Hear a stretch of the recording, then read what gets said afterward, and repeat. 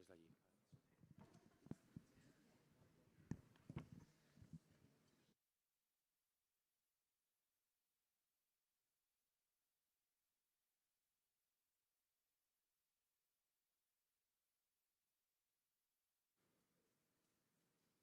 Good morning. Oh, that's good. Okay. So good morning. My name is Raquel Sánchez Valle, and I have the honor to co-chair this conference with my friend Juan Fortea from Hospital Sant Pau. It's a great pleasure for us to welcome you, both you in person attendees and those joining virtually, to the genetically determined Alzheimer's disease, autosomal dominant Alzheimer's disease, Down syndrome Alzheimer's disease conference, now in its third edition. This event is designed to join researchers, healthcare professionals, and individuals affected by genetic forms of Alzheimer's disease and their families. Our purpose is to foster the exchange of knowledge and collaboration to promote meaningful impact in the field. The first edition in 2024 was conceived as an experiment. The second edition confirmed that the success of the first edition was not a matter of good luck, and now in the third edition we are delighted to welcome many familiar faces returning to Barcelona, new participants joining us for the first time, confirming there is a space for a conference focused in the genetically determined forms of Alzheimer's disease. We would like to thank the Alzheimer's Association for their support. We also acknowledge the Barcelona Alzheimer Hub, the Institute of Translational Research in Texas, the Foundation Jérôme Lejeune, the T21 Research Foundation, and the Fundació Catalana de Síndrome de Down for their contributions. And finally, we wish to express our gratitude to our sponsors, Lilly and Milan National Down Syndrome Society, for their generous support. Thank you all for coming, and please enjoy the conference and your stay in Barcelona. Now, please, Maria Carrillo, Chief Science Officer and Medical Affairs Lead of the Alzheimer's Association. The micro is yours. Thank you. Well, I'm honored to be here. Very good morning to all of you. It is my first time at this meeting, and so I'm looking forward to the next 2 days. Congratulations, of course, to the organizers, and thank you very much for the invitation to be here in this beautiful city. The Alzheimer's Association is not new to Down syndrome. In 2012, we actually held our first workshop on Down syndrome and Alzheimer's disease with the Global Down Syndrome Foundation. 2012 is quite a bit ago now, and we published a paper at the time of the state of the science, which was relatively quiet at the time. We did a call for grants to be funded in Down syndrome and Alzheimer's in 2015, and then another one in 2018. Those two funding programs have yielded, again, more research that we thought, instead of answering questions, perhaps asked more questions. And then I think it really culminated with work that we have done in 2024 as we published the new Alzheimer's Association criteria for Alzheimer's. And I know Dr. Raffi, who's here, is a part of that. And we included him intentionally in order to include Down syndrome in that criteria. And it was included as stage 0 with autosomal dominant as well. So I think we have come full circle in terms of what the importance of Alzheimer's disease is within the context of Down syndrome. And so I think it's fantastic to be here and participate in this event and continue to learn because there's just so much more to be done now that we have biomarkers and potential treatments. So I'm looking forward to it. Thank you very much.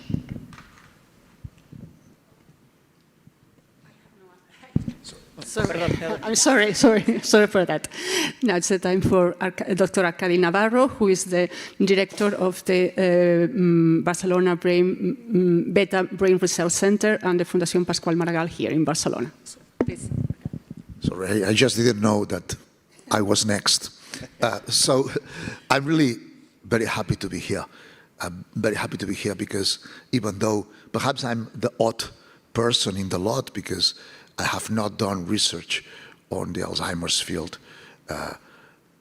along my career. Only very recently I have started. My institution is not new. we have been doing some research in Barcelona for over a decade now. And I'm really very happy because I'm not exactly here as a representative of my institution. I'm mostly here supposed to represent something that we have recently created, the Hub Alzheimer Barcelona. The Pasqual Maragall Foundation, which I'm really very happy to direct, has promoted together with everyone in the city and the city council, and by everyone in the city, I literally mean everyone that does clinical research on Alzheimer's in the city, every single institution, a joint collaborative research initiative.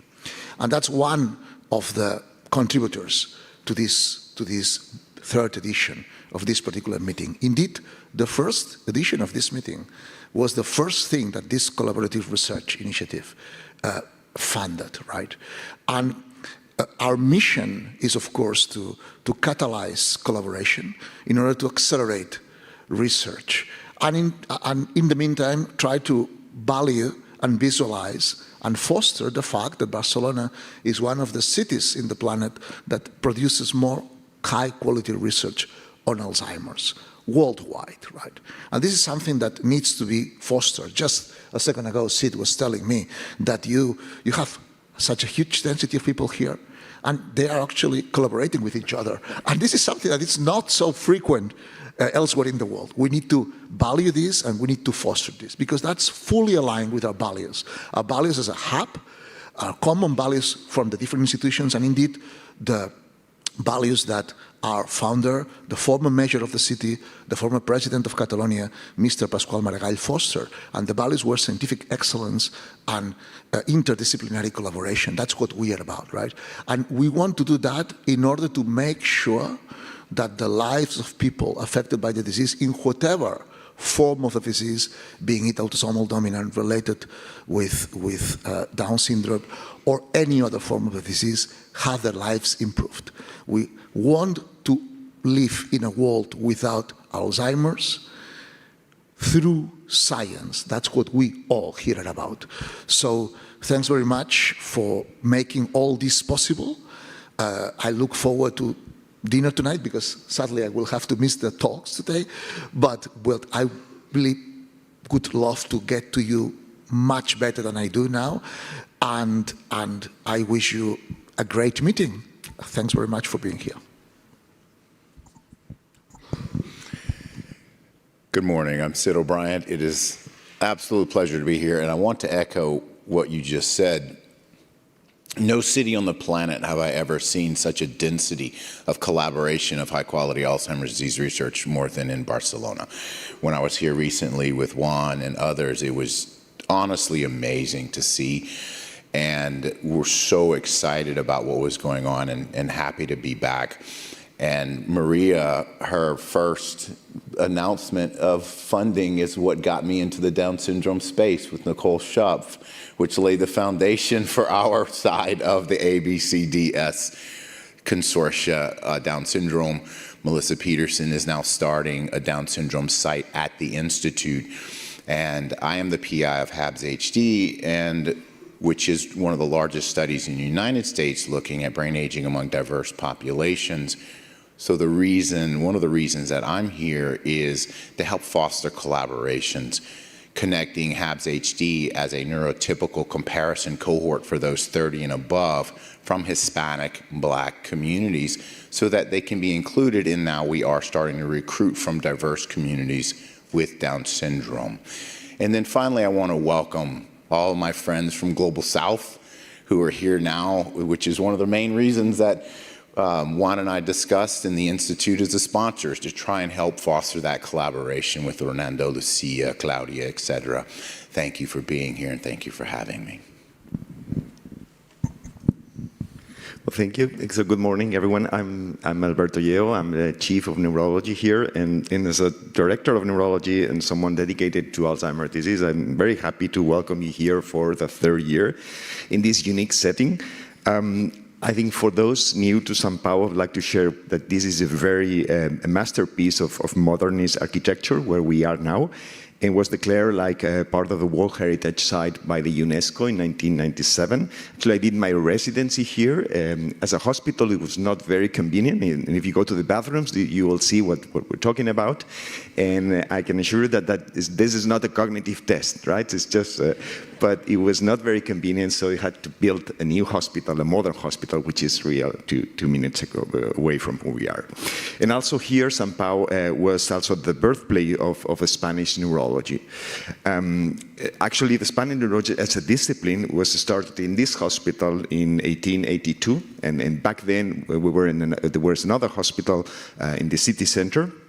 But neurology was started in Spain here by Dr. Barraquer Roviralta, who was a visionary who really founded one of the first pioneer clinics in electrotherapy and neurology. And this is how neurology started in Spain. And over the last centuries, really, this world have witnessed the evolution of our field and into the global reference for brain health that it's today. And we are currently in very exciting times in Alzheimer's disease due to the enormous advances made in the last decades. And I think we are living such as exciting times because in research, because the progress in recent decades has been enormous, and much it comes from the kind of cross-fertilization that we see in this room. I think connecting disciplines from autosomal dominant, Down syndrome, or sporadic, I think is key, and I think is the essence of this meeting. And so we are very excited to spend these days with you, and thank you for joining us. Thank you. Thank you, Alberto. So it's a real pleasure. My name is Juan Fortea. I'm the director of the memory unit here in São Paulo and one of the co-chairs of the conference. And it's honestly a true pleasure to have you all here in what it's now. I hope it's now your favorite or will soon become your favorite conference. One of the main goals, as everyone was saying, is to foster interactions and collaborations. And you'll see that built in within the program, you'll see a lot of spaces so that you can interact with each other at the coffee breaks, at lunches, but even at the sessions. You'll see that the sessions are deliberately we want short communications, 10, 12 minutes, so that we can have 40, 45 minutes at the end for a joint discussion, meaning that it will not only be on the moderators, it will be on all of you to really interact and make this conference productive. I only want to say a few housekeeping remarks. This room is for about 190 people. We had in the backup another room just in case we were, but we have 184 people registered in person, meaning that if more people come in the morning, this floor might be full, and you need to take the stairs that are to my right. They are a bit hidden, and that will take you to another set of seats that you don't see from there, but I assure you that there are 20 seats that are free up there. So if at, I don't know, if at any coffee break you come, your seat is taken and you don't know where to sit, take the stairs and you'll find hopefully extra seats there. Second, the coffee breaks. The coffee breaks will be done in the garden. So that means that when you go back to the main entrance, is just entering into the garden of the building. That's where the coffee breaks will be. However, lunches, we wanted to improve the experience of the posters. Last year it was a bit confusing, so we've changed the location and we've made them physical. And that means that it's one floor below, and there will be physical posters and lunch will be served there. The best way to go is from outside. So the same path you took to enter the building, you can go out and just go in that direction, and you'll see like an entrance, which is a room. It was a former restaurant, so it's relatively big, and you see the poster there, and with all the food and some spaces to sit. We do have a joint room next to the registration, and if someone has to do a teleconference, work, whatever, you can have some room. We don't have a lot of spaces for that, but we do have a few tables and sofas in these areas where you could eventually do some work or teleconferences. The other thing I wanted to say is that this year we do not have an organized tour of the Modernist Hospital that Alberto was talking about, but we do encourage you to take one of the breaks and visit a bit the Recinto Modernista if you haven't done so in the previous conferences. It's as Alberto was mentioning, it's World Heritage Site. It's really beautiful. There are tunnels. There are quite a lot of buildings. This in itself, you can walk in this one. This is, of course, the main building, but other buildings here in the area, you'll see there are photos, and some have been reconstructed on how this hospital worked in the earlier 20th century, and we highly recommend you to have a tour on your own. What we did organize is the Sagrada Familia. You have to register for that. There's no way you can miss it. This will be after the conference. We finalize it at 5. The tour will start at 6, and so you have to walk on your own to the Sagrada Familia. It's just walking through the Avenida Gaudí, and you'll see the Sagrada Familia all the time. So it's impossible to miss. It's not a cognitive test. So it'll be close there. And after the visit, you'll have time on your own to go to the restaurant, which is the same as last year.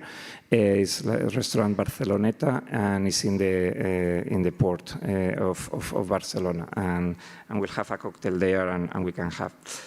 And I think that's the last thing I had. What they told me is that we're going to try to take the group photo today, just before the lunch. We'll make another announcement, but before we move on to the lunch, we'll take advantage that we have to go through the main door. And so in the stairs in front of the main building, we'll take the photo for the group photo there. And with that, and before we move to the next session, the Pascual Maragall Foundation has created a video of this initiative Arkady was mentioning, this Barcelona Alzheimer Hub, which is this bottom-up initiative in which many of the centers in Barcelona are doing collaborative research, and that it's an initiative that we'd love for you to know. And so it's a short video. It's just a few minutes, and after that, I promise I'll hand it over to Heather and Alberto, that are the ones chairing the first session. So thank you very much. Yes. Welcome. Just before the video, Sure. just another announcement. There has been some changes in the program, some last-minute changes, so the printed program is not updated. We have no time for that, but the version online in the web page is updated. So if you have to check something, please check it in the website. Thank you. So, ¿puedes poner el video? Alzheimer disconnects memories, lives, and families. Every day, millions of people around the world are affected by this disease. But at the heart of this city, a leader in cutting-edge research and new connection is born, the Hub Alzheimer Barcelona. A unique and innovative research network that brings together public and private institutions, professionals, researchers, and civil society to move forward together in the fight against Alzheimer's.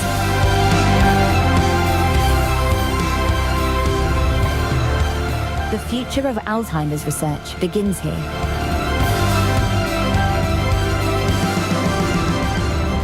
Our Hub Alzheimer Barcelona. Together, we can change the future of Alzheimer's. Contact us to learn more.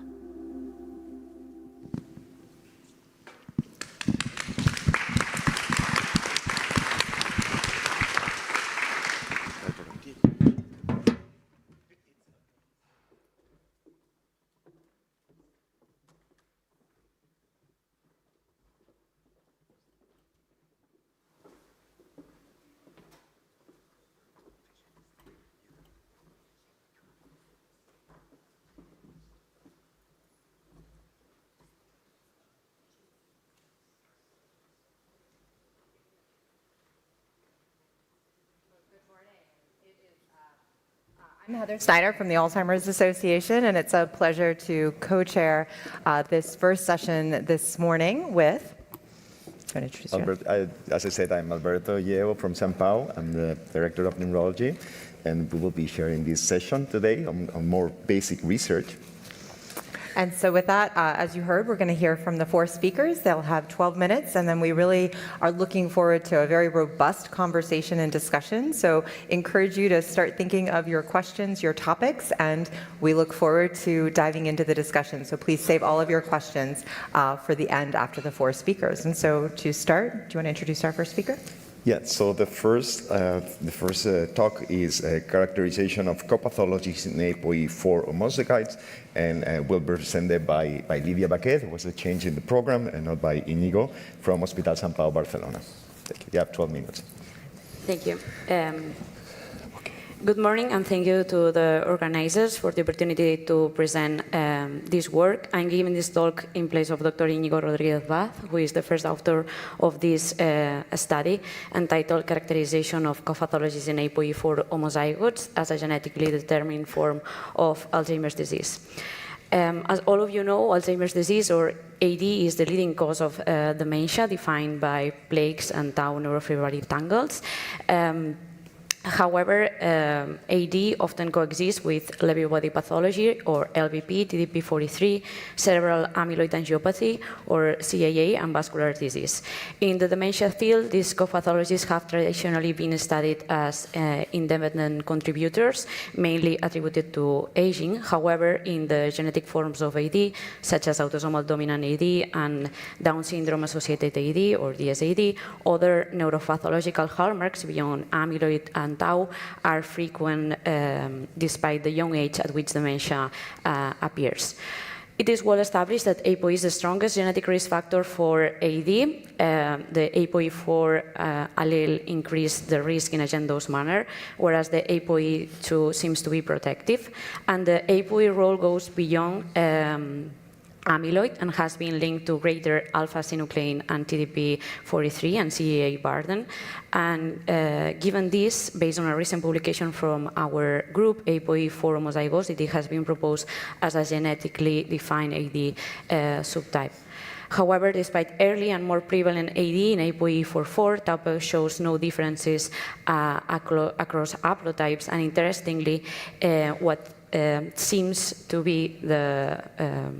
seems to matter most is age, with younger individuals showing higher tau PET uptake. Age is a fundamental driver for both neurodegenerative and vascular pathologies.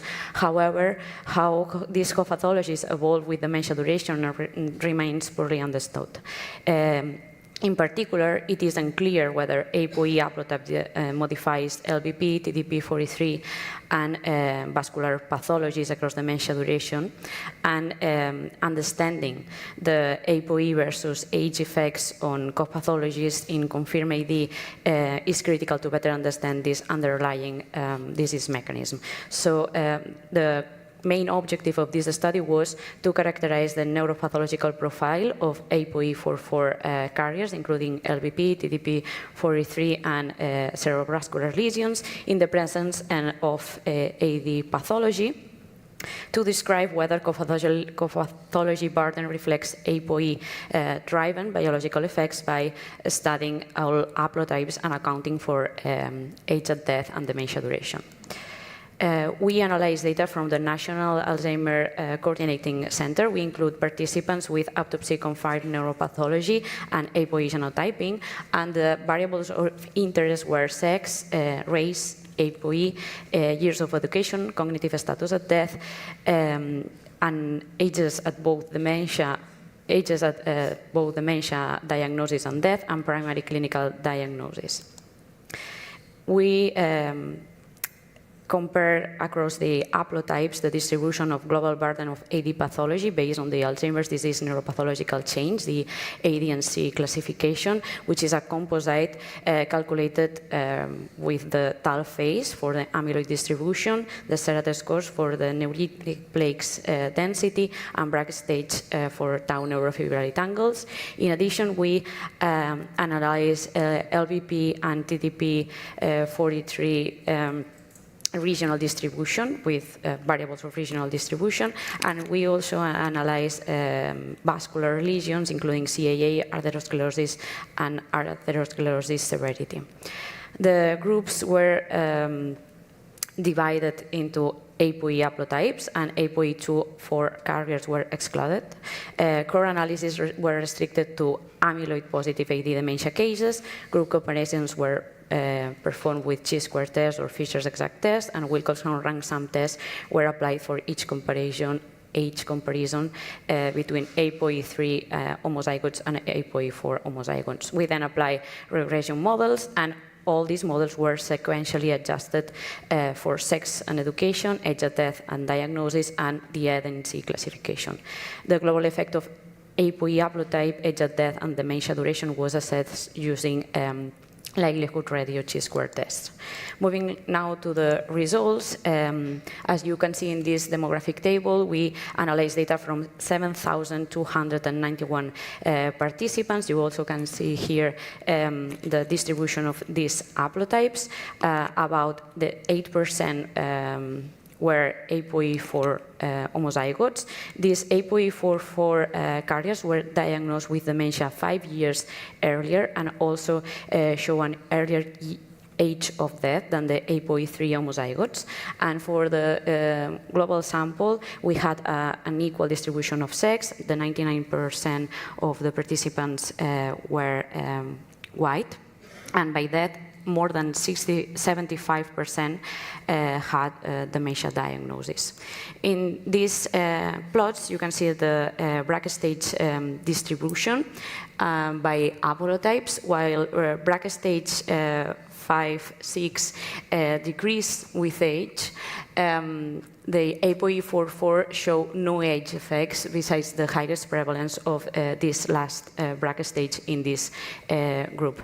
Regarding the LVP pathology present, LVP exists in more than 1/3 in ApoE33 and more than a half in ApoE4/4, with limbic amygdalar involvement predominant in these groups. There were no associations with age at death across ApoE haplotypes, and in ApoE33 carriers there was an increase in age that was associated with longer amygdala involvement, but not other significant age-related changes were identified. Finally, in full adjusted models, longer duration was linked to greater limbic amygdala involvement in ApoE3 homozygotes and ApoE3/4 carriers, but in contrast, this relationship was not observed in ApoE4 homozygotes. When we analyzed the TDP-43, we identified that there is this is even more prevalent than LMP, involving amygdala as the dominant region. TDP-43 also show a stronger relationship with age at death, and overall the prevalence increased with age in ApoE33 and involving entorhinal and inferior temporal cortices, and in ApoE3/4 carriers involving neocortical areas. In contrast, amygdala declined with age in ApoE3/4 and ApoE4 homozygotes. Longer duration was associated with higher TDP-43 prevalence across most haplotypes, except for ApoE4 homozygotes, and by region, longer duration was related to higher involvement of entorhinal in ApoE2 carriers and neocortex in ApoE3/4. But these effects were modest compared to the age-related findings. When assessing CAA angiopathy, we detect a clear ApoE4 gene dose effect. Moderate to severe CAA was more common in ApoE3/4 and even more so in ApoE4 homozygotes compared to the ApoE3 homozygotes. CAA increased with advancing age, becoming severe in ApoE3/4 and moderate severe in ApoE4 homozygotes. And longer dementia duration was associated with increased CAA prevalence in ApoE3 homozygotes and ApoE3/4 carriers. In contrast, in APOE4 carriers, longer duration was associated with lower prevalence of severe CAA, suggesting that this lesion could accumulate earlier in this homozygote group and may be associated with survivor.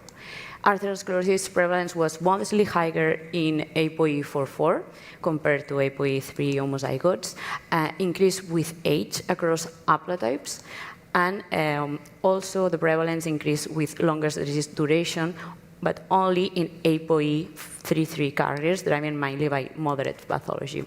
When we analyzed the circle of Willis variable, we identified that moderate to severe atherosclerosis prevalence did not differ significantly across the haplotypes, that the prevalence increased with age in all these haplotypes, and that also the prevalence increased with longer dementia duration in all the haplotypes except for the APOE2 carriers. However, the magnitude of these effects was smaller than the observed for age. To sum up, we identified that APOE4 homozygotes show tau saturation, higher tau saturation consistent with near complete AD penetrance, and also they show selective higher limbic amygdalar LVP pathology compared to the APOE3 homozygote, supporting this secondary AD mediated alpha-synucleinopathy rather than primary synuclein disease. For TDP-43, we identified that APOE4 carriers show a slight higher prevalence than the APOE3 homozygotes, becoming age the factor that drives this progression from amygdala to neocortex. And CAA show the highest effect of APOE, where APOE4 homozygotes show the strongest CAA severity, independent of age or disease duration. And in contrast, arteriosclerosis and atherosclerosis only show modest or null enrichment when we compare APOE4 homozygotes versus APOE3 homozygotes, and being age, again, the dominant driver of this severity across haplotypes. So we can conclude that APOE4 homozygosity presents near complete AD penetrance. Co-pathologies in amyloid-positive AD dementia distribute across two distinct axes. On the one hand, what we can call APOE amyloid linked with the strongest CAA severity and selective limbic amygdalar vulnerability for LVP.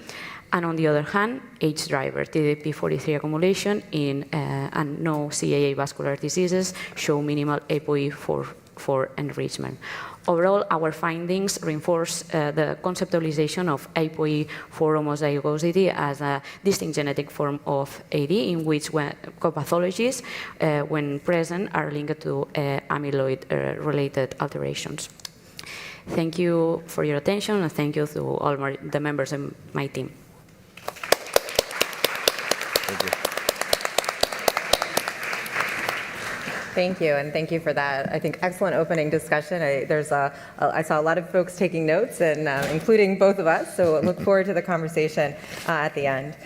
So our next talk is on neuropathologic correlates of cognitive resilience to Alzheimer's disease and Down syndrome by Lizy Flores Aguilar from the University of California, Irvine. Lizy?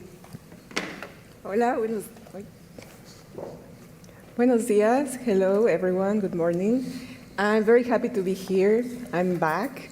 And last year we had a wonderful conference, and I think that the conference is also getting bigger, which is exciting because it means that more people are caring about this research. So I love being in Barcelona, and also one of the reasons besides the science is that I have very good colleagues here and also very good friends. And I cannot wait to see these two little ones and play with them. So today I'll be telling you a story about a very special collection of Down syndrome brains that we have at UC Irvine. But before I go into that, I would like to acknowledge that this is a collaboration with the team of neuropathologists at UCI and the brain repository team also at UCI. Especially, I would like to thank the help that I got from Dr. Thomas Zakos. He he really helped me with this project, and he was very patient with me and all the questions that I had. Okay, so I think we all know that Alzheimer's disease neuropathological change affects people with Down syndrome by 40 years of age. And as Dr. Vaquet mentioned, small Down syndrome autopsy studies suggest that co-pathologies are also present in people with Down syndrome. So we can see in the brains of people with Down syndrome cerebral amyloid angiopathy, Lewy pathology, late neuropathological change, hippocampal sclerosis. We also know that although dementia typically emerges in the early to mid-50s, there is substantial variability in clinical onset in this population, which I find really interesting. And I think that now we are more aware that a subset of individuals with Down syndrome remains cognitively stable before death. So this leads to two different questions. We don't know if these individuals that were cognitively stable prior to death were resistant to ADNC, so Alzheimer's disease neuropathological change, meaning that they had less pathology than expected for their age, or if they are resilient, meaning that they have the pathology, but they have mechanisms that are protecting their cognition. So what we wanted to know is if the question that we wanted to answer is if we could get some clues about why these individuals did not develop dementia prior to death by looking at their neuropathological profile. So our first aim was to characterize the full neuropathological spectrum, including ADNC and co-pathologies across our entire cohort that we have at UC Irvine. And the second aim was to identify and neuropathologically characterize adults with Down syndrome over age 40 that were cognitively stable prior to death and compare this profile to people with Down syndrome that had dementia. So what we measured? We measured cognitive status by consensus clinical diagnosis, and we also use the National Alzheimer's Coordinating Center neuropathology form. So this is a form that neuropathologists will fill when they are scoring their findings. And what I'm going to be presenting today are gross findings, so the brain wave, cerebral and hippocampal atrophy, and locus coeruleus hypopigmentation. We also look at Alzheimer's disease neuropathological change, so Bragg stages, tau phases, serum neuritic plaques, and the ADNC overall level. We also looked at cerebrovascular pathologies, so cerebral amyloid angiopathy, atherosclerosis, arteriolosclerosis, and co-pathologies, including Lewy pathology, late neuropathological change, and hippocampal sclerosis. So very similar to what Dr. Vaquet presented. So this is our cohort. We have 63 adults with Down syndrome, and the mean age is 56 years old. From these 63, 8 did not have dementia prior to death, and the mean age of this group is 60 years old, and 55 had dementia, and the mean age of this group is 56 years old. We did not find differences in sex, premorbid intellectual disability level, APOE genotype, and the majority of our cohort was white.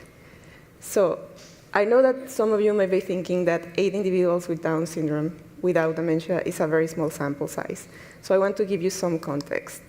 It took us 25 years to find these brains, and these brains have been clinically and neuropathologically characterized, so we have systematic and harmonized data in these brains.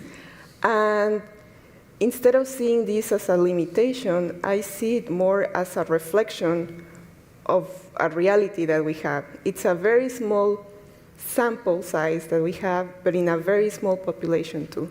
So I think that these brains are very valuable to start understanding why these people that are genetically predisposed to develop Alzheimer's disease, they didn't develop dementia prior to that. I hope I convinced you. So we will jump into the results. The first finding that we have is that individuals without dementia had larger brain weights than those with dementia. So ND stands for no dementia, and D for dementia, and this will be, you will see this across all my graphs. We also look at cortical atrophy. So here on your left, I will be presenting the findings in the entire cohort, so adults with Down syndrome with and without dementia. And you will see these pie charts. So lighter colors mean that the pathology is more mild. And as you move towards darker shades, you will see that the pathology is increasing. So we see that 70% of adults with Down syndrome have some form of cortical atrophy, and this is what we see when we receive the brains. You can see that there's quite a lot of atrophy, enlargement of the ventricles, and a common finding was atrophy of the superior temporal gyrus. When we split by dementia status, we found that the proportions are the same between those without dementia and those with dementia. However, when we look at hippocampal atrophy, you can see that most of our cohort had hippocampal atrophy in severe or moderate forms. And when we split by dementia status, we can see that those without dementia had less severe forms of hippocampal atrophy. And here's an example of what we observed. So this is a person that did not have dementia. We can see that there is not a lot of atrophy compared to a person that had dementia. We also look at locus coeruleus hypopigmentation, and we found that it is a common finding in Down syndrome, but also we observed that the pigmentation of the locus coeruleus is more preserved in those that did not develop dementia. So moving on to Alzheimer's disease neuropathological change, we know that Braak stage 6 dominate the entire cohort, but when we split by dementia status, we see that higher forms of Braak neurofibrillary tangle stages are found in those that have dementia. However, if we look at the group that did not develop dementia, we see that 4 individuals were at Braak stages 3 or 4, meaning that they were resistant to neocortical tau accumulation, and the other 4 had end-stage Braak stages. We also look at tau phase, so at amyloid pathology, and we did not find differences between groups. However, when we look at neuritic plaques, we do see a similar story to what we observe with neurofibrillary tangles. Half of the group without dementia has moderate neuritic plaques, and the other half has frequent neuritic plaques. And overall, ADNC was intermediate ADNC was far more frequent in those that did not have dementia versus those with dementia. When we look at atherosclerosis and arteriolosclerosis, I think some of you already know this, and this has been reported. There's not a lot of these pathologies in people with Down syndrome. They are kind of protected. So the majority of our cohort did not show atherosclerosis or arteriolosclerosis, and the distribution between the severity of these pathologies was the same between groups. There's a different story with CAA. We know that CAA is very prominent in people with Down syndrome, and we found that 84% of our cohort has mild, moderate, or severe forms of this pathology. However, when we split the groups by dementia status, we see the same proportions.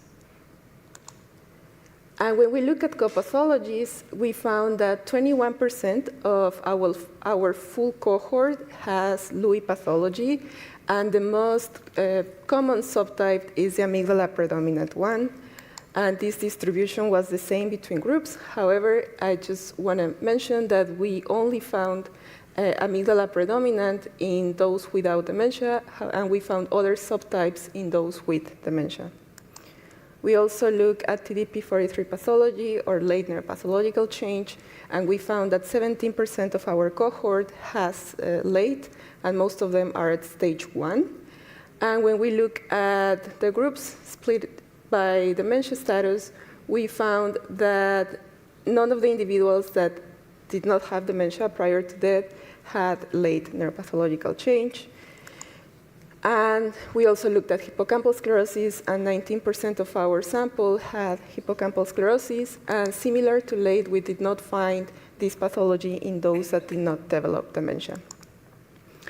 So this is, I think this is the most important graph of the presentation, in which we can see that in the full cohort, only 29% of them have pure Alzheimer's disease neuropathological change. So neurofibrillary tangles and amyloid plaques. And the rest of them, they have a combination of co-pathologies.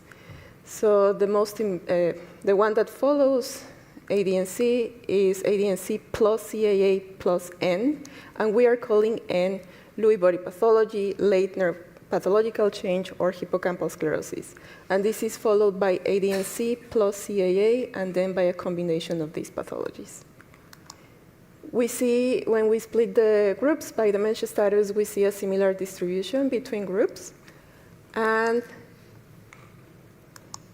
here's the full catalog of what we found in these brains. So this group, besides being a very homogeneous group, they have distinct neuropathologies in their brains. We found 19 pathological combinations in the full cohort. And when we split the groups by dementia status, we see that these pathological combinations are more simple in those without dementia versus those that develop dementia.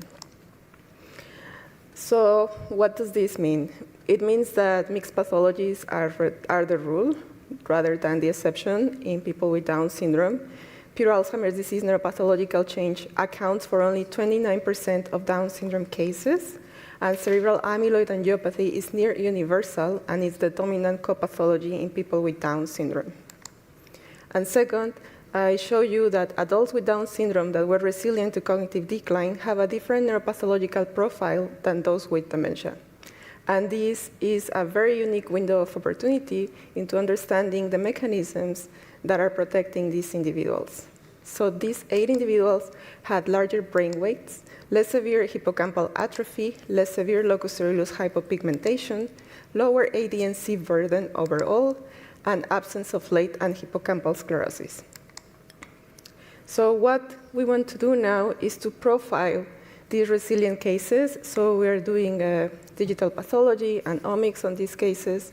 And as the ABCDS cohort is growing, so we are receiving more cases into autopsy. So we want to run more deep clinical pathological correlations. So thank you to the Head Lab, especially Dr. Elizabeth Head, the team of neuropathologists at UCI, the Brain Repository team. And it really took a village to do this work, so 25 years of brain donation efforts, and this wouldn't be possible without the participants and their families. So thanks to them, and thank you to the funding agencies. And thanks to you.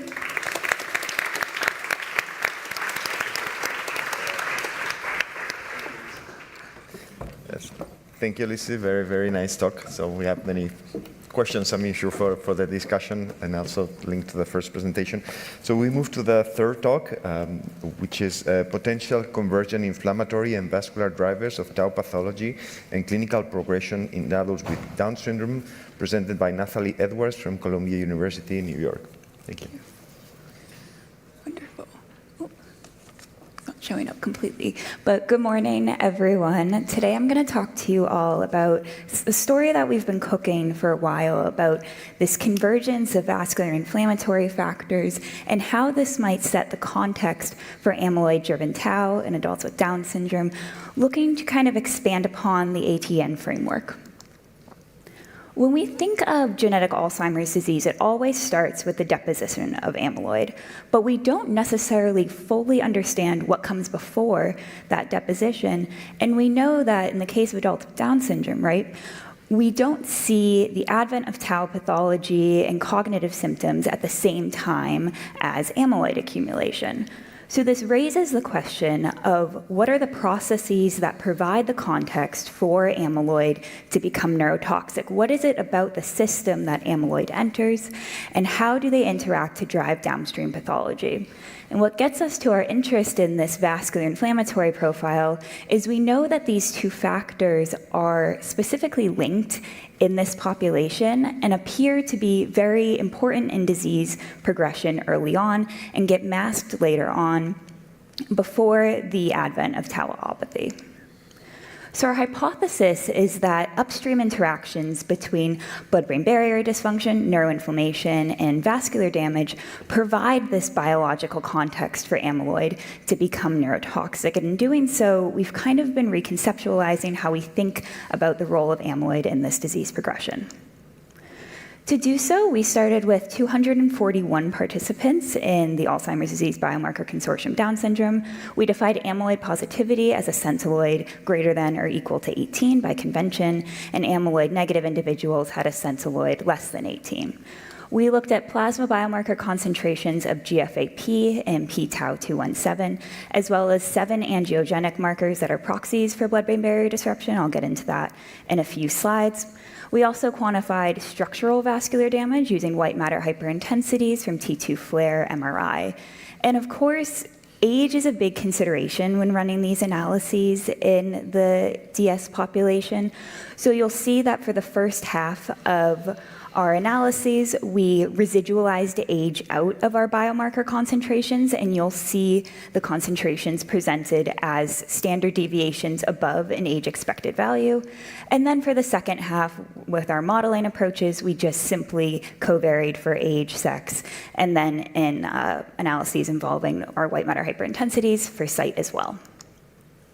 In terms of the analytical approach, if we're starting to think about the context with which amyloid becomes pathogenic, it seemed very natural to start by looking at the relationship between GFAP and tau, because we know that GFAP mediates the relationship between amyloid and tau pathology. But we wanted to see if there was a simple linear relationship or perhaps if there was an inflection point. And then we looked at pulling back about the role of these blood-brain barrier markers. Perhaps this is an early factor in the disease. And then we started to look at dichotomizing our analyses by amyloid status, and that's kind of where we get into this conceptualization of amyloid. And then what does this mean clinically and for our clinical trial implications? So first here, this is going to be that threshold analysis here, and we can see that there is a really nice inflection point that we get when we run a piecewise regression. And you can see that the amyloid negative and positive folks are kind of spread throughout. So this threshold correlates to about 372 picograms per milliliter that happens or occurs at an average age of 45. And we found that it is indeed clinically meaningful. So if an individual is above this threshold, their odds of being symptomatic, of having MCIDS or DSAD, increases 8-fold. And 47% of these individuals above this threshold are still cognitively stable, which I think alone gives us some ideas into resilience or an intervention timeline. We wanted to see kind of what this threshold meant. So here you can see these individuals split up into 4 groups. We have individuals who are above and below the threshold, and then we start to bring in the amyloid factor here, and we have the split up between individuals who are amyloid negative and positive. So what I want to point out to you here is that in individuals who are both above kind of this threshold, which I think based on this might indicate some sort of active GFAP to p-tau coupling, right? The relationship changed, that slope increased about 3-fold. We can see that the simple introduction of amyloid into the system actually does not change those GFAP levels. And it isn't until we look at the p-tau217 levels and we see this introduction of amyloid that we get a rise in tau pathology. But again, that GFAP doesn't necessarily rise by that simple introduction of amyloid once that system is kind of going and coupled. And something that will come up later on that I want to point out to you is that simply being amyloid positive, if you're kind of not in this inflammatory tau coupled state or active state, we don't see tau pathology. So if we look at the distribution of individuals across the age spectrum who have crossed this threshold, you can see that in our earliest age bracket, about a quarter of them have crossed that GFAP threshold, but very few of them actually are amyloid positive and have detectable amyloid. And what this indicates is that there might be something upstream that is driving this tau pathology, even when we don't have amyloid. Oh no. It didn't show up. But this would have been a cross-section of the blood-brain barrier here. And we're really interested in blood-brain barrier function because of Dr. Flores' work. We see this early and premature blood-brain barrier permeability in individuals with Down syndrome. And now we can actually measure this in plasma biomarkers. So the ones that we're going to be looking at today include vascular endothelial growth factor A and C, as well as placental growth factor, or PLGF. And these are indicators of active endothelial stress. With these biomarkers, we're really able to probe various aspects of blood-brain barrier disruption. So we have tight junction occlusion or blood basement membrane degradation. And these are active vascular stress signals. So higher levels of these are indicating that the blood-brain barrier isn't so happy.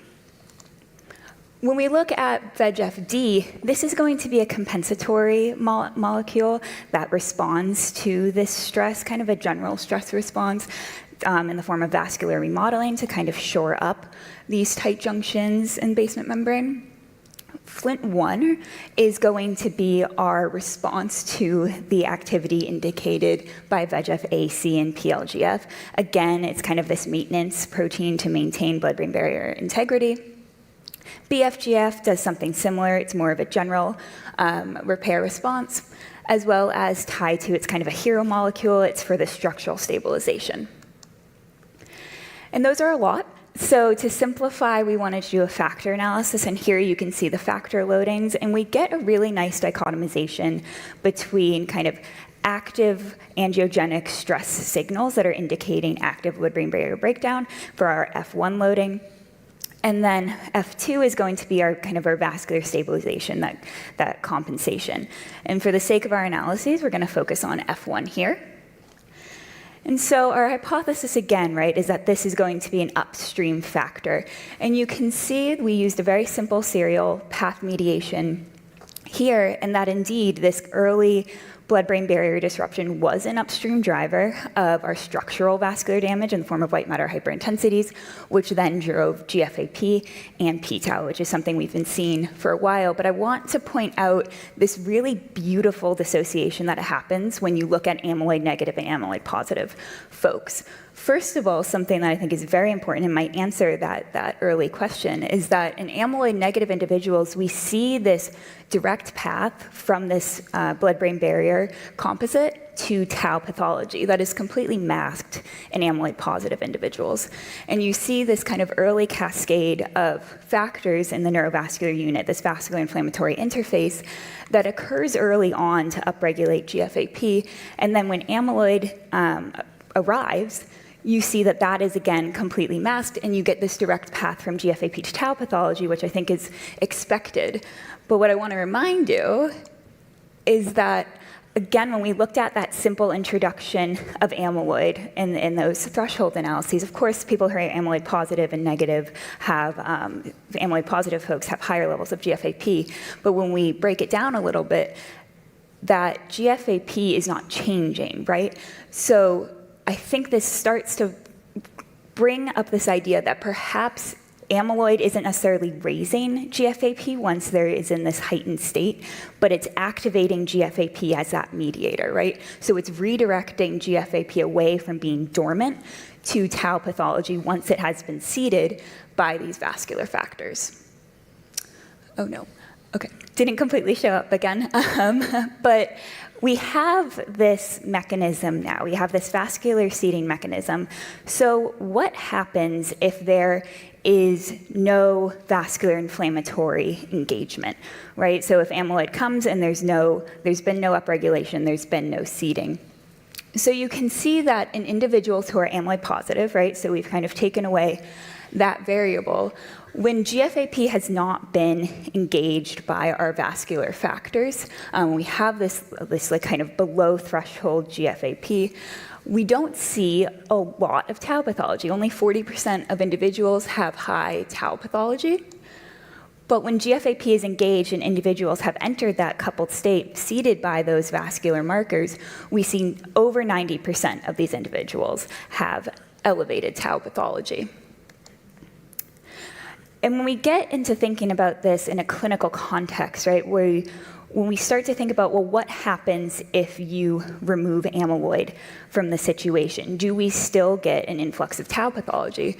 So what we did was look at what factors, and if the vascular factors did so, predict excess tau pathology beyond what you would expect for an amyloid value. And you can see that in individuals who don't have a ton of amyloid in that low amyloid bracket, you can see that the vascular factors do, in fact, predict excess tau independent of amyloid.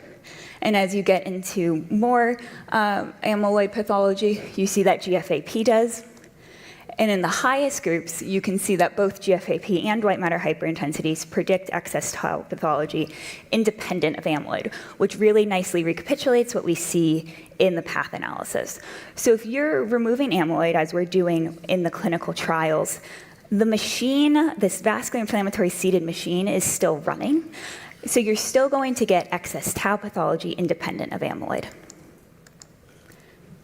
And we put this all together, I think it's really critical that we recognize that we have lots of evidence that DSAD is not a separate disease mechanism, but rather the amplification of a general mechanism. What I would argue from this is that perhaps that amplification lies in this vascular inflammatory interface that confers this near universal elevated dysfunction that we see that's really pervasive in our analyses and seems to be specific to adults with Down syndrome.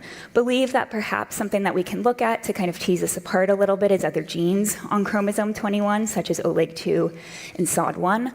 But nonetheless, this vascular dysfunction converts this chronically elevated inflammatory profile that Dr. Flora has found, which we know also does promote amyloid accumulation. But once amyloid arrives, it starts to redirect this neuroinflammatory profile towards tau pathology, and you get downstream neurodegeneration and cognitive decline. And if we're thinking about this as a general mechanism, I think it's really paramount that we start to think about what this might tell us about heterogeneity in other populations.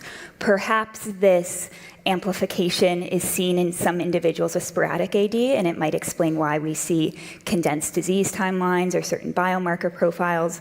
But nonetheless, I think we're very focused, and rightfully so, on the presence of amyloid, but perhaps we need to start thinking about the context by which amyloid enters the system. And it's the background to which individuals become amyloid positive that needs to be manipulated in the form of combination therapies, not only in the DS community, but in the general population at large. And with that, I would, of course, first and foremost like to thank our incredible participants and our families, my amazing mentor, Adam Brickman, and Patrick Lau, the entire Brickman Lab, and our incredible collaborators across ABCDS. And thank you all for your time.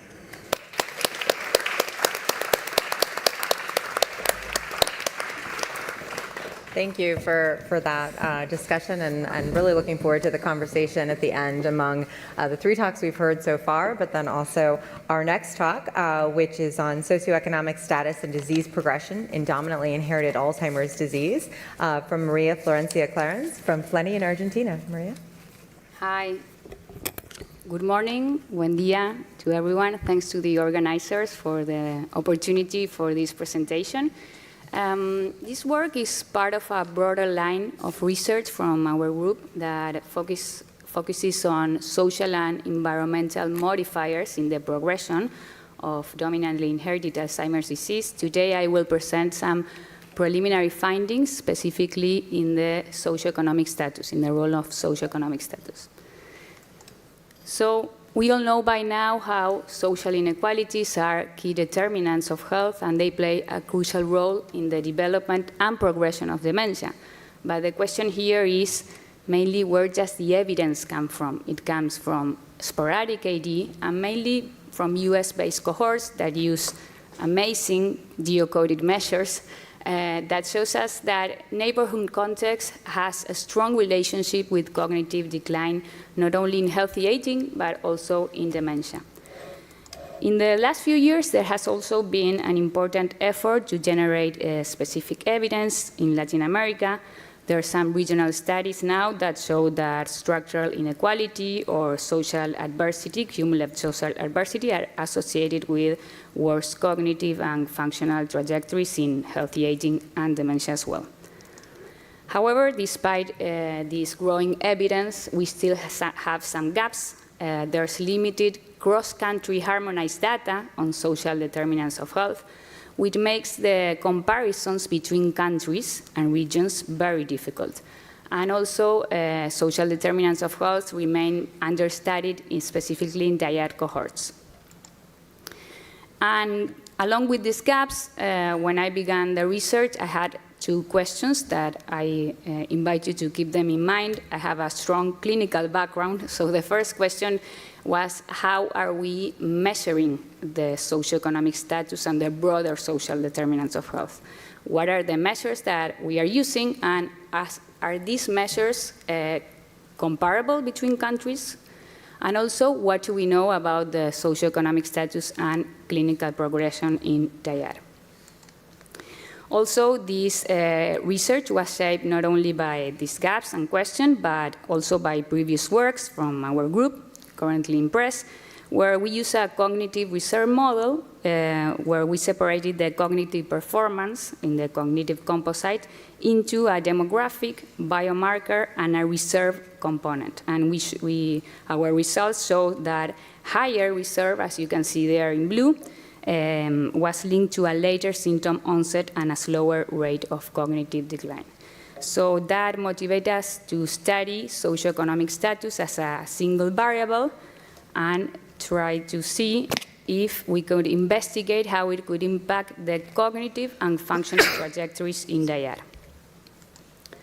So we studied 421 participants from the DIAD observational study from 10 different countries, 263 mutation carriers from either these three pathogenic variants, and 158 non-carriers. To measure socioeconomic status, we used the Hollingshead Index of Social Position. The cognitive trajectories were measured through the DIAD cognitive composite, and the functionality through the CDR sum of boxes. Hollingshead Index, for those who don't know the scale, has an occupation and an educational scale and allows a social class index where 1 is a higher socioeconomic status and 5 is a lower socioeconomic status. And in our model, we also, consistent with previous work, working on longitudinal cognitive trajectories, here's a laser, yeah, no, here. We estimated an optimal change point where we could see where mutation carriers diverge from non-carriers, and you can see that is before the EYO. So in our results, we can see that between carriers and non-carriers, they differ between the geriatric depression scale and the MMSE as expected, but between groups we didn't find any differences in the Hollingshead Index, meaning that they had similar socioeconomic level. And for our results also, we use mixed effect models, and we found two interactions showing the moderating role of SES in cognition and in functioning. On the left, you can see here how lower socioeconomic status, shown in yellow, is associated with a steeper decline in the cognitive composite trajectory as mutation carriers approach the onset, where higher socioeconomic, shown in red, is associated with a slower decline. Also, on the right, you can see that lower SES is also associated with a faster rise in the CDR sum of boxes, indicating earlier and more severe functional impairment compared with those with higher socioeconomic status. So our take-home message is that social class index, measured through the Hollingshead Index, modulates the relationship between disease progression and the cognitive and both functional decline in mutation carriers. So for concluding, we can say that SES may help explain this clinical heterogeneity in DIAD as it shapes cognitive and functional trajectories. I think that those of us who work with DIAD, we know that we can see this clinical heterogeneity in our clinical practice. We can see how families, members from the same family have different age at onset, as Elise was saying. Maybe we should also, the next step is to study those resilience in these individuals as well for specific dimensions of this socioeconomic status. And our results also support more systematic and standardized collection of SES and social determinants of health in our cohorts, not only in observational studies, but in clinical trials as well. So thank you. Please feel free to reach out if you have any questions.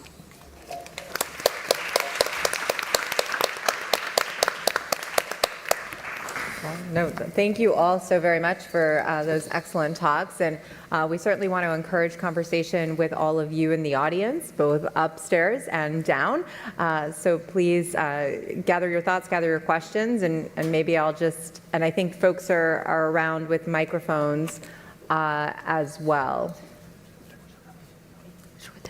Okay. But I think we have a number of things that we both were thinking. Do you want to? Well, people think the questions. We're going to start with some questions.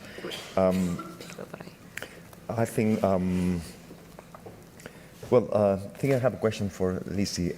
You had a very nice presentation, and I know you have been working a lot on blood-brain barrier, and whether these could be, I mean, it's definitely impaired in AD, but, and also, do you think this has a potential for therapeutic intervention?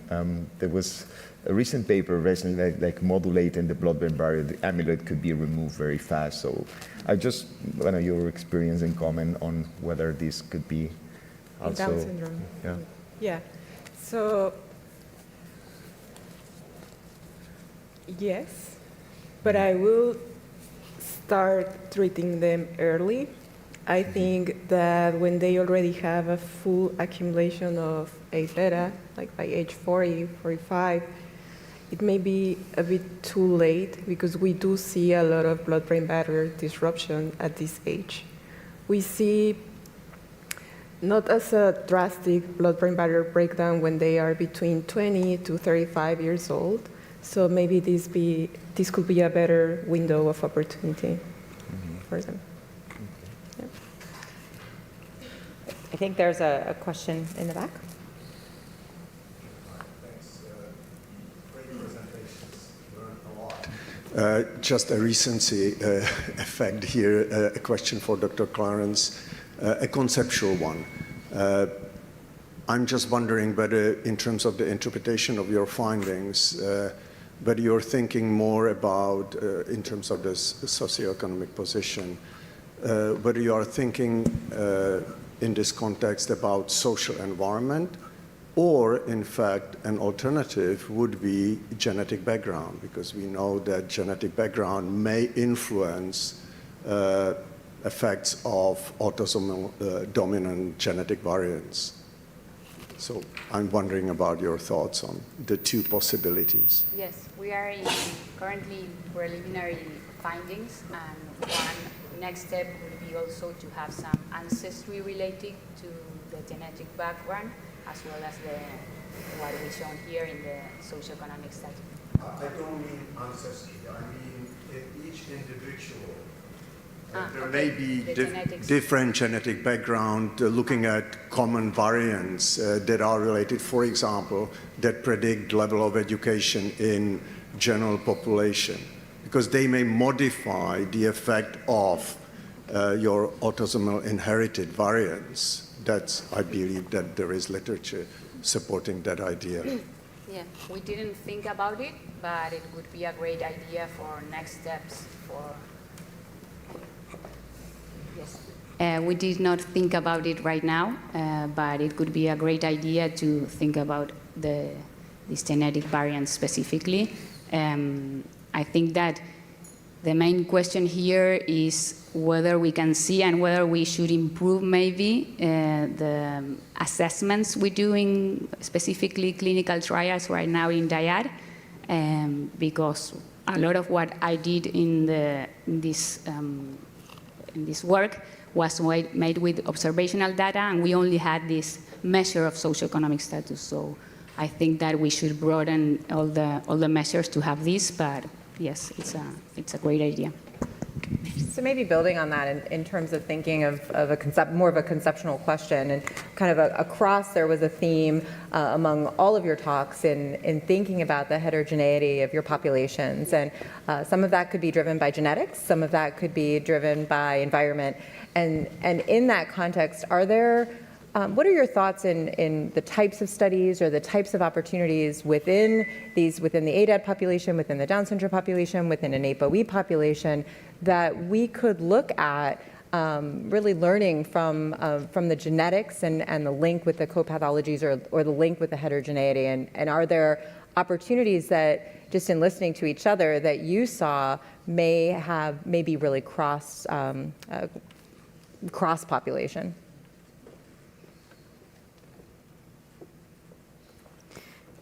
Okay. Yeah.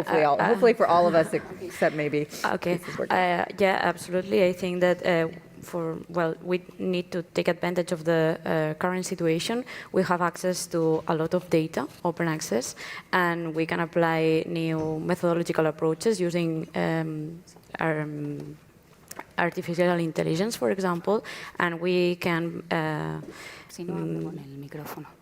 plan to analyze the data in different ways and try to solve different questions with this heterogeneity in a mix of frameworks, for example, with the genetic background and the anatopathological characteristics, the clinical manifestations, but also not only focusing on one disease, because we know that there is a mix of disease in the brain. And well, yes, I think that we can manage better this in the future. I think that we should, I was listening to my colleagues, and I think that it's important, no se escucha. It's important to have also what we can learn specifically from autosomal dominant, what they are doing also in Down syndrome, and like maybe think about like replicating the same methodology. I'm very interested in the resilience findings specifically in Down syndrome, if we can do that in our cohort as well. Yeah, no, I completely agree. And I think that it's, I mentioned it, but I think it's really fundamental that we recognize with the Down syndrome disease progression, right? It's the same disease, stages that we see in the general population. It's just quite condensed. And I think uncovering what those factors that might condense the disease progression are going to be very paramount when we start to think about applying it to other populations as well. And for example, with the vascular stuff, we looked at this in ADNI and a community-based sample that we have, and the biomarkers weren't exactly the same, and the sample sizes were a little different, but we were able to kind of recapitulate the rest of that cascade, but this kind of connection between those vascular factors and that early seeding seems to be very specific to the Down syndrome population, and why that is, I think, is very critical, and again, could inform us something about other populations as well. I agree with all of them. Can you hear me? Yeah? Okay. So I also think that we need to start looking at lifestyle factors in terms of resilience. So we know, for example, exercise, employment, it can have an impact on cognition. So I think it's something super important that we need to start looking in the Down syndrome population or other genetic populations that will develop Alzheimer's disease. And unfortunately, we don't have like big cohorts in Latin America of people with Down syndrome. So that's also something that needs to be done, and to really characterize the pathology in people with a different genetic or ancestry background. So, thank you very much. Really nice talks. My question is for Natalie. Thank you very much. I think your data builds very nicely in Tariq Pascual's data that he also saw this interaction between amyloid and GFAP on tau accumulations. So I have a few questions. First of all, do you think this could be one of the drivers for this compressed tau pathology in Down syndrome? No, Boans and others have shown that after amyloid positivity, you do have like a faster tau accumulation. Do you think GFAP might be mediating that? I think so. And I think there was, I believe, Anna Boerwinkle also showed that in the DS folks. But I think that there's something very specific about how GFAP accumulates and operates that's very paramount to the disease progression in the Down syndrome folks, right? Like it's this kind of chronically elevated inflammatory profile, and that seems impossible to ignore. So perhaps it's doing more to set the stage or to seed, amyloid in that way, and then also mediates that relationship. And when I looked in ADNI and the community-based samples, simply those betas from the mediations were significantly stronger in the DS folks compared to ADNI. Okay, so that was my second question. The betas are stronger in DS than in the general population? Yes. And my last question, did you look that into tau PET? Because in ABCDS does have tau PET. Have you also looked at the impact on tau PET? Or? So that's next. I haven't done that yet. These findings replicate with p-tau 181 as well. So at first we just looked at the plasma biomarkers, but that will be next. And to see if there's any regional specificity with that, I suspect it would be some of the early tau regions, but that will certainly be next. Thank you. I was going to add, follow-up, that perhaps plasma markers specific of tau pathology, that will be, I think, something to consider. I don't know if this is on the pipeline. I think so. I think that would be very interesting. We chose to present the p-tau just because, it seems to be a bit more sensitive to amyloid-driven tau phosphorylation. But I think if we're trying to really get at tau exclusively, those need to be implemented as well. So maybe just adding on that, I know there's a couple questions also in the audience for the panel, but just a real quick question. Because you do see GFAP elevated in the general population of individuals with Alzheimer's as well, what do you think is so unique about that driver within the Down syndrome population, and why is that? Because you've been very specific to talk about it as being really driven in that population and not necessarily in the general population. I think, it's definitely important in the general population. It's just when we look at simply the levels across these groups, they're so much higher in Down syndrome, and perhaps it might be that blood-brain barrier factor that we looked at with those angiogenic markers, which are very interesting and could be a whole talk on their own.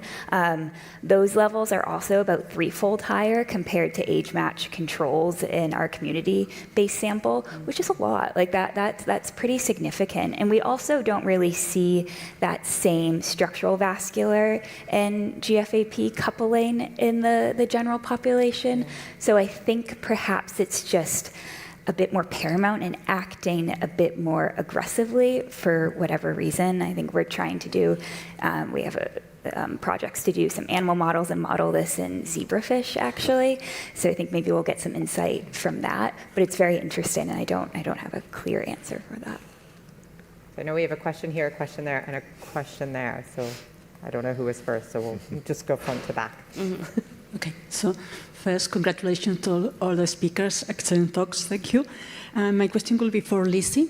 Yes, first, a conceptual question. At what extent should we stop saying that these findings are concomitant pathologies and they're just hallmarks of this type of pathology, especially CAA?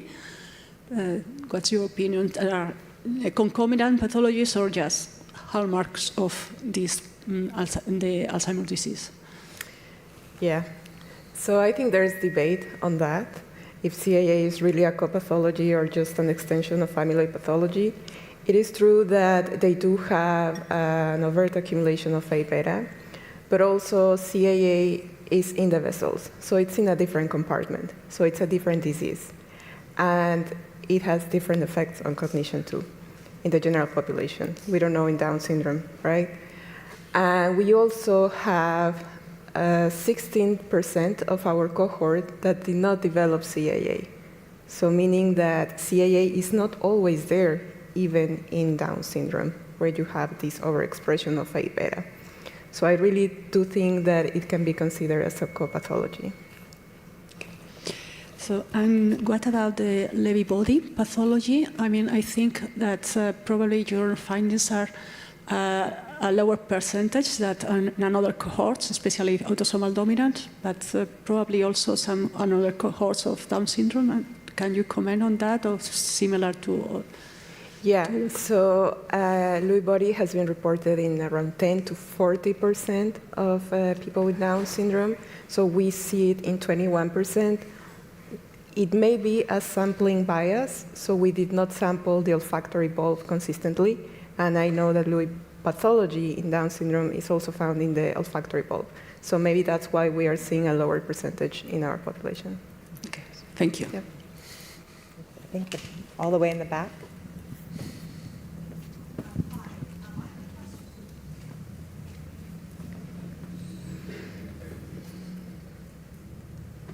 Hi, I have a question for Dr. Edwards. It's beautiful talk to everyone, by the way. Really, really lovely to see the data.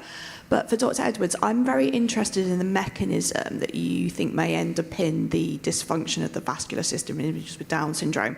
You put 3 genes up, and I just wondered if you could speak a bit more about why those 3, why not other ones on 21, because I'm interested in it too. Mm-hmm. Yeah.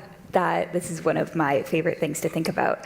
So OLAG2 is an oligodendrocyte precursor gene, and the overexpression, as it is of course overexpressed in trisomy 21, leads to this shift in gliogenesis away from the mature myelinating oligodendrocytes and more towards astrocytes, actually, which could lead to what we were talking about before.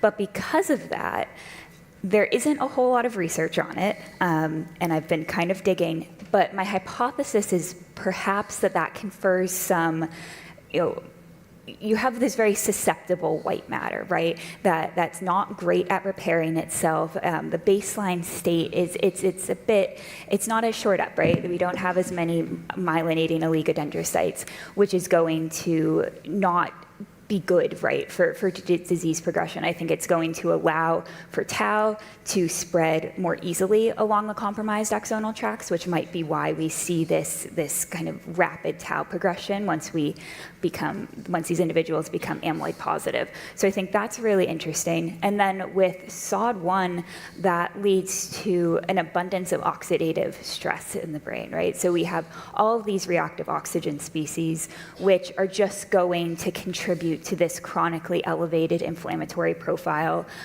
We see it has pretty detrimental impacts on blood-brain barrier stability. So I think that there's this kind of inherent susceptibility to what we're seeing manifested on the biomarkers that just creates this baseline state that allows all of these pathologies to just propagate further.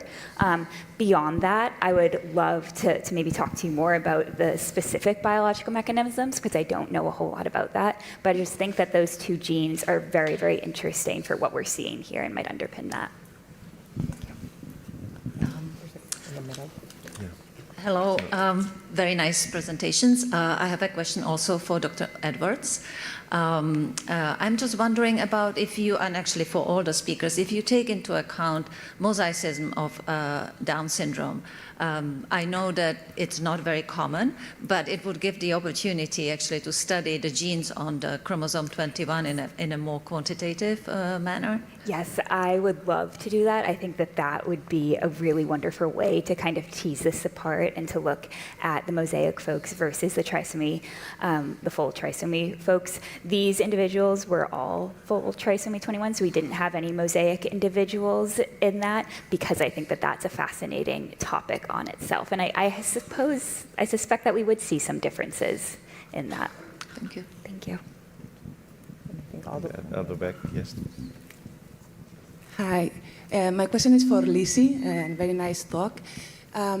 We, in the Brain Bank in Barcelona, we have 5 subjects. Well, we have 20 subjects with Down syndrome, and 5 of them with no dementia theory.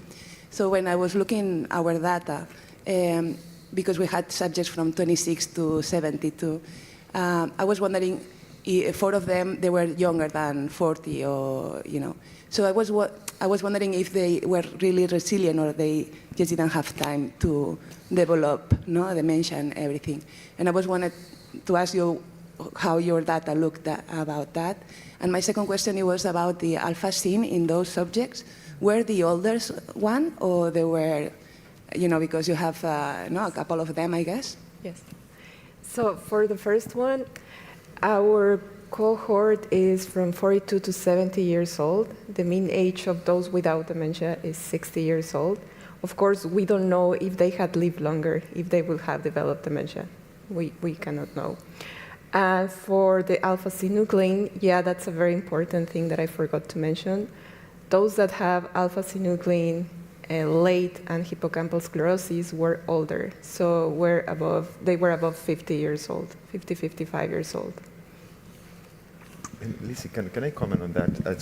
So because of your 8 cases, I think 4, of the 8 cases without dementia, 4 had low, like, Bragg stages, right? Yeah. 3 and 4. So what I interpret is that if they had a very high amyloid, but they didn't, for some reasons, they didn't have enough tau pathology to get, you know, a symptomatic stage. Yeah. Right? But the other 4, so it seems to be 2 we groups have 2 here, right? So yeah. those didn't have enough pathologies, and because they didn't have enough AD pathology, they didn't have enough concomitant, like other, like Lewy body disease and things like that. But the other 4, they were really more intriguing, right? Because they did have enough pathologies, but do you see any connection, any relationship here to explain why these 4 who had enough pathologies, these were the younger ones, or? No, so there were no difference between age. Well, it's a really small sample size, right? Yeah. But there were no difference between age in these 2 subgroups. Mm-hmm. So yeah, it's right. One of the subgroups was resistant to neocortical tau accumulation, so maybe that's why they did not develop dementia. Mm-hmm. But the other one, they did have Bragg stages 5 and 6, and still they did not develop dementia. None of them, none of these groups, they displayed late or hippocampal sclerosis. Again, we cannot make like big claims because the sample size is small. So, yeah. Interesting. Yeah, thank you. Maybe just a little bit building up on that is and my question's for you, Maria, in thinking about the, you know, you talked a lot about the socioeconomic factors that may be contributing to progression. How do you think about that in the context of what Natalie talked about, with obviously within a different population, Down syndrome population, the vascular contributions, and some of those, that intersection, and what might be mechanism driven and socioeconomic status also and social determinants of health allow other things such as access to healthcare, and I think that all of the comorbidities maybe that is shown in Down syndrome also have to do with kind of that stuff. So that is why maybe trying to separate different domains in the broader social determinants of health and study this co-pathology would be interesting as well. Yeah, I think that idea of, you know, we heard so much about the heterogeneity, but also the co-pathologies, and Lisa, you said co-pathologies are more the rule than the exception, right? And so how we think about that in the ADAD population, I think is particularly interesting, but also in the APOE population that you had talked a little bit about, and I'm not sure if anybody has comments on thinking about that. Yeah, well, I don't know. The idea is that we need to use all these common things that we can detect across AD subtypes, APOE for homozygosity as a putative determined form of AD, but also there's research that has done in autosomal dominant and Down syndrome associated AD to have the big picture of this complex neurodegenerative disease. But yeah, I think that the APOE4 should be included in these forms. I think building on that, while we wait for more questions, I think because the co-pathology seems to be like a common theme in this session, So I find very intriguing what you said that like APOE4 homozygous were linked to more Lewy body pathology. So I think that really makes sense because this is in other genetic forms of AD. We don't know the mechanism. I don't know if anyone has the mechanism, the connection between really amyloid pathology and why alpha-synuclein really accumulates. And then the second open question is, I think the co-pathology is one of the issue now that we have treatments for amyloid pathology is what are the implications? Because co-pathologies are the norm, I think, in all forms, but it's not the same to have some Lewy body pathology in the amygdala, and probably this hasn't had any clinical implications, has no really translate in anything really for the patient. But it can also obscure the issue of, well, this is a candidate for treatment because it has co-pathologies, but it is less likely to respond. So I think it's a complicated issue now that we have treatments for amyloid. But I would like to is this question, well, co-pathologies are there, but are they have any clinical implications for the progression or for the clinical picture? I think it's just have an open question for you if you have any comments. Yeah, absolutely. I think that is a critical point, and well, we need maybe biomarkers or early markers of this presence of other pathologies to better track the effectivity of these treatments, new treatments in these patients, and in the future better tailor individual treatments for these co-pathologies. I hope that in the future we can design personalized interventions based on this. That makes sense. I know we have a question. Catherine. Hi. So this is kind of for, I guess, everyone, but specifically for Natalie and Lucy. So I was thinking, when this also has to do with, I guess, social determinants of health in a way. I was thinking about neuroinflammation and, how you were saying with the blood-brain barrier and earlier treatments. At what point would we want to start going back and measuring these kind of possible either protective or any sort of factors such as that in people who are much younger? Like how far back do we need to go to kind of start to hone in on what's becoming? I know it's not obviously a question that you can really answer, but I'm just kind of curious about what you think about looking in younger people and starting to think about when this kind of cascade might be starting or when it would be best to intervene. Well, I think that can apply to probably the whole panel, Yeah. so I would love to have some thinking, again, kind of futuristic studies or studies that may even be going on. What's that timeline that we should, and what should we even be looking at in those earliest stages and following? So maybe we'll start with Lisi and come all the way down. So we do have access to plasma of these resilient individuals. So, and we have different time points. I think the younger, the better, right? So we can start studying what is driving these protective mechanisms, and we can clearly define a biomarker profile for these individuals. It is also known that neuroinflammation starts very early, so children with Down syndrome, teenagers with Down syndrome already have a neuroinflammatory profile. So we don't know at which age will be better to intervene, but we do know that the pathology, so A-beta, tau, neuroinflammation, synaptic dysfunction, it's very, very aggressive in this population. So the younger, the better. And we do have more participants in our cohort, so we're going back to age 25, I think, that's the youngest. So hopefully we will be able to detect a biomarker signature of resilience. Yeah, I completely agree. And I think the fact that we're seeing this pathology and these relationships between the biomarkers in individuals that are as young as 25 is pretty significant. In terms of the blood-brain barrier factor, I know we're doing blood-brain barrier MRI sequence, so perhaps we'll get some insight into how early we see changes in that structurally. But we do see those plasma angiogenic markers elevated. very early on, and right, we saw a lot of those individuals, even from 25 to 34, had that really stark inflammatory and tau coupling start, and even in the past, we found really stark vascular inflammatory coupling start very early on. So yeah, I think before that, whenever we can identify kind of a really data-driven point at which that kind of all of this gets shored up, but I have a feeling that it will be quite early on as well.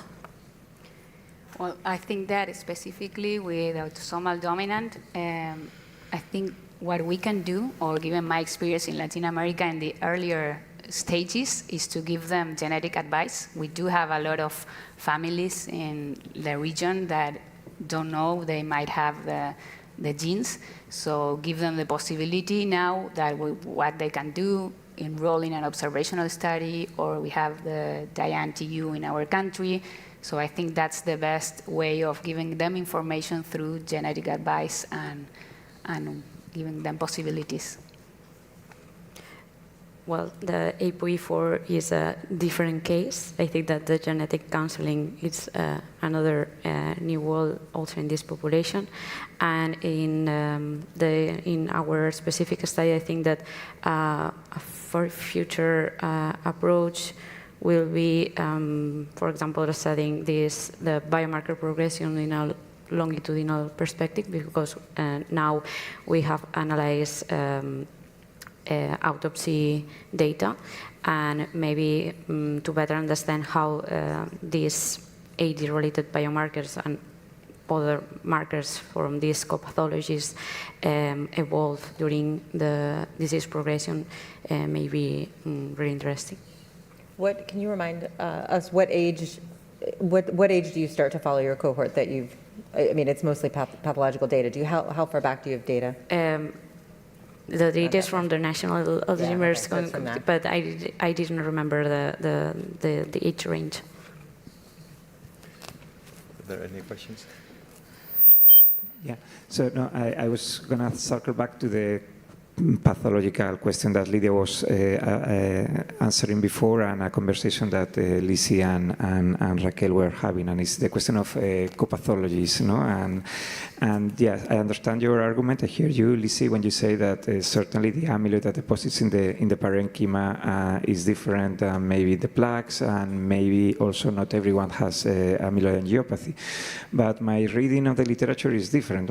What I say is, if you have a 45-year-old with a presenting one, if you have a 45-year-old with DS, in which we know the cause, and the cause is genetics, and they have all these co-pathologies, I think that the interpretation should not be the same as in an 85-year-old, that when we assume co-pathologies as independent phenomena, or statistically independent phenomena that were jointly contributing to the cognitive deterioration. I think that if you're seeing these pathologies and at this very early stage in these genetic conditions, that's what's linking us all, I think this is really interesting. And I think that is also amazing, the similarities on what we are seeing in these so-called co-pathologies. So for instance, Lewy body. We see there is an increase in the amygdala in Lewy body. So if we take the neocortical Lewy body pathology, we didn't see that many difference by haplotype, 33, 34, 35, 33, 34, and 44.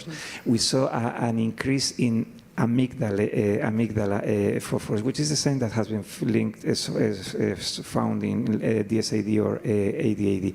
So and some other pathologies also emerge in this region. So our hypothesis when we were writing this paper is that maybe when you have like the amygdala is like a hub for neuropathology. So you have this inflammation induced by whatever is the primary neuropathology in that region. I don't know, maybe it's the clearance mechanism, maybe it's just the inflammatory milieu in which they are, that it makes it more prone to accumulate other pathologies there. But I think whether this is a co-pathology or is primarily linked to the genetic cause of this condition is a very interesting conversations that we can have and that we can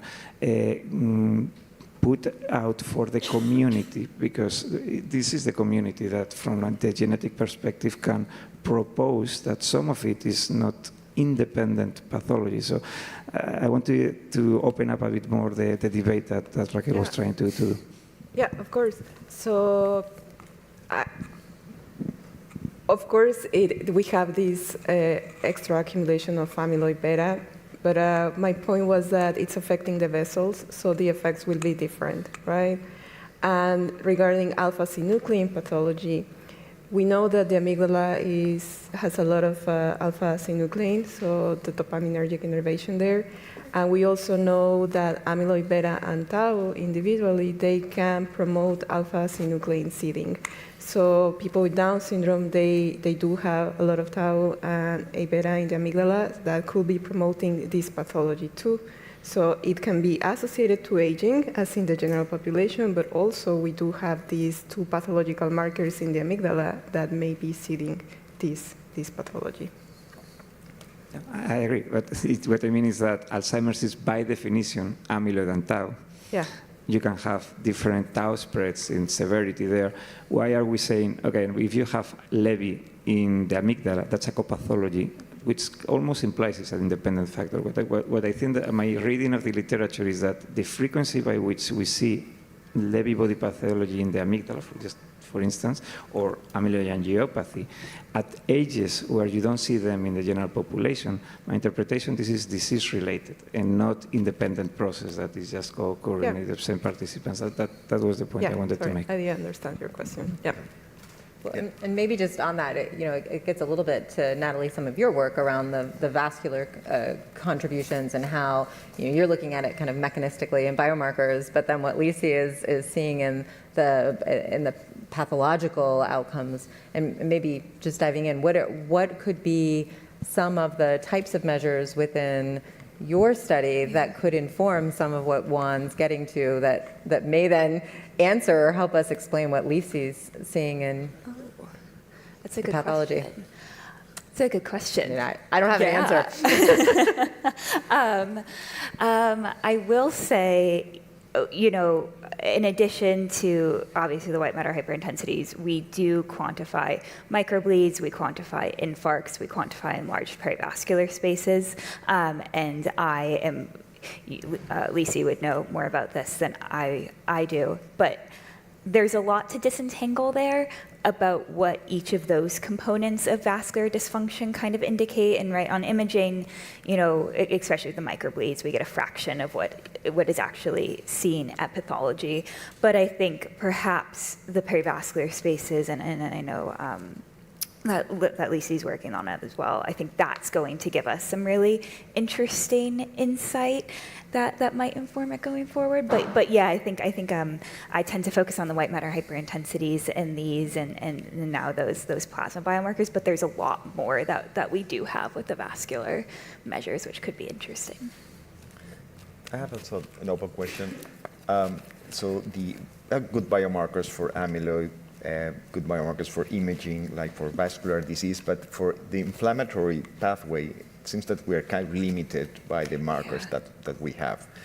We know that inflammation is quite local and very diverse across the brain regions. So what do you think? So I think this probably we need better biomarkers to track neuroinflammation along these processes in all these subtypes.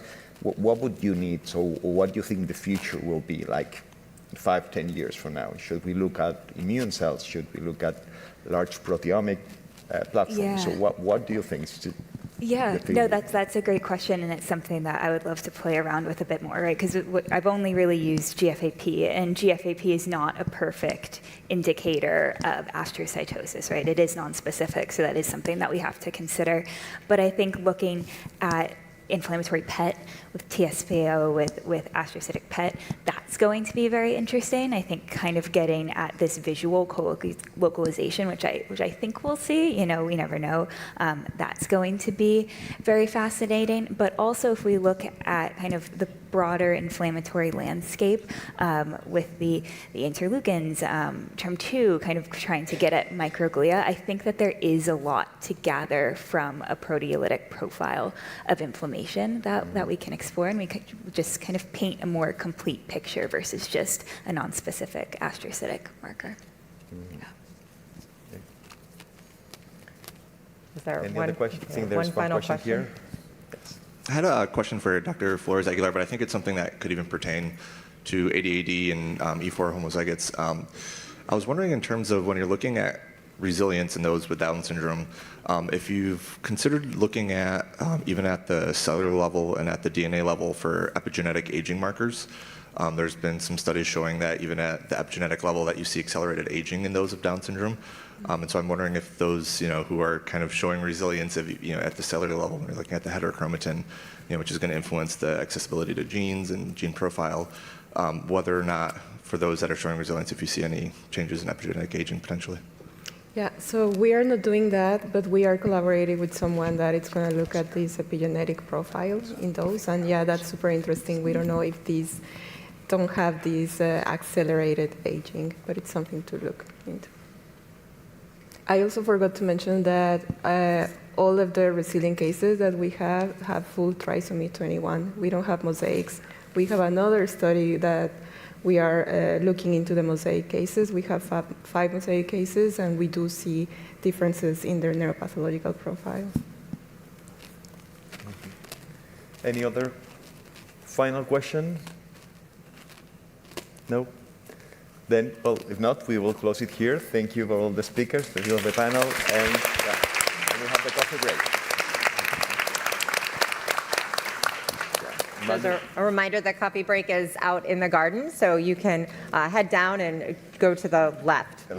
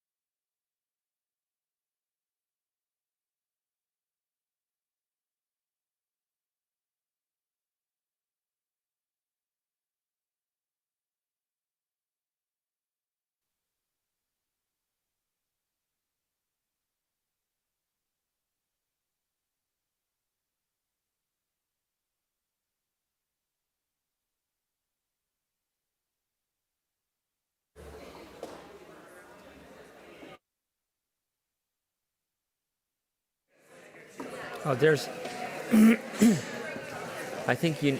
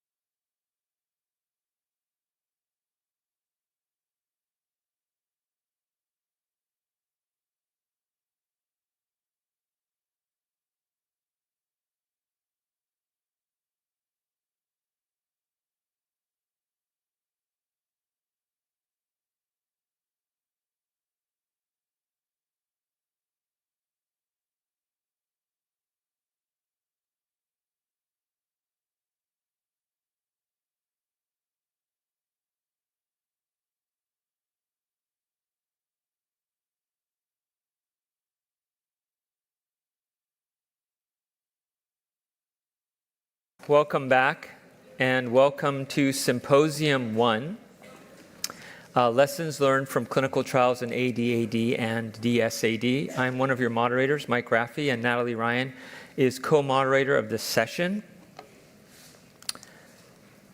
Before we jump into the presentations, I just wanted to take a moment.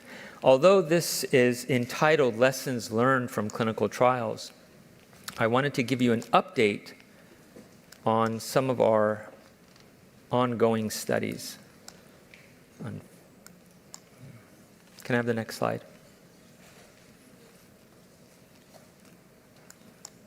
These are my disclosures. Great. So the first update I wanted to give you is on the ABATE trial. This is a clinical trial testing an anti-amyloid vaccine sponsored by AC Immune in participants 35 to 50 years of age. They can be cognitively stable or MCI, and cognitively stable, as you know, is really the unimpaired with regards to dementia. And then amyloid PET positive. Individuals must have evidence of elevated brain amyloid. And there were 4 cohorts, and enrollment is nearly complete for the ABATE trial. The ABATE trial is the first trial in the world to have an arm that includes Down syndrome, individuals with Down syndrome, but also prodromal AD confirmed with biomarkers. I also wanted to give you an update on the HERO trial. This is in collaboration with Ionis It was testing an ASO against APP, reducing APP gene expression. Participants 35 to 55 years of age. Individuals who are cognitively stable only, so no evidence of cognitive decline associated with AD, who are amyloid PET positive, and we were to enroll 3 cohorts, cohort 1, cohort 2, and cohort 3. This trial was terminated late last year, and this trial was a trial that was very challenging to recruit for in the Down syndrome population. Very poor enrollment, only 1 participant was enrolled over 9 months. There were many barriers that we could not overcome, and these included the number of lumbar punctures needed, there were several, the frequency of visits, and it was a first-in-human trial. Typically, clinical trials, first-in-human is done in healthy control volunteers. There's an overnight hospitalization, very careful safety monitoring. The decision was made, the urgency of bringing treatments to this community, that it actually may be worth accelerating and doing first-in-human studies in the population that's being targeted. But this was too much of a hurdle to overcome. So if there's a lesson to be learned, perhaps it is not to run first-in-human studies in the Down syndrome population. I am very pleased to announce, this is the first time it's being publicly announced, a phase 2 trial to evaluate the efficacy and safety of mivosiran. It's an RNAi, so it is a small interfering RNA compound that interferes with the expression of APP. And this is therapeutic targeting of Alzheimer's disease in a trial specifically designed in people with Down syndrome, and it takes all the lessons learned from the ABATE trial, the HERO trial, and all of the other work that's been done in ABCDS and DABNY in understanding the natural progression of the disease. So very excited. This will be launching later this year. And with that, I will hand it to my co-moderator to introduce our presenters. I'm a neurologist with the ADAD research team at University College London, and it's fantastic to hear those updates and a real pleasure to be co-chairing this session. So since we were last here in Barcelona a year ago, there's been exciting progress in the ADAD field as well. We now have secondary prevention as well as a primary prevention trial underway through the Dominantly Inherited Alzheimer Network Trials Unit, as well as the ART amyloid removal trial, which is really looking at sustained amyloid removal in people who've been participating in DIAN trials ever since they first began. So some of these individuals have now been in trials for over 10 years, and it's an incredible testament to their commitment. But of course, there are still plenty of places in the world where people at risk of ADAD and Down syndrome AD don't have access to clinical trials, and there are significant barriers we need to overcome and knowledge we need to gain in order to make some of the newer treatments for Alzheimer's available to people with genetically determined forms of the disease. And I think each of the speakers today is speaking to those challenges in different ways, and I really hope we're going to have a rich discussion afterwards. As in the previous discussions, and please do take note of questions as you hear each of these talks. It'd be really fantastic if we can have a really interactive discussion of the challenges ahead and how we'll work together to overcome them. So it's my pleasure to introduce the first speaker, Zina Schlahetsky from the USC Epstein Family Alzheimer's Therapeutic Research Institute in California, who's going to speak about ALADDIN, investigation of amyloid lowering for Alzheimer's in Downs with donanemab. Thank you. Hi, everybody. I'm very pleased, very excited to be here. Thank you to the organizers and to everybody else who contributed. And today I will be speaking about the ALADDIN study, which stands for Amyloid Lowering in Alzheimer's in Downs with donanemab investigation. I have nothing to disclose. And that's a brief overview of my talk. I'll start with a short introduction, move on to study objectives and design. We'll speak then about inclusion and exclusion criteria and conclude with some safety considerations. With increasing or with improving medical care, people with Down syndrome live longer and healthier lives, and many of them live into their 6th and 7th decades of life. But that comes at a cost that many of them have increased, or like most of them will have Alzheimer's dementia by the time they reach their mid-50s. And Alzheimer's disease has become the leading cause of death for people with Down syndrome that are older than 35 years of age. So why are they at such a high risk?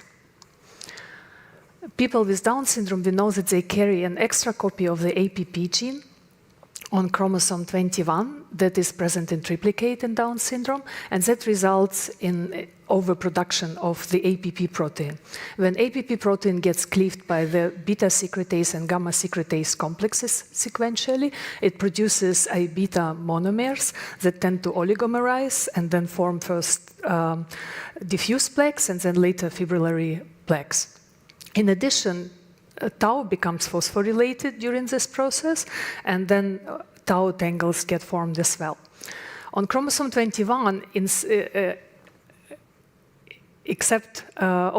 addition to APP gene, we also have other genes such as DYRK1A and ARCN1 that may also contribute to hyperphosphorylation in tau and thus support pathological processes. We know that we ideally would like to target the pathogenesis of Alzheimer's disease and Down syndrome. But for such therapies to become available for people with Down syndrome, we need their participation in clinical trials. And that is very difficult so far. So in most of the currently conducted clinical trials with disease-targeting medications, we don't have that many people with Down syndrome enrolled. So for that reason, ACTC consortium has been created, and the main goal of that consortium is to provide optimal infrastructure and centralized resources to guide and provide also expertise in study design and conduct. We have currently around 23 sites across the US and Europe, and there are more sites coming in that support ACTC consortium. One of the such studies is the ADAD-DSAD study that I also want to briefly talk about. The main purpose of that study of trial-ready cohort is to have participants with Down syndrome as a pool that's ready to go into clinical trial.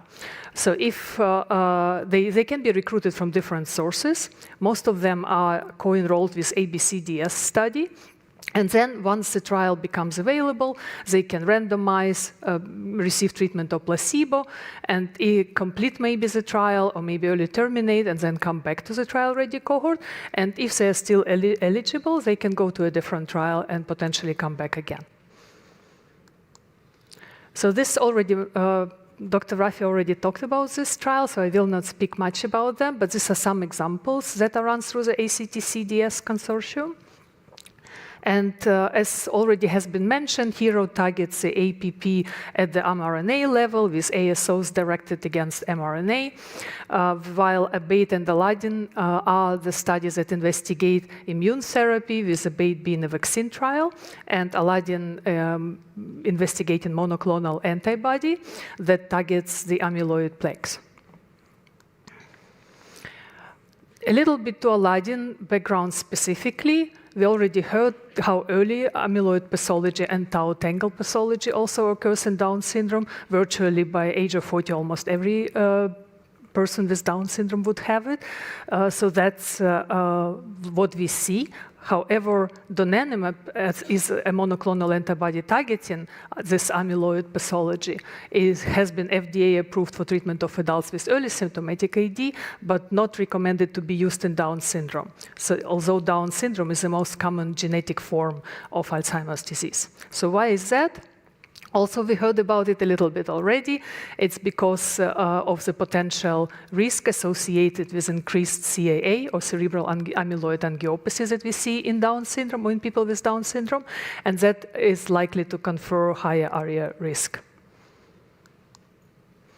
So with that, the primary objective of the study is to investigate whether donanemab reduces brain amyloid, as measured by centiloids, and whether it is safe and well tolerated as compared to placebo in participants with Down syndrome.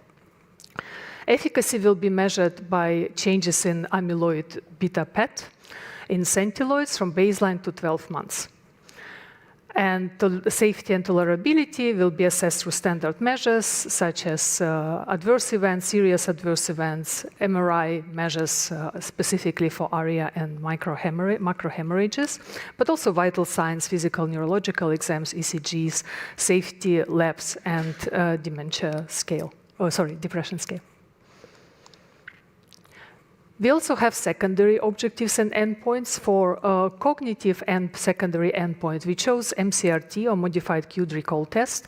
And the primary reason for choosing this test is because it discriminates well people that are cognitively stable from people with Down syndrome specifically, who are cognitively stable from those who have MCI or dementia. In addition, it has been recently shown that there is even higher concordance between this MCRT or cognitive test with the biological staging of the disease as compared to the consensus diagnosis. We also will look at the secondary biomarkers and imaging endpoints. For imaging, we will look at the change from baseline at 12 months in whole brain and hippocampal volumes. And for secondary plasma biomarkers, this will be p-tau species, amyloid beta species, and neurofilaments. To study design, we aim to enroll 60 participants with Down syndrome ages 35 to 50 inclusive, non-demented with an elevated brain amyloid as measured by amyloid PET with more or equal to 18 centiloids. This is a phase 4 study and will be conducted across approximately 20 ACT-CDS clinical sites. The duration of the study will be split in 2 phases. The first phase of 52 weeks, or randomized treatment phase, where participants will be randomized 1-to-1 donanemab to placebo, and the long-term extension phase that also is lasting 52 weeks. A bit more to the staging. So when participants and their partners or legally authorized representatives sign consent, they will have about 90 days to complete screening, after which point, if they are eligible, they will be randomized and receive either donanemab or placebo for 52 weeks. Each 4 weeks, there will be one infusion. And after that, the amyloid will be measured again. And if they have less than 18 centiloids, they will receive placebo in the long-term extension. If they have more or equal to 18 centiloids, they will receive donanemab. And they will be evaluated again after completion of the long-term extension with similar metrics. Now I would like to touch base on eligibility criteria. Some selected inclusion criteria were ages of 35 to 50, and we can talk more about it, why this age range.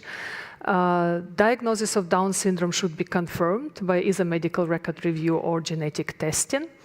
They should be able to complete KB2 and should have IQ of equal to or more than 40. And participants must be in good general health and have no diagnosis of dementia, so dementia would be exclusionary.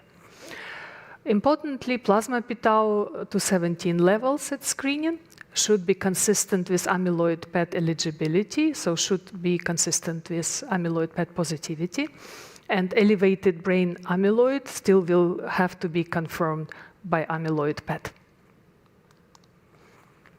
In terms of selected exclusion criteria that I would like to discuss today is prior treatment with donanemab or anti-amyloid beta vaccines will be exclusionary, but also certain MRI findings at screening. And primarily MRI findings, they are for safety considerations that we want to exclude these participants, since they like all this or most of those MRI findings, such as single area of cerebral vasogenic edema, superficial siderosis, prior macrohemorrhage, or more than one definite microhemorrhage even, but also vascular factors like lacunar infarcts or more than one infarct larger than 1 centimeter in diameter, and even severe white matter disease, those will be all exclusionary because they confer higher ARIA risk in the end.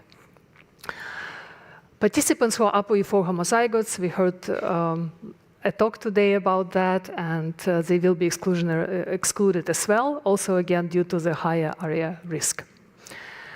Anticoagulants and thrombolytics may also lead to increased hemorrhage risk, so those will be exclusionary within 30 days prior to baseline. and during the study. So are those exclusion-inclusion criteria, eligibility criteria actually manageable? Are we actually thinking that we can enroll that many participants with quite strict criteria? And in collaboration with Cam Bermudez and John Graf Radford and Cliff Jack, we looked at the number of microhemorrhages, the number of severe white matter, the number of participants with severe white matter disease, and also the number of people who have elevated amyloid on their brain PET as measured by more or equal to 18 centiloids. And on that first graph, you can see by a percentage of people within each age categories that have more than 4 microhemorrhages in blue, that have more or equal to 18 centiloids in red, and that have Fazekas score more or equal of 2, so suggesting severe white matter disease in sort of bluish, greenish, dark blue. And you can tell that most participants, even like at the higher age, they don't have many of the microhemorrhages. The majority have less than 4. And the sufficient number of participants should have amyloid elevation between the age of 35 and 50. So we are hopeful there. With my white matter hyperintensity in this first original or initial analysis, we didn't see many participants that had severe white matter disease as well. And the next slide is more aligned with our current eligibility criteria. So that the one on the left is more aligned with prescribing information for donanemab, where participants who have less than or equal to 4 microhemorrhages may receive the therapy. But for Down syndrome participants, we decided to be even more careful, and we have only less or equal to 1 microhemorrhages, still allowing them in the study. And if it's more, then they will not, that will be exclusionary as well. And here we have the opposite. So we have proportion of participants who have more than 18 centiloids in green, less or equal to 1 microhemorrhages in red, less or equal to 1.15% of white matter hyperintensity, I guess suggesting rather mild white matter disease, and also those who are cognitively stable or having MCI, so no dementia, in purple. And you can see that we still have, even like at the ages of after 50 or 45, 50, we still have quite significant number of participants who would be eligible for the study. So we are hopeful there too. In terms of dose titration, we know from the prior studies that the modified titration schedule reduces the risk of ARIA significantly, almost by 50% for ARIA-E. And that led us also to use the same titration schedule in this study. So we will start very low with 1 vial of 350 milligram of donanemab and move up to the full dose of 1,400 milligram within 12 weeks. In addition, also per appropriate use recommendation, we will perform MRI before the 2nd, 3rd, 4th, and 7th infusion, and also after 1 year. And also if there are any symptoms that may suggest that there is ARIA occurring. But we decided to add 1 more MRI after the 4th infusion, when there is a maximum dose already achieved. So they are still at potentially high risk of developing ARIA at that stage. And that's why, being extra cautious again, we have an additional measure of MRI. So if ARIA does occur, we will follow again mostly prescribing information and appropriate use recommendation with somewhat stricter criteria. If any severe ARIA-A or ARIA-H or ARIA-E occurs, then participants will discontinue, regardless whether it's just severe by symptoms or severe radiologically.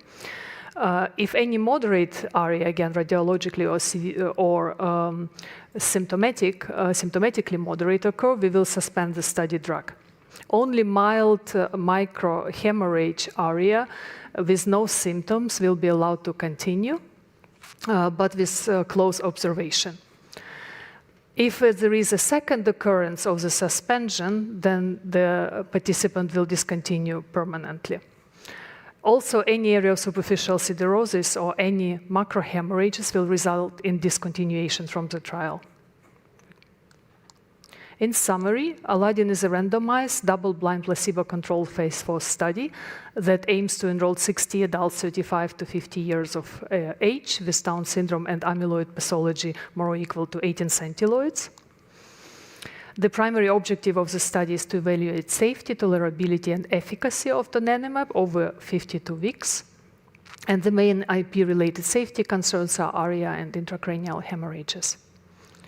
And I would like to thank everybody for their attention, and mostly for all the participants and their families from TRACK-DS and also ABCDS studies, and to ACTC leadership, unit leads, and everybody else who contributed to design and conduct of these trials. Thank you.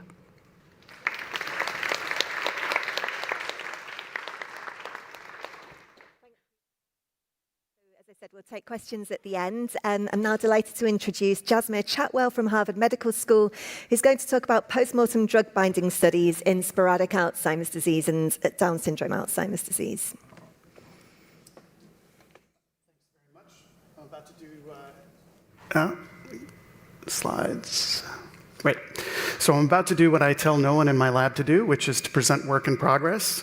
To present work when you're very jet-lagged. And everything I'm going to show you today is intended to be thought-provoking. In fact, almost everything I show you today grew out of thought experiments and comments made in our lab meetings.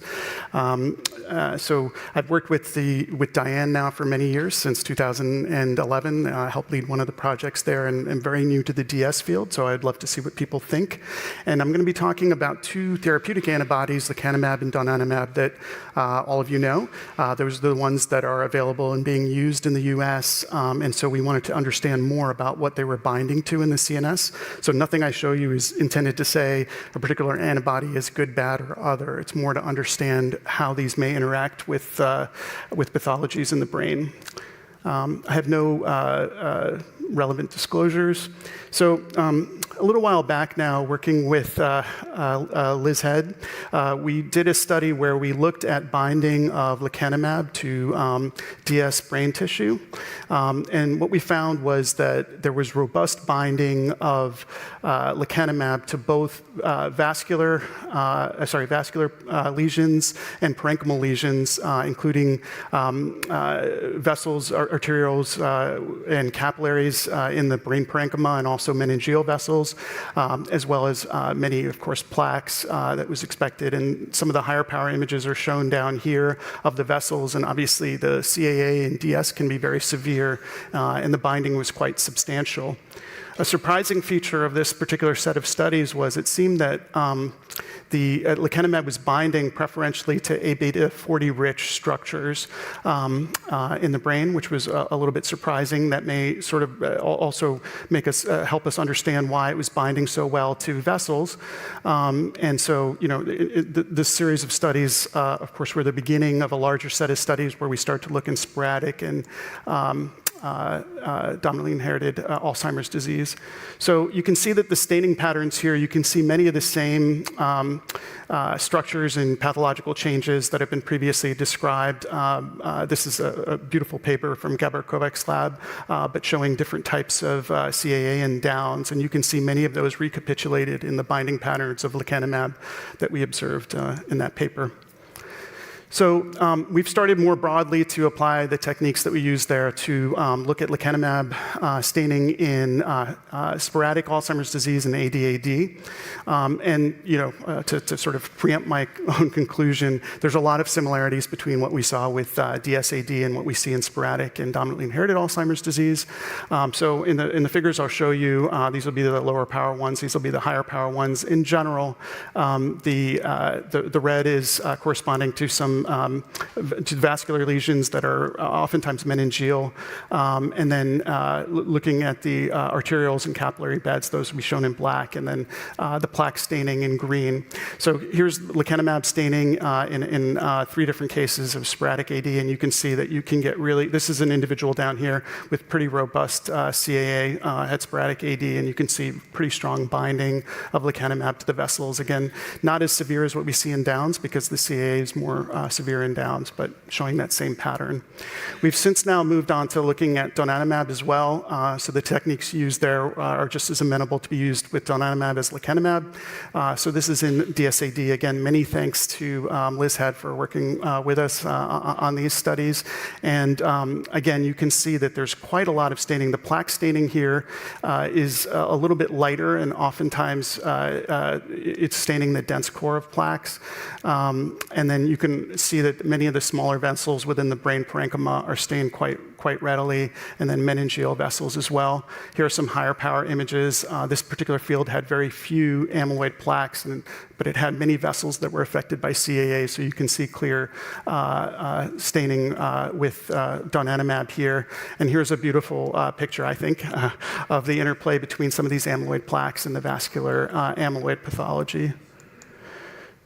This is looking at donanemab in sporadic AD, and again, starting to get a little repetitive, but we have a lot of parenchymal binding, as well as binding to small and large vessels and leptomeningeal vessels here. So again, quite robust staining. Overall, it seems that donanemab may be staining different parts of the plaque than lecanemab, but still very robust staining, of course. I don't know why this came out so blurry, but this is looking at autosomal dominant Alzheimer's disease. So I'll show you two cases. This is a case of APP V717L, and there's robust staining of different plaques here, which you can see in really blurry fashion, as well as vessels. Here's some higher power images that show up a little bit better.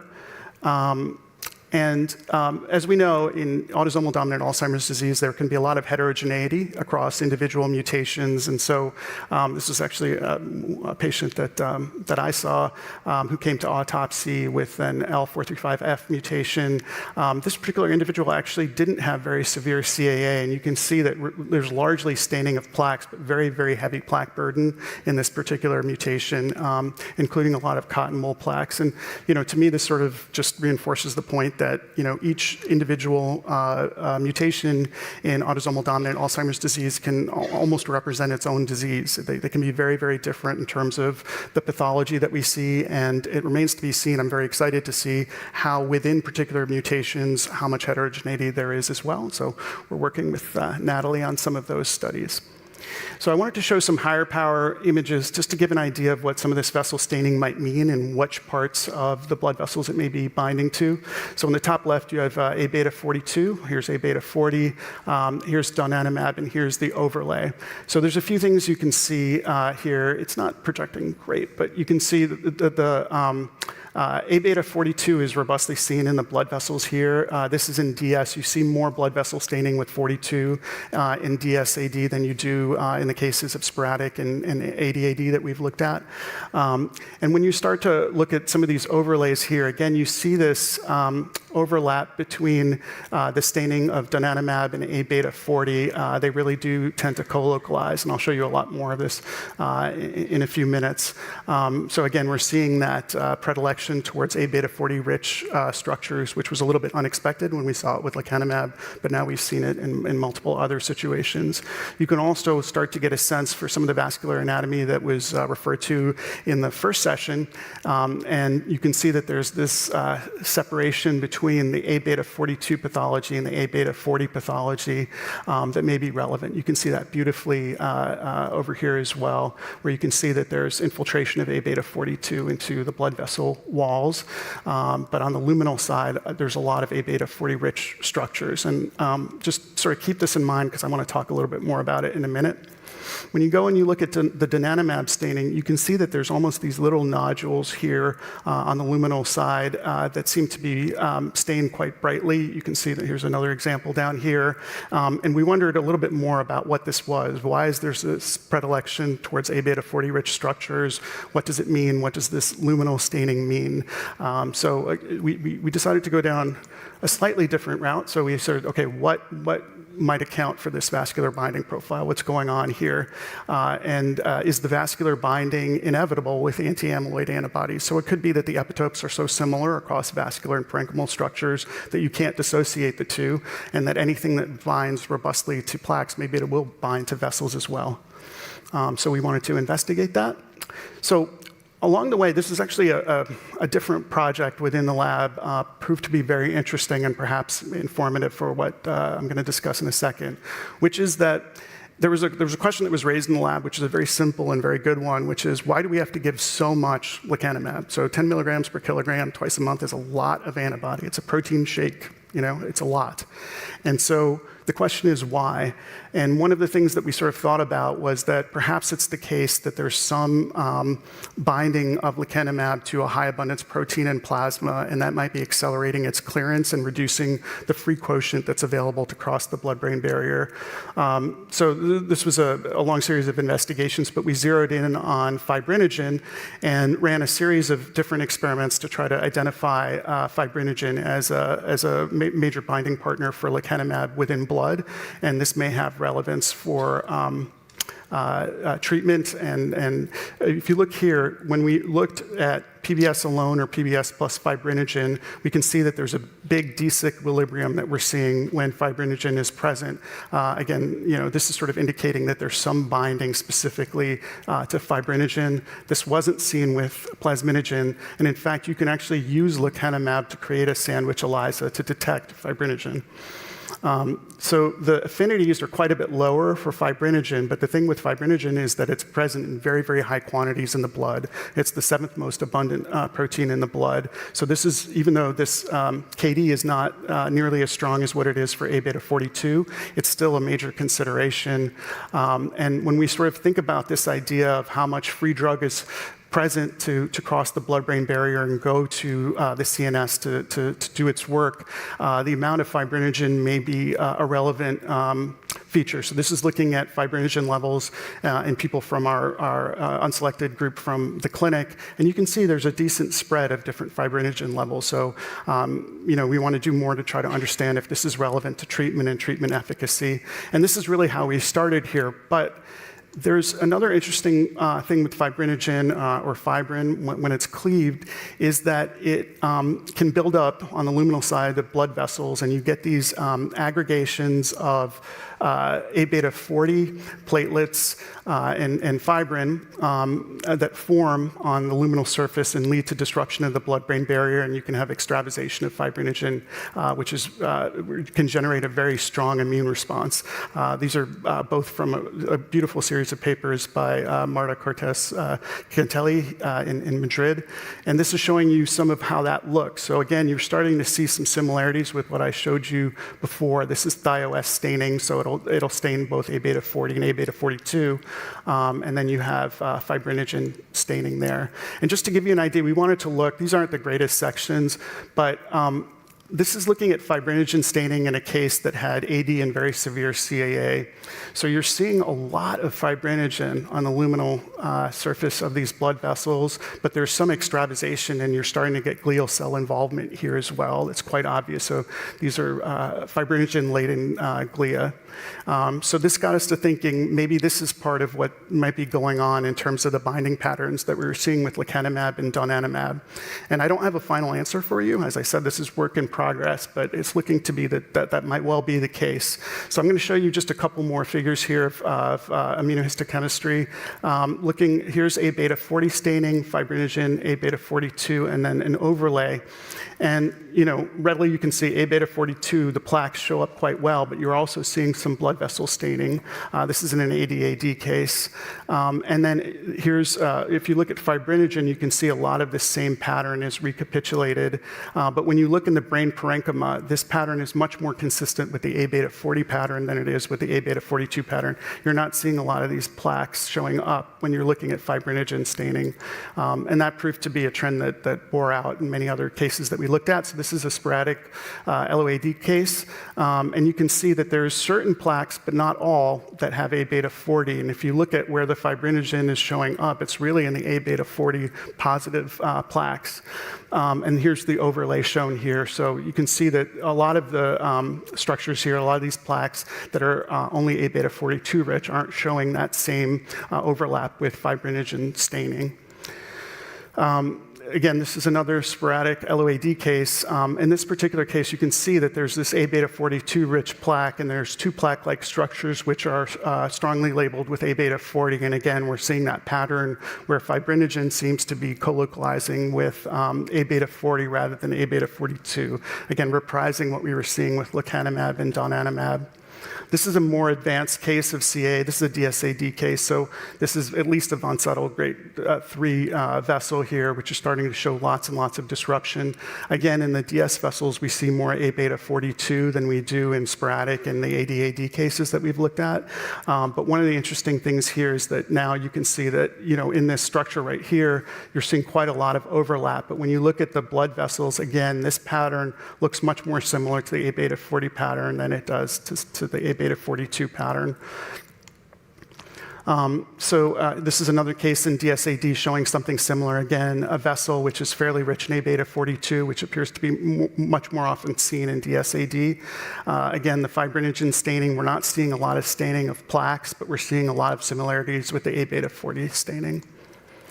So how do we study this? How do we try to understand what's going on here? And is it the case that anti-amyloid antibodies will, out of necessity, always bind these vascular lesions? So there's many different ways to study this. I'll just show you some work in progress that I think is interesting, an approach to doing this. So this is modeling of lecanemab, trying to understand where the hydrophobic regions are, where the hydrophobicity may allow for binding to an epitope, to model that, and then to create successive different mutations within the antibody itself to try to see if we can alter binding patterns. And hopefully I can come back next year and show you the finality of that work, but there's some things I wanted to show here. So now we know that we have this differential immunohistochemical binding pattern. We have a way to test for how these antibodies change binding to vessels, to plaques, and also to fibrinogen.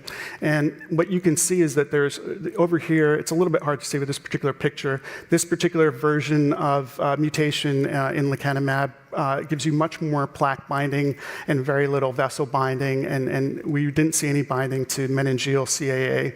This particular mutant here has almost no binding to fibrinogen. And you can see that these are very subtle modifications of the antibody that you can sort of tune the antibody a little bit more towards, we think, parenchymal lesions versus vascular lesions. And you can also modify the potential for binding to fibrinogen here. So I'm going to take a little bit of a detour, and it's a shameless plug, so I apologize in advance. This is work from a few years ago from my group where we applied a tool that was developed. These are HEK293 cells with PSEN1 and 2 knocked out, and we were able to express many different mutations, some that were present in DIAN and some that weren't. In these cells, we could measure the A-beta peptide production, come up with a composite, and then that composite had really good associations with age of onset. So this, there's several other groups that have shown this in other models, especially Bart de Strooper's group. And one difference here, though, is that this particular cell model is very high throughput, so we can look at many different mutations. And in fact, now we're up to about 340 mutations that we've looked at in PSEN1. But one thing about this model is that we've knocked out PSEN1 and 2, so that genetic situation is not a physiologic one. So normally, somebody who carries a mutation for autosomal dominant Alzheimer's disease will have one wild-type allele, they'll have one mutant allele. And because it's dominantly inherited, you're going to get expression that leads to fully penetrant autosomal dominant AD. But it is the case that those people still do have one wild-type copy of PSEN1. So this particular situation that we're seeing here is a special case where these cells can only express the mutant PSEN. And so it's not very physiologic and doesn't capture the background polygenics of the individual. So we've tried to create a cell model that will do that. It's a very simple one, and we were trying to come up with something that is that sort of captures the physiologic state but is scalable. So you can imagine that you could make iPSCs from every single individual, and then you could look at those more carefully and try to understand, what's the A beta production and other things there. But it's very hard to scale iPSCs. It's very expensive. And so we wanted to come up with a higher throughput and more scalable approach. So this is what we've come up with so far. It'll continue to improve, I hope. But this is taking, after people do skin punches, taking the fibroblasts and culturing them. We can leave these cells as fibroblasts and measure A beta production. And what we see is that we can actually start to differentiate. We only had actually 3 fibroblast lines that were available in our freezer, so we used them. And if you look at the 42 to 40 ratio produced, it's very different in control cells versus AD cells. You have to be very careful when you do these because the cells have to not be actively expanding very much. And once we figured that out, we saw very nice differences between controls and AD cells. Same thing with the 37 to 42. But one thing you can notice too is even here you can start to understand that this approach may be able to see heterogeneity in the AD-AD population. If you look at the controls, they're very nicely clustered, but you're seeing more of a spread in AD-AD. So we think this is going to be useful to understand heterogeneity. You can also differentiate these fibroblasts to neuron-like cells.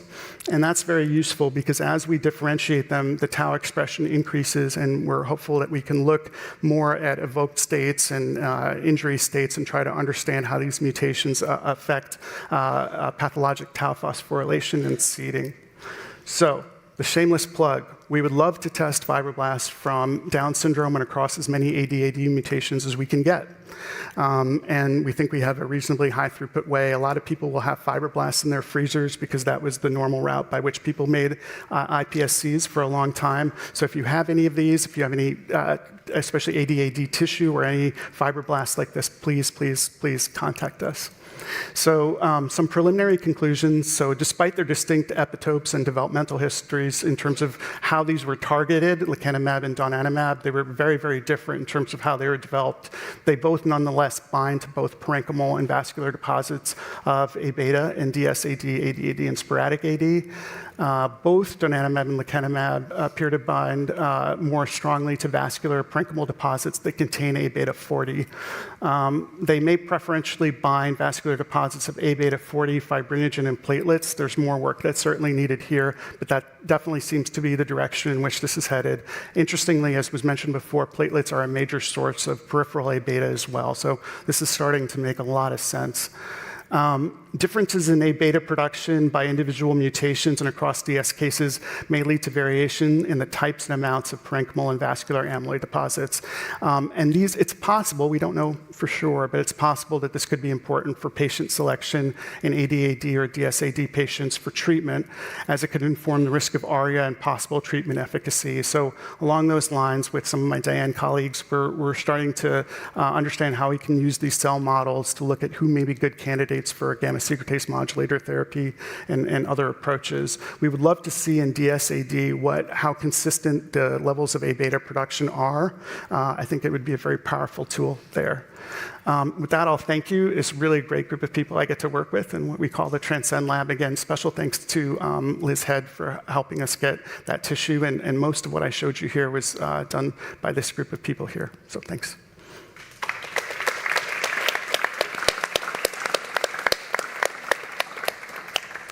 Thanks for a wonderful talk, Jazz. So finally, I'm delighted to introduce David Aguillon from Antioquia, who's going to talk about the Alzheimer's Prevention Initiative in Colombia.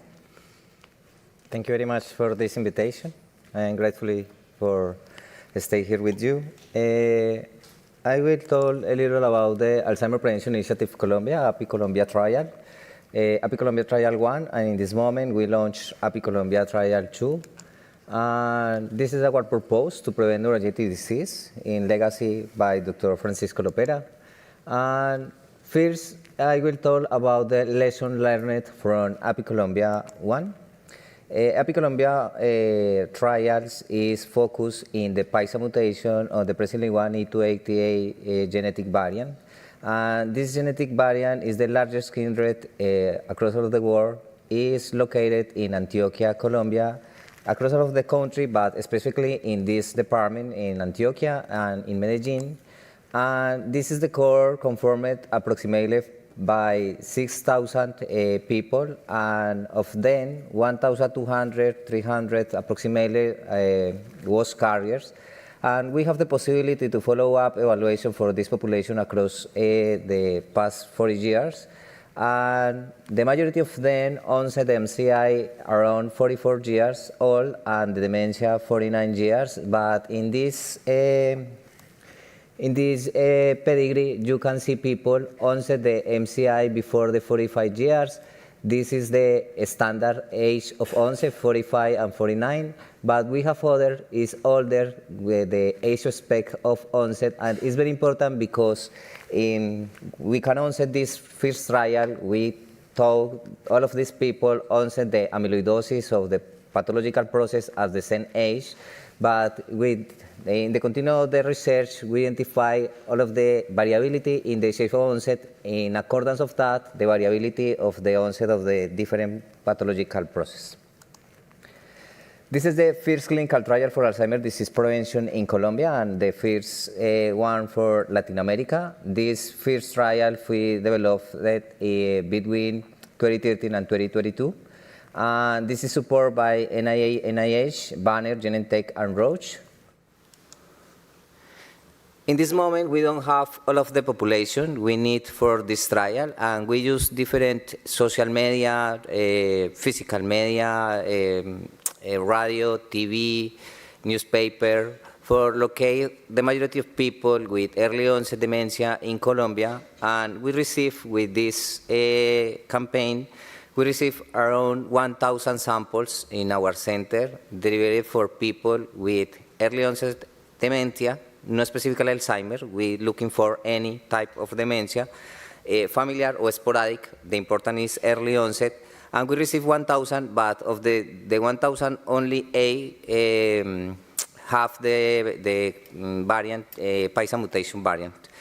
But we identify with this campaign the 2,400 people, and with this population, we can't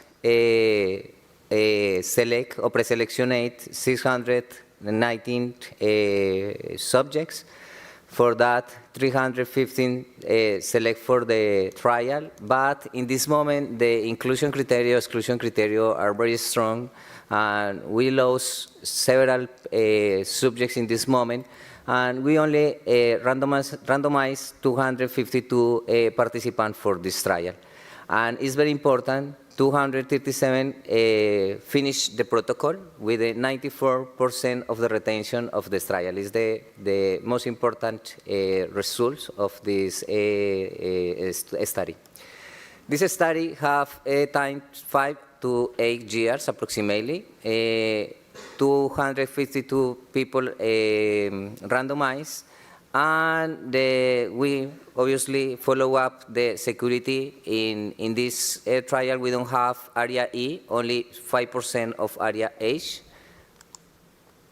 And this is the principal results of this trial. In this side, you can see this is the carriers, and this is non-carriers. This is the threshold of the amyloidosis. You can see 45% of the people we enter to the study is amyloidosis negative in the amyloid PET. It's very important because we expect with people older 30 years old, all of them have PET amyloid positive, but in this case only 55% is amyloid positive. And in the primary outcomes, API composite, FCSRT, or the change in the sum of boxes of CDR, we don't have a significant difference between placebo or crenezumab. It's a favor of the crenezumab, but is the Roche confidence interval. And it's the same for the biomarkers. In the case of PET amyloid, we don't have difference placebo or crenezumab. We have some difference in the CSF in oligomeric amyloid beta, in the plasma beta 42 beta 40, but we don't have difference change in other biomarkers or in other neuroimaging, for example, PET tau or MRI, structural MRI or functional MRI. I mentioned the principal result for us is obviously all of the knowledge we account with this trial, but it's very important, this 94% the completion rate in this trial for the participants, and we use different adherence strategies for this population implemented throughout the GENIA social support and mental health program we have in our center. And this program impacting families with the Paisa mutation, no exclusively study participants, impact the families, impact the community, but it's very important because all of the participants feel is the participation in the trial have other results apart only the participation. Now, we launched the API Colombia 2, the other clinical trial to prevention with the same population. In this moment, we received the approval for the INVIMA. INVIMA is our regulatory entity in Colombia, and in this moment, we prepare all of the importation of the supplies, importation of the drugs, and finalize the contracts for onset the trial the next month. And the name of this trial is double-blind placebo-controlled double-dummy study of donanemab and RG6289 or GSM in presently 1A288 mutation carriers and in non-randomized placebo-treated non-carriers for the same kindred to evaluate the efficacy and safety of donanemab, RG6289 or the combination of donanemab and GSM in the treatment of autosomal dominant Alzheimer's disease. The primary objective for this trial is evaluate the efficacy and safety of donanemab on change in amyloid burden as measured by amyloid positron emission tomography or PET in presently 1A288 mutation carriers in the part 1 of the study. I explained in the next slide what is the part 1 in part 2. And the second primary objective is evaluate the individual and relative efficacy and safety as well as potential synergy of donanemab, RG6289 and the combination of GSM with donanemab to achieve or maintain low levels of brain amyloid in asymptomatic and symptomatic presently 1A288 mutation carrier and beneficially affect downstream biomarkers in part 2. The idea is we have people with 88 families with this genetic variant. We increase the age compared with the first trial. We include people 25 years to 65 years old.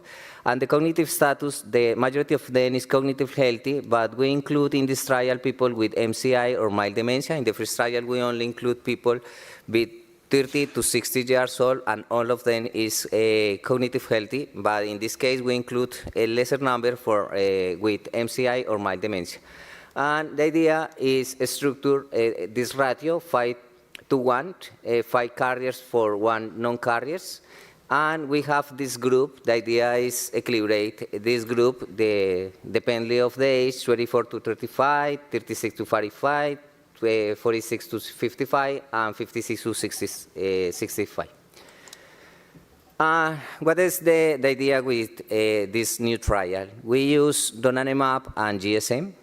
In the first trial, we use crenezumab. This is the API-1. Crenezumab is focused in cellular oligomers and is monotherapy and have a change in the dosing during the trial. And the API-2 trial is focused in fibrillary plaque clearance and the toxic A-beta-42 production modulation. And this have a combination therapy, donanemab plus GSM or RG6289. And this is a study adapted biomarker-guided dosing based on PET clearance. We have a threshold. This threshold is 11 centiloids. And what is the idea? We use these centiloids for classify in the screening all of the participants, and depending the burden of the PET, we entry this participant in part 1 or part 2. I explain in the next slide more about that. 24 centiloid correspond to moderate or frequent neuritic plaques, and dry big plaques below to this threshold, 11 centiloids, is biologically required to halt tau propagation and secure clinical benefit for this population. And the idea is use donanemab in the first part for induction and clearing plaque with this antibody, And this modulation with GSM is a modulation of gamma secretase, act as a valve, prevent toxic beta 42 production, and maintain the baseline or maintain low dose or low range of amyloid beta. Monotherapy is insufficient for aggressive pathology for FDAD, as they propose, and we must clear rapidly this burden of amyloid pathology and modulate upstream production to prevent reaccumulation in this population. This is the big question we can to respond with this trial. In the screening, the idea is recruit approximately 240 participants from the same kindred with presently 18288 carriers, 200 carriers, and 40 non-carriers for this population. And depending the burden of the PET, people have plus 11 centiloids in the PET entry to the part 1, and people to have below to 11 centiloids entry directly to the part 2. The people in the part 1 have up to 18 months with donanemab. All of the carriers will receive donanemab, and non-carriers obviously receive placebo. And we perform PET in the 9-month and the 11-month. The people in the 9-month have below 11 centiloids entry directly to the part 2, and the people in the 18 months in the PET have independently the results plus 11 centiloids or below 11 centiloids advanced to the part 2. In the part 2, we have the double-blind, double-dummy factorial randomization, and the people in this part have up to 18 months. Before to talk a little more about the part 2, we have a rational titration of the donanemab according with the results of the before trailblazer with the Eli Lilly. And the idea is this titration 350 milligrams IV in the MON 1, 700 milligrams IV MON 2, and 1,050 milligrams IV MON 3, and continue with 1,400 milligrams each month in the rest of the study. What is in part 2? In part 2, we use donanemab and the GSM, and we have the different combination: donanemab plus GSM, donanemab plus placebo of GSM, GSM plus placebo of donanemab, and placebo-placebo. This is the control arm. And we use this combination for 18 months. And in these cases, in part 2, we use donanemab age 6 months with the dose of 700 milligrams IV. And the GSM is administration via oral via, and the idea use the dose 120 milligrams daily in this population for 18 months. And we select this concentration of the GSM because in our center we performed the last year the phase 1B with this population and with this drug, and we select what is the better dosing for obtain reduction approximately for 70% of the beta 42. And we use obviously CDR and other clinical battery for classify this participant, but the most important of this trial is the biomarkers in biofluids and in PET. What is the operational strategy for this moment for the arrange of the startup of the trial? We have this recruitment workflow from genealogy to verification, and in this moment we under review the genealogy all of these families. We identify new families or new branch of this population, review the descendants of disease or affected individuals to update their information, and review after that the clinical information in our electronic medical history, distribution of participants among GENIA physicians, and review of age clinical record for review the inclusion and exclusion criteria of this trial. And after that, the step 3 is the verification for phone calls to participation of caregivers, completion of the pre-screening criteria, and genotyping of descendants attending GENIA facilities to the first time. And this is the current candidate classification or the pre-candidates for this trial. We have Good candidates, total 164 participants, 114 are carriers and 15 non-carriers. But candidates for different conditions don't allow for participating in the trial, the state of the dementia, or other exclusion criteria is 137. And doubtful candidates, we have 95 is people, maybe we don't have a recently evaluation in our center, or we have a doubt of any exclusion criteria, and we need to reevaluate and select is the good candidate or not for entry to the study.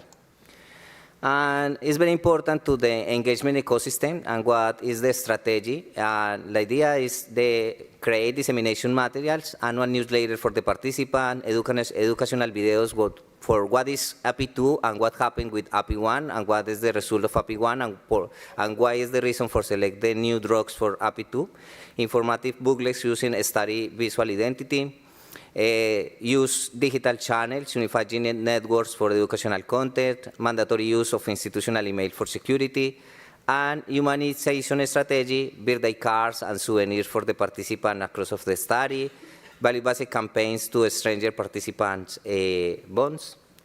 And what is the challenge for us in this moment is the adherence for the oral drug, because it's the first time in our center we use oral drug for large time.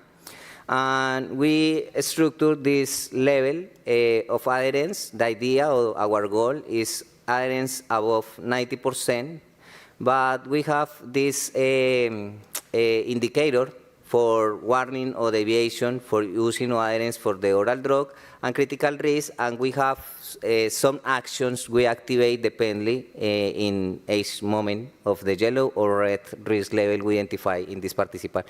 We organize a physical diary of self-registration of the participant for registrate the daily the use of the oral drug, and we reconciliate in each of visit in our center.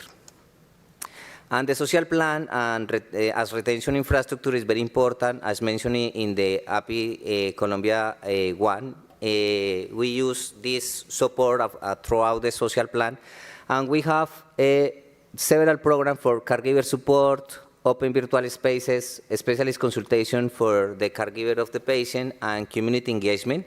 I mentioned it before, this social plan is not directly involved participant in the trial, but involved the familiar of this participant we include in the trial, or the large families of this genetic variant. Of the key conclusion of this trial for this moment, the API Colombia 1, we don't identify biological or cognitive results, but we learned a lot throughout this trial, and in this moment permit onset the new prevention trial with the same population. And this population with the presently 1A280 genetic variant provides a unique human model to advance our understanding of Alzheimer's disease and to assess the effect of disease-modifying therapies. This initiative has significantly contributed to the development and strengthening of research infrastructure in Latin America, in Colombia obviously too, and clinical trials offer meaningful therapeutic opportunities and expand access to innovative treatment for this population in people with asymptomatic and asymptomatic stages. And emerging trial designs create a unique opportunity to investigate combination anti-amyloid therapies and their potential long-term clinical benefits in the general population with this condition. This is the Genial Research Capability Summary, and thanks a lot for your attention.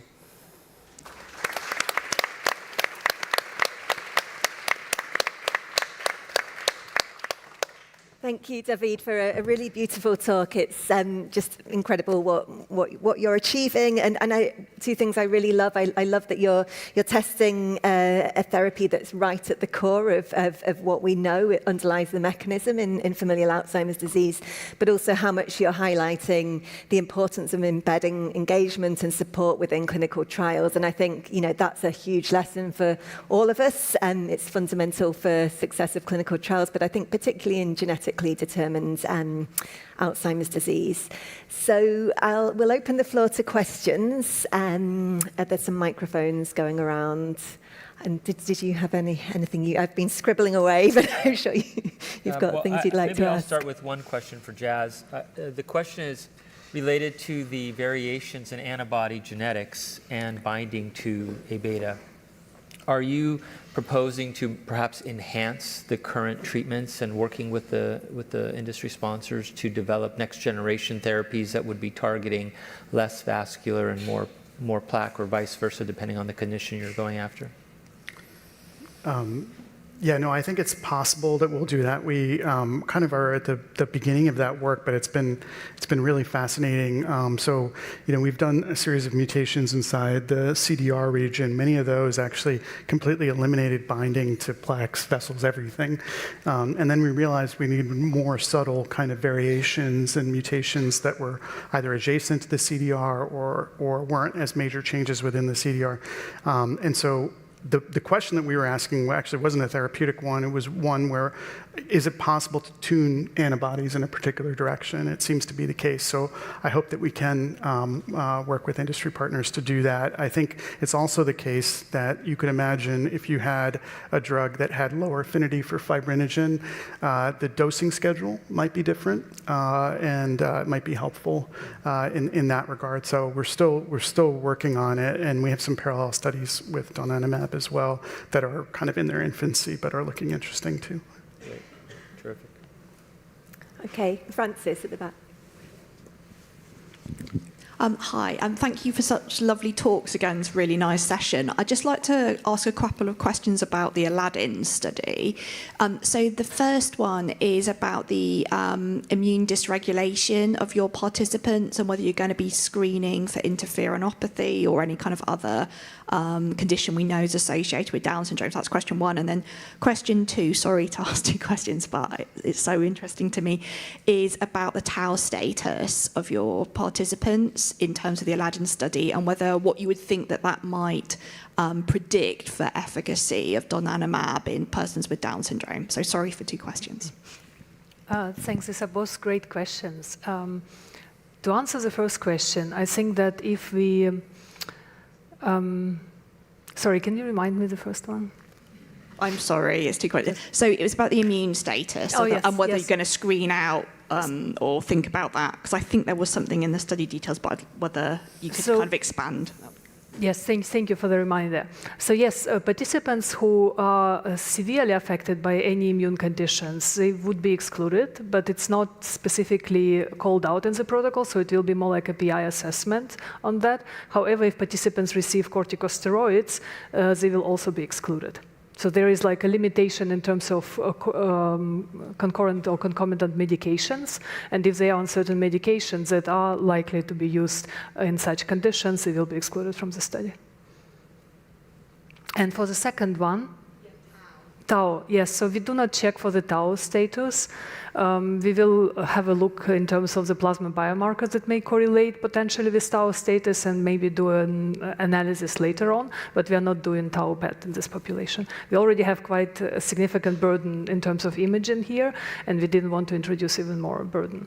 But given the age of these participants, we hope the tau burden will not be that extensive. So we are going a little bit earlier with 35, which not many of them may be amyloid positive at that time, but we are hoping that between the age 40 and 50, these are mostly, or like many of them would be positive, whereas tau may be not that high at this time.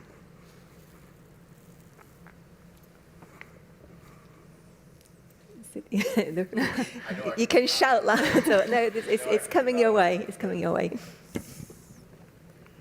So this is amazing, the advancements in clinical trials for Down syndrome and Alzheimer's as well as autosomal dominant. And what I'm curious about is what efforts or initiatives are ongoing to increase access to these trials, because it's such a small portion of individuals and families with Down syndrome that have access to this. I mean, it's truly a tiny portion. And there has to be ways to increase access to this beyond screening in specialty clinics, because that's just not where most of these patients are seen. They're seen by their pediatricians, at least in the States. So I'm curious, Mike, or who, there really has to be ways to get more individuals involved in access to these trials, because that's what's needed to expedite the therapies to clinic. And in my experience, the community wants access. They absolutely want to be involved in these trials, and they absolutely want access to them. So I'm just curious, as this group, and the Columbia group does an amazing outreach with their communities. Maybe we can learn from that. And so just any comments from any of you about it, because I'd love to know a little bit more as we're building our site and we do a ton of outreach stuff, that we may be able to even collaborate and do things. We need to do a better job. There are only 20 sites, so that's limited regional access. We need to work with advocacy groups to raise awareness. Many members of this community and Down syndrome community aren't even aware of the relationship between Alzheimer's disease and Down syndrome. ACTCDS will be rolling out Vanguard sites and an ambassador program where individuals with Down syndrome, self-advocates, will go out into the community near those sites to educate, to give presentations, to engage with the community, and to serve as a familiar face when people from the community come to those sites. Given the way that the clinical trial is run, they really do need to come on site, and that's a major limitation. But in the future, there could be a hub and spoke model where people are referred for some of the earlier assessments locally in their community, and then come out to those specialized centers for some of the more invasive procedures. I have a comment in two parts. The first part, in the case of the DIAN, we participate in DIAN studies, and DIAN have more or less 45 sites across all of the world. But we have a challenge with the translation of the batteries and the translation of the protocols. And the bigger challenge is the regulatory entity, especially, I thought specifically in Latin America, because we always is the last site to enter to these studies, because the regulatory entity is very difficult. And for example, Mexico is impossible to enter to studies. Argentina have a good approach with the regulatory entity, and is more fast, but the rest of the countries in Latin America have this challenge. And this is the problematic for entry this population to the different trials. And the other side, we need to expand these families with autosomal dominant Alzheimer's disease. In Latin America, recently increased the number of the population, of the genetic variants. The countries in this moment is looking for actively for this population. I think in the next year we have a more population for offer different clinical trials. But we continue with the challenge with the anti-regulatory. Is the last step in this moment, but I think we have this problem for include the minority of this population. Yeah, this is such an important point, and I think sort of going back to what you were saying earlier, I think the relationships building side of this is so critical, and that's for decades before a trial comes on board. I mean, in the UK, we run a support group for families affected by familial AD. That's been running for 17 years now, and sort of that trust that builds up, the opportunity to ask questions way before a trial has even been developed, and to sort of input in the design of it. I think that's really critical, and it's a really important time before you have a trial to talk about it in such great detail. But I think, as you say, also the regulatory side, that's a massive challenge for so many countries. And I think a real critical question for us is, how do we get regulators on board and part of these discussions? And I know when the first DIAN trials started, there was an EMA meeting about prevention trials, and it was a very small closed meeting. I certainly wasn't there, but we made a film of people from families talking about their views on trials, and I think that was really important to get their voices into that meeting. But given there's regulatory barriers in every country, for every trial, I think that's something we need to maybe collectively think about how we address those issues. Maria. I just have a quick question for Zenaida, and maybe also for Mike. Have you thought about the GSM Nivigacetor for Down syndrome, or is that something that is a little too far out yet? Not yet. So early discussions. But could be an approach. Yeah.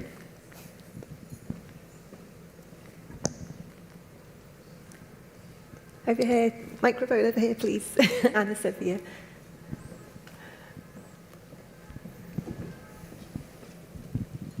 Thank you very much for the great talks. We're moving forward and we don't want to miss a step. So I have a question for ADAD study coming to Europe. Since it's a phase 4 and in some countries we don't have the authorization to get the drugs. And what about UK, for example? So we are working with Eli Lilly to bring it to Spain in the future as a site and to expand it even beyond Spain. The regulatory challenges are huge at some of the countries you just mentioned. You heard about some of those countries and the challenges. Ideally, working with the sponsor, we'll be able to target the regulatory agencies at each country. The issue is we don't have enough resources to go all at once. And so places where there's a large cohort that's well characterized, there's a site that's capable of running such a study and ensure safety as the key priority, that's where we will start first. And so we're starting with Spain as our first site. So for Spain, it's going to be not a phase 4, so... In Spain, it's going to be a phase 4 too? Yes.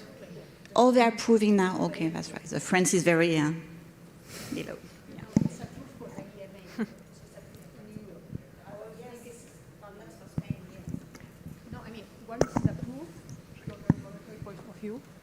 No, I mean, one is the approval for the regulatory point of view by the EMA, and another is the funding of the national health system. That's two different things.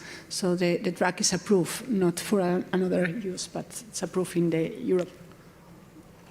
Yeah, I think it would be a phase 4 in the whole of Europe, and we only have one regulatory agency for Europe, just to clarify for others. So, I mean, the approval is for the whole of Europe, and irrespective of the reimbursement policies in the different countries, that's a different thing, but I think that regulatory-wise, it could be a phase 4. Yeah, it is true that the EMA in the label, as opposed in the US, the FDA allows for these drugs to be prescribed in people with Down syndrome, even though they haven't been administered, whereas the appropriate use recommendations advised against, that's the situation in the US. In Europe, the label does not allow for Down syndrome. That is true. Jason.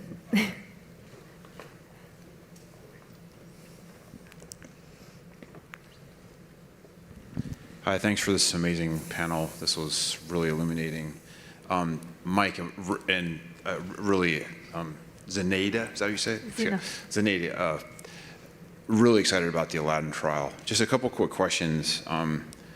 12 months, you must have had some good evidence that that's enough time. And I was also wondering about the sample size being 30 active, 30 placebo. Like, what sort of preliminary data made you think both of those things were enough? Should I take it? Sure. Yeah. So first question regarding 52 weeks, it will be like the primary endpoint for the study, but we will run it also for participants who did not decrease during this 52 weeks. We will run it for another year, right? And it still will be blinded. So the participants wouldn't know, we will know whether participants actually achieved the threshold or not. Secondly, we start in actually pretty young age, right? So they probably would not have that much accumulation of amyloid. Those which are on the older side probably would, but we will be able to see that in the end, I think, after 52 weeks and also after 2 years. And the second question, if you remind me, sorry. Just about the sample size, There's a sample whether 30 size. is sufficient. Yeah, so we primarily are interested in safety, and I think for safety we should be able to see like how much or like how often ARIA frequency. That's our primary concern, which will occur.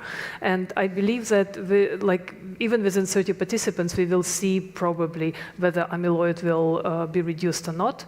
We also run some statistical, I think, analysis that actually suggests that that will be sufficient.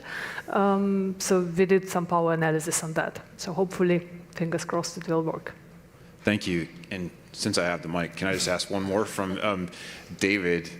Really, really excited about API2. So incredible, the study design. You've put so much thought into it. I love the clear and maintain idea. It's amazing.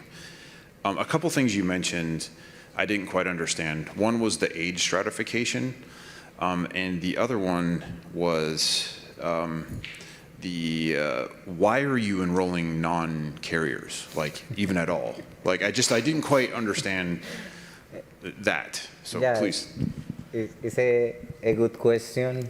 We include in this moment non-carriers because we structure with Diane the genetic counseling, but the majority of the population, especially with this genetic variant in Paisa mutation, didn't receive the genetic status. And we include the non-carriers for blind the genetic status for the population. But in the first trial, we have the ratio 3:1, but in this case, we use 5:1 for include more carriers and have more power in the statistical analysis. We have a big challenge, for example, with the area, because in the case we have area is the revelation of the genetic status for the participant. And we discuss a lot about that. I think we need moving forward to the genetic counseling for this population, and the next trial in the close future, we include people know the genetic status. But in this moment, we don't have this possibility, and we need to include non-carriers. But we try include the lesser number. And the first one question, we include people with 25 years to 55 years. The idea is have a big range for include these people, and include people in all of the different stages of the pathological moments of the disease, with amyloidosis, with tauopathy, and the MCI or mild dementia. And we equilibrate all of the groups across the age, but evaluate what is the effect of the combination drugs in the different moments. Okay, so we might have time for one last question, or one or two last questions. Francis.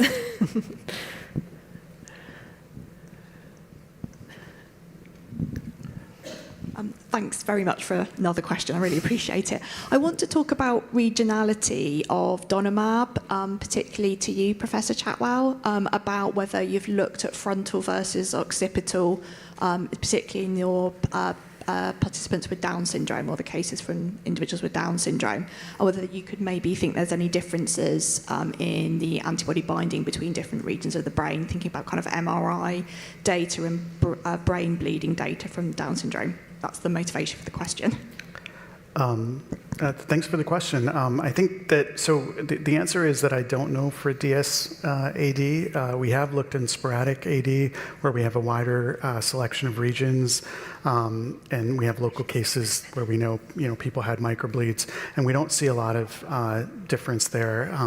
As has been described before, there's more CAA in the posterior circulation, including the occipital lobe, so we do see more staining there for that reason, but that's the main sort of regional information, which I think recapitulates what has been seen with CAA in the past. In Downs, I'm relatively new to Downs, so I don't know offhand if that posterior circulation predilection is as pronounced as it is in sporadic AD, but it's something that's definitely worth looking at, and hopefully we can get a wider range of regions to try to understand that. My suspicion is that it's going to track with the amount of CAA that's present, not necessarily whether it's frontal or occipital. Okay. Oh, should we permit one last question? Okay. I have two questions. So, so these amyloid lowering immunotherapies, they engage microglia, right, as a mechanism. But microglia are highly dystrophic in adults with Down syndrome. So, what do you think about this? Mm-hmm. And the other one is for Dr. Chadwell. So we do see a lot of fibrin deposits in our autopsy cohort, in the parenchyma, leptomeningeal vessels, capillaries. And we also know that, as you showed, A-beta binds fibrin. So what do you think the effect of these immunotherapies will be in a brain that has a lot of fibrin, a lot of A-beta? Do you think they will have a positive outcome? Do you want to answer the first question? Yeah, I'll answer the first question. So I think that's an interesting concern regarding microglia. And we know that people with Down syndrome have very different immune system overall, right? They have also certain interferon genes on chromosome 21. So I think it's very difficult to predict what their response will be. Secondly, I think it's not the primary mechanism. It's one of the mechanisms how donanemab actually acts. So it acts directly by binding, but also through microglia. And I think microglial component here is not that strong, as far as I recall, for donanemab. So that I hope that answers your question. And regarding microglia being dystrophic, I think it might be also slightly later stages. So is it already seen in very young participants or relatively young participants too? About 4 years like when do you, at 40 years of age, yeah. you see? And how dystrophic, like in terms? Like, Very is it like very dystrophic? Very dystrophic. Yeah. Okay. So yeah, I think it remains to be seen. I think it's also important to investigate. Like if we, not sure how. I mean, we can measure some certain microglial biomarkers, I guess, in blood. That will not be great, I think, but maybe in CSF if they co-enroll in the CSF sub-study. Thank you. Yeah, and about the second question, I think it's a really good one. So I showed a lot of staining, but how it relates to how it's going to affect treatment and how it's going to affect patients, there's several steps removed from that. Sort of taking what you're saying, at face value, it is very much the case that I worry about complications of anti-amyloid antibody use across the dominantly inherited population and certainly in the DS population as well. And I do worry that, microbleeds are a really late phenomenon. So we sort of assess the concept behind the appropriate uses is that if somebody has established CAA, we may not want to treat them with anti-amyloid antibodies. And yet there's certain situations in which we know, even if people don't have microbleeds, they're extremely likely to have CAA. So your data showed that as well. So how do we reconcile those two things? So our group has really been trying to understand what markers we can use in the pre-microbleed phase of CAA to understand if somebody's on that trajectory. But, I think that the thought in the field is that the worse the CAA is, the more the risk is. And so given how bad the CAA is in DS, I do worry about it. I also worry that patients may not be able to report their symptoms in the same way, that they're in terms of the ability to do rapid MRI follow-ups, therefore may be less. And so, I think that there's concern. That doesn't mean we have to do these studies. We just have to be careful doing them. And I think we've seen great examples of that and trying to understand what's going on. It also makes an argument for going earlier on in the course of disease, and also thinking about combination therapies. So for instance, if we really thought that these fibrin deposits were going to very likely lead to ARIA and other complications, one thing we might want to do is a gamma secretase modulator, especially when people start younger. I think that all these things, present concerns. We definitely have to do the trials, but we should also think about how they change our understanding of mechanism and how we can now creatively use combination therapies to treat people at the right time with the right treatment. And it could be that whether it's an antiplatelet therapy, whether it's an anticoagulant therapy, whether it's GSM therapy, to prime people and help reduce that potential early on, and then allow us to use the anti-amyloid treatments or use the GSMs for maintenance, as we saw before. So I really love where this is all going. Thank you. Okay, that seems like a perfect place to stop. It's about finding the right treatment for the right people at the right stage, and that's hopefully our next frontier. So thank you again to all the speakers, and thank you, my co-chair, and thank you for the discussion.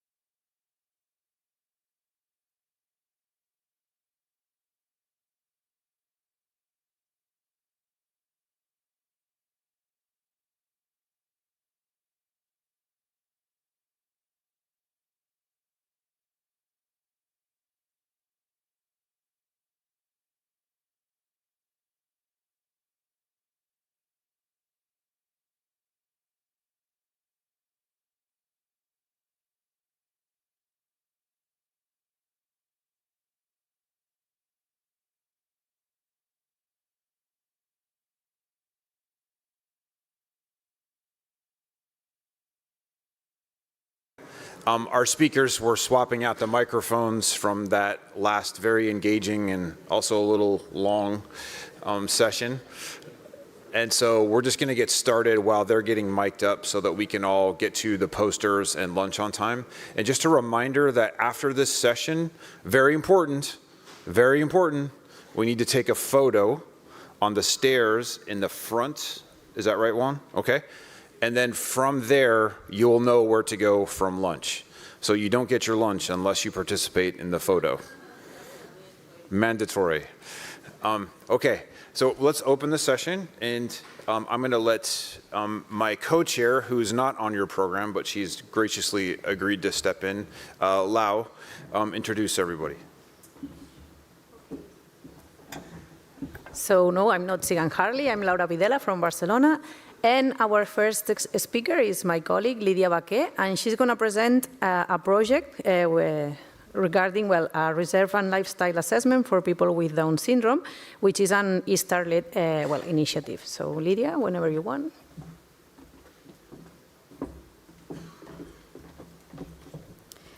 Hi, everyone. Good morning again. And thank you to the organizers for the opportunity to present this ISTAR initiative developed within the Cognitive Resilience and Down Syndrome Alzheimer's Disease Working Group, where Dr. Sigan Harley and I serve as co-chair.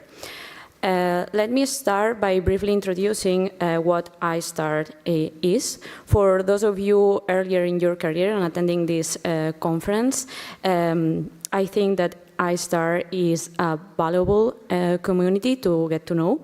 It is a global network of scientists, clinicians, and dementia professionals who share common goals, develop knowledge, fostering collaboration, and driving breakthroughs to advance research and treatment of Alzheimer's disease and other dementias, and you can join it. Within ISTAR, there are what we know as professional interest areas, groups of professionals with focused interest in common research goals. And in 2023, two of these professional interest areas, the reserve resilience and protective factors and Down syndrome Alzheimer's disease, created the Cognitive Resilience and Down syndrome Alzheimer's disease working group with the main goal of identifying protective lifestyle and biological factors that could be targeting clinical trials and other interventions as means of delaying and or preventing Down syndrome associated Alzheimer's disease or DSAD. The first milestone of this working group was the publication of this review article in 2024, where we were able to establish the framework for resistance and resilience to DSAD, two concepts extensively characterized in the general population, but not in Down syndrome population. We described the variability in disease onset and progression. We defined methodological properties to guide future research, and also we characterized the influence of comorbidities and key protective factors. Indeed, one of the current goals of this working group focus on these social, behavioral, lifestyle, and environmental factors as promoters of resilience to DSAD. It is important to note that these risk factors or modifiable factors have been extensively characterized in the general population. All of you are familiarized with the Lancet Commission work, where the authors stated that up to 40–45% of the dementia cases may be attributable to modifiable risk factors. Another relevant item is that this risk accumulates across the life course. It seems that the different elements exert its effect at different stages across the entire lifespan. Interestingly, for example, in the early life, it seems that years of education or education level has a critical role, conferring higher cognitive reserve and resilience later on. In this context, 1 year ago, we published this study where we suggested that there is a generational shift toward higher proportion of individuals with mild to moderate intellectual disability and higher autonomous functionality. And this is explained by the fact that during the last decades, the Down syndrome population has experienced an improvement in both access to and quality of school or scholarization, educational level, and occupation. In this line, we also know that high engagement in complex employment is linked with less cognitive decline over time, and also that higher level of education and employment level is associated with better cognitive functioning. This is another relevant work in the field based on the Victoria Longitudinal Study Activity Questionnaire, which is a tool adapted for Down syndrome population that allow us to assess cognitive, social, physical, and basic activities. And the results of this study show that higher or greater cognitive stimulating activities were associated with higher episodic memory scores at baseline and less decline, and also that higher social scores and global score of this questionnaire moderate the association between the brain amyloid burden and the expected decline in episodic memory. Physical activity is another modifiable risk factor that we also know that is linked with resilience in AD. In this publication, the authors show that engagement in greater moderate to vigorous physical activity at baseline was related to a 62% risk reduction of memory decline. This slide tries to highlight the negative impact that the stressors, discrimination, and stigma have on both mental and physical health, yet often under-recognized. But importantly, there are modifiable factors such as social integration, coping strategies, and positive life events that can induce resilience, buffering against this negative impact of stressors in biological pathways linked to key pathological mechanisms in Alzheimer's disease. Despite this evidence, the role of modifiable risk factors in Down syndrome or DSAD is still less characterized. And to assess this gap, we want to launch the Reserve and Lifestyle Questionnaire in Down syndrome to develop a scalable tool suitable for both clinical and research settings. The work plan is structured in two phases, interconnected. First, we want to collect information from established Down syndrome cohorts by using a survey to characterize the current practices in the assessment of this type of variables. If you want to have access to this survey, you can scan the QR code to participate. Here we want to collect general data practices in the international sites, and we are also interested in some key methodological aspects, for example, the temporal framing, the longitudinal assessment, or the use of self versus informant-reported instruments. At the same time, in parallel, at the last working group meeting, we design a little bit the draft idea for the questionnaire, and we propose some characteristics for this hypothetic instrument. We propose a Likert-based instrument where each item could be rated from 0 to 3, composed by different domains with global scores of these domains and a unique score for the questionnaire as a calculation of these, all of these domains. We also reach a consensus on the domains that we wanted to assess. Well, here you can see the key domains that cover the draft version of this questionnaire: education and learning, work and daily activities, cognitive and leisure activities, social engagement, physical activity, sleep, diet, sensory health, psychological well-being, family and environmental support, life events, and socioeconomic status. And well, the idea is, so with all this information collected from the survey and with the discussion in the working group, we wanted to create a questionnaire or a compilation of existing tools complemented with other items to be implemented in a multi-center pilot study to evaluate the feasibility, acceptability, and to test initial psychometric properties of this tool. Who would be the candidates for the study pilot? Primarily those cohorts we already know from our review article are collecting this type of data.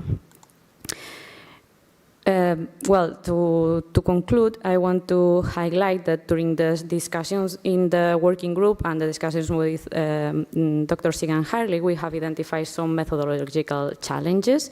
First, the optimal temporal framing of the items, because do we want to know the current, the past, or the lifetime exposure? Also the use of informant versus self-report data, as I said, and the potential relevance of longitudinal change in this type of variables as early markers of prodromal phases. And in the same line, the interpretability of response across the AD continuum. Moving forward, it is important to examine how social and structural determinants of health, including race and ethnicity, influence the studied variables. So to conclude, we think that this initiative addresses a critical methodological gap in DSAD, providing a standardized approach to capturing lifestyle factors in this high-risk population. And this putative tool has potential to enhance cross-site harmonization and support studies of resilience. And in the future, also to inform personalized prevention strategies and to encourage policy changes to improve access to medical care, education, occupation, and leisure and physical activities in this population. Well, if you are interested on this topic, please stay tuned. The next working group meeting will take place in 2 weeks. If you want to join us, our working group, you can scan the code to have access to the registration form, but please note that ISTAR membership is required. Thank you for your attention.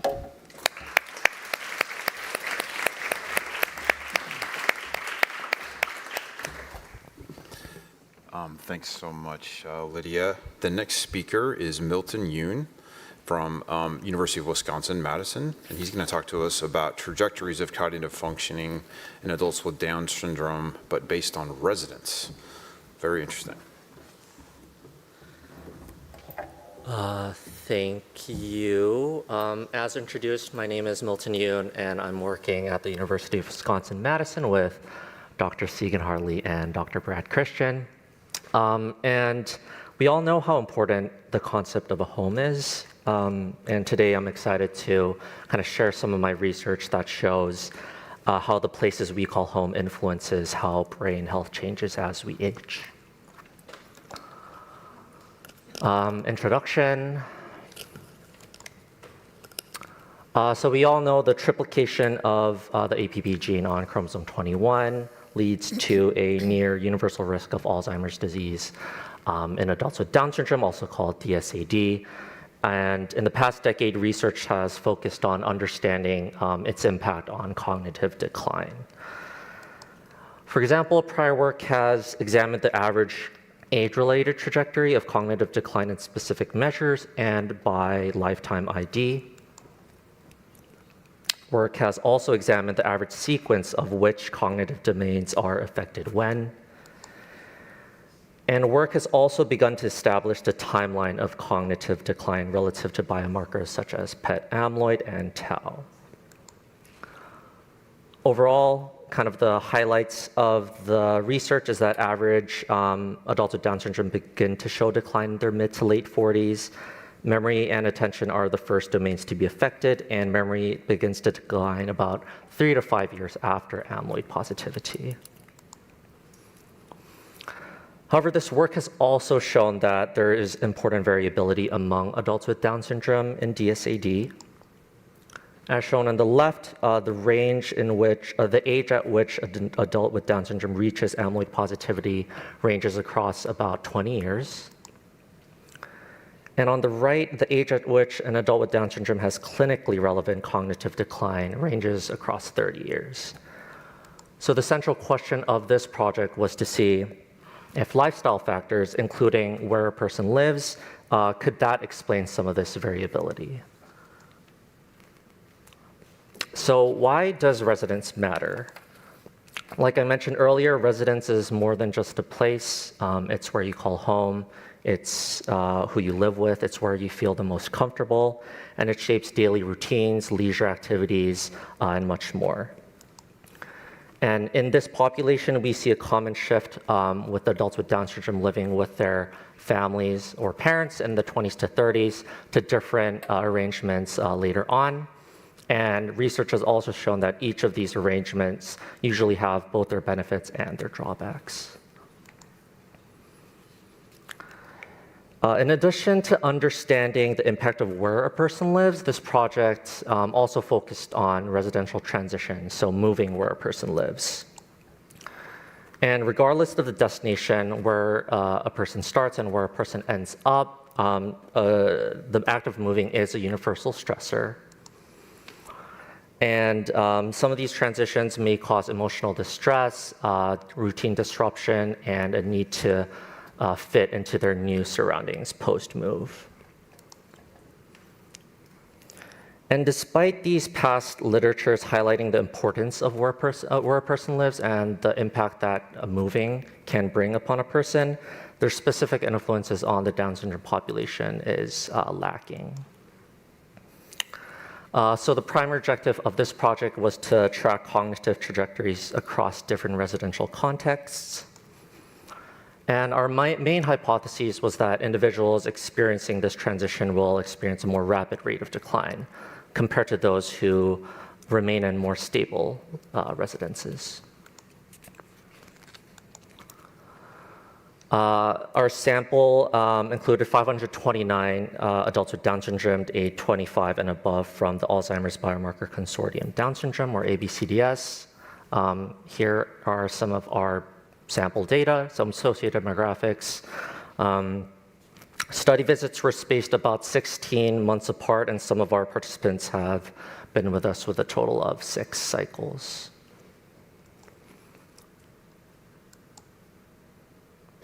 Key variables, understandably, the residential groups that our participants were in, which consisted of living with a parent, living with a sibling, living independently, living in a group home, and then that transition group where it was just people who've moved residences at least once during their time with us. And also the cognitive outcomes. And for this, we had 2 directly administered tests, the Down syndrome mental status examination and the modified cued recall test.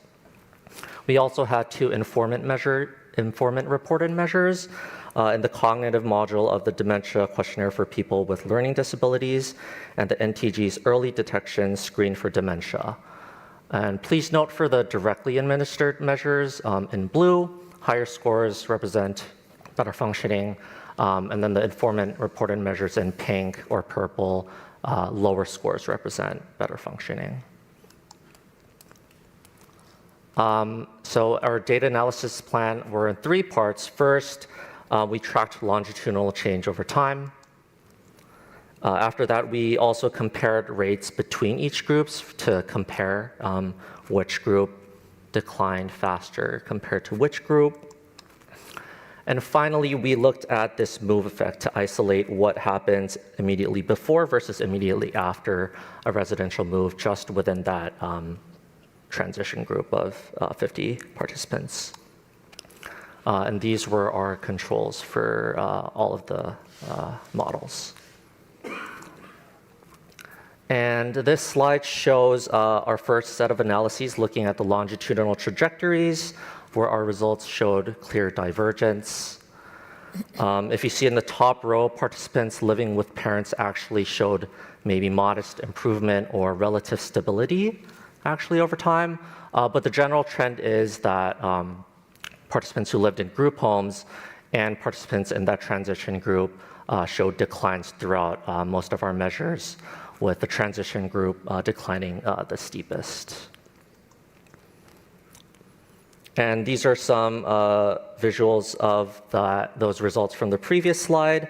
Again, we can see that the groups that lived with parents and with the siblings in the orange and the brown greenish, relatively stable compared to the other three groups, which showed more decline over time.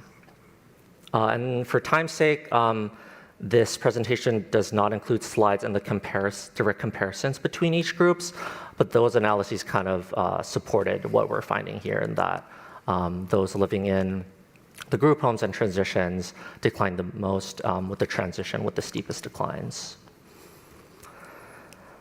And since the transition group was showing so much decline, we wanted to really understand what was going on among those people. Was the decline happening all along, or was it that transition that kind of triggered this decline? An analysis of slopes pre-transition and post-transition kind of answer that question we had. Trajectories were stable or at least non-significant prior to the transition, but we see after transition, we see more of that decline. And then in the right two columns, when we did a direct comparison of the slopes pre-transition to post-transition, that further supported this concept. And these are, again, just visualizations of the models from the previous slide. We can see in the center, those lines are that point of transition, and the slopes varying quite drastically pre and post. And please note that we wanted to make sure that these moves were mixed and varied, and that it wasn't all one direction, and that they weren't 99% going from living independently to a group home. And that analysis revealed that the most common was actually people moving from group homes to independent living, which is about 25%, followed by about 6 different transition directories around the 15 percentiles. So we had reason to mention that they were quite varied. We also wanted to make sure that these transitions weren't all happening due to the COVID pandemic, because everyone's lives, including where we lived, really drastically changed during that time. And analyses there also showed that these transitions weren't mostly due to the COVID pandemic. So for quick discussion, first slide kind of focuses just on those stable residential settings, and we found that those who live in group homes or in part living with siblings showed greater declines compared to those who lived with parents or independent homes. And we believe that one reason this might have happened is selection factors. Residential placement is not random. It's most likely a reflection of that individual's life. And those people who live in group homes or different arrangements may already be on a different cognitive or health trajectory. Second is environment, and as mentioned in the introduction, different homes vary in so many different ways, which can influence resiliency, vulnerability to decline over time, impacting DSAD progression. Now, focusing more on that transition group, 2 key patterns showed out: accelerated decline, and that this group showed the steepest cognitive declines among all the groups, and that inflection point where we see relatively stable, non-significant slopes pre-transition, followed by sharper, significant declines after that move. And similarly, kind of 2 main points that we came out is one, that residential changes introduce disruption that increase cognitive demands, and these new cognitive demands might be particularly challenging for individuals already on the track to DSAD. And similar to the more stable group discussion, we can't interpret this transition solely as a causal effect. Transition may be the catalyst that speed things up, but they can also just be responses to other subtle changes not yet captured by other clinical measures. Some implications that may result from this work. First, residential transitions should be considered as high-risk periods by clinicians and caregivers. And second, when a move is necessary, we must implement mitigation strategies to reduce those potential declines. Several strategies like gradual familiarization, structured supports, and more. Just wanted to finish by thanking the participants and families of the ABCDS study, our funding co-authors for this project, and the broader ABCDS consortium members. Thank you.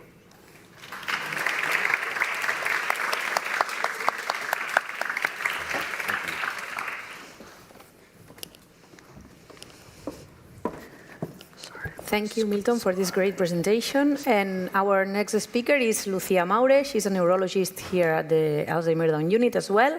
And she's going to talk about her great work on epilepsy in a multi-site project.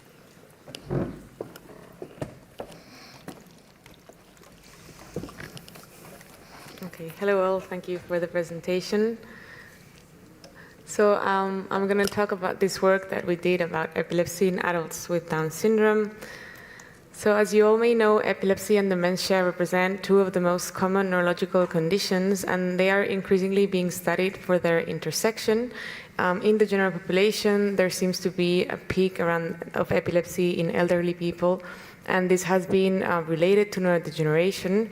And in particular, studies with brain bank individuals of individuals living with dementia have seen that Alzheimer's disease pathology itself, rather than other neurodegenerative causes, is increased in individuals with epilepsy and, with dementia and seizures. So with this in mind, it is not surprising that epilepsy, both in the sporadic AD population and in the autosomal dominant AD population, have higher rates than in the general population.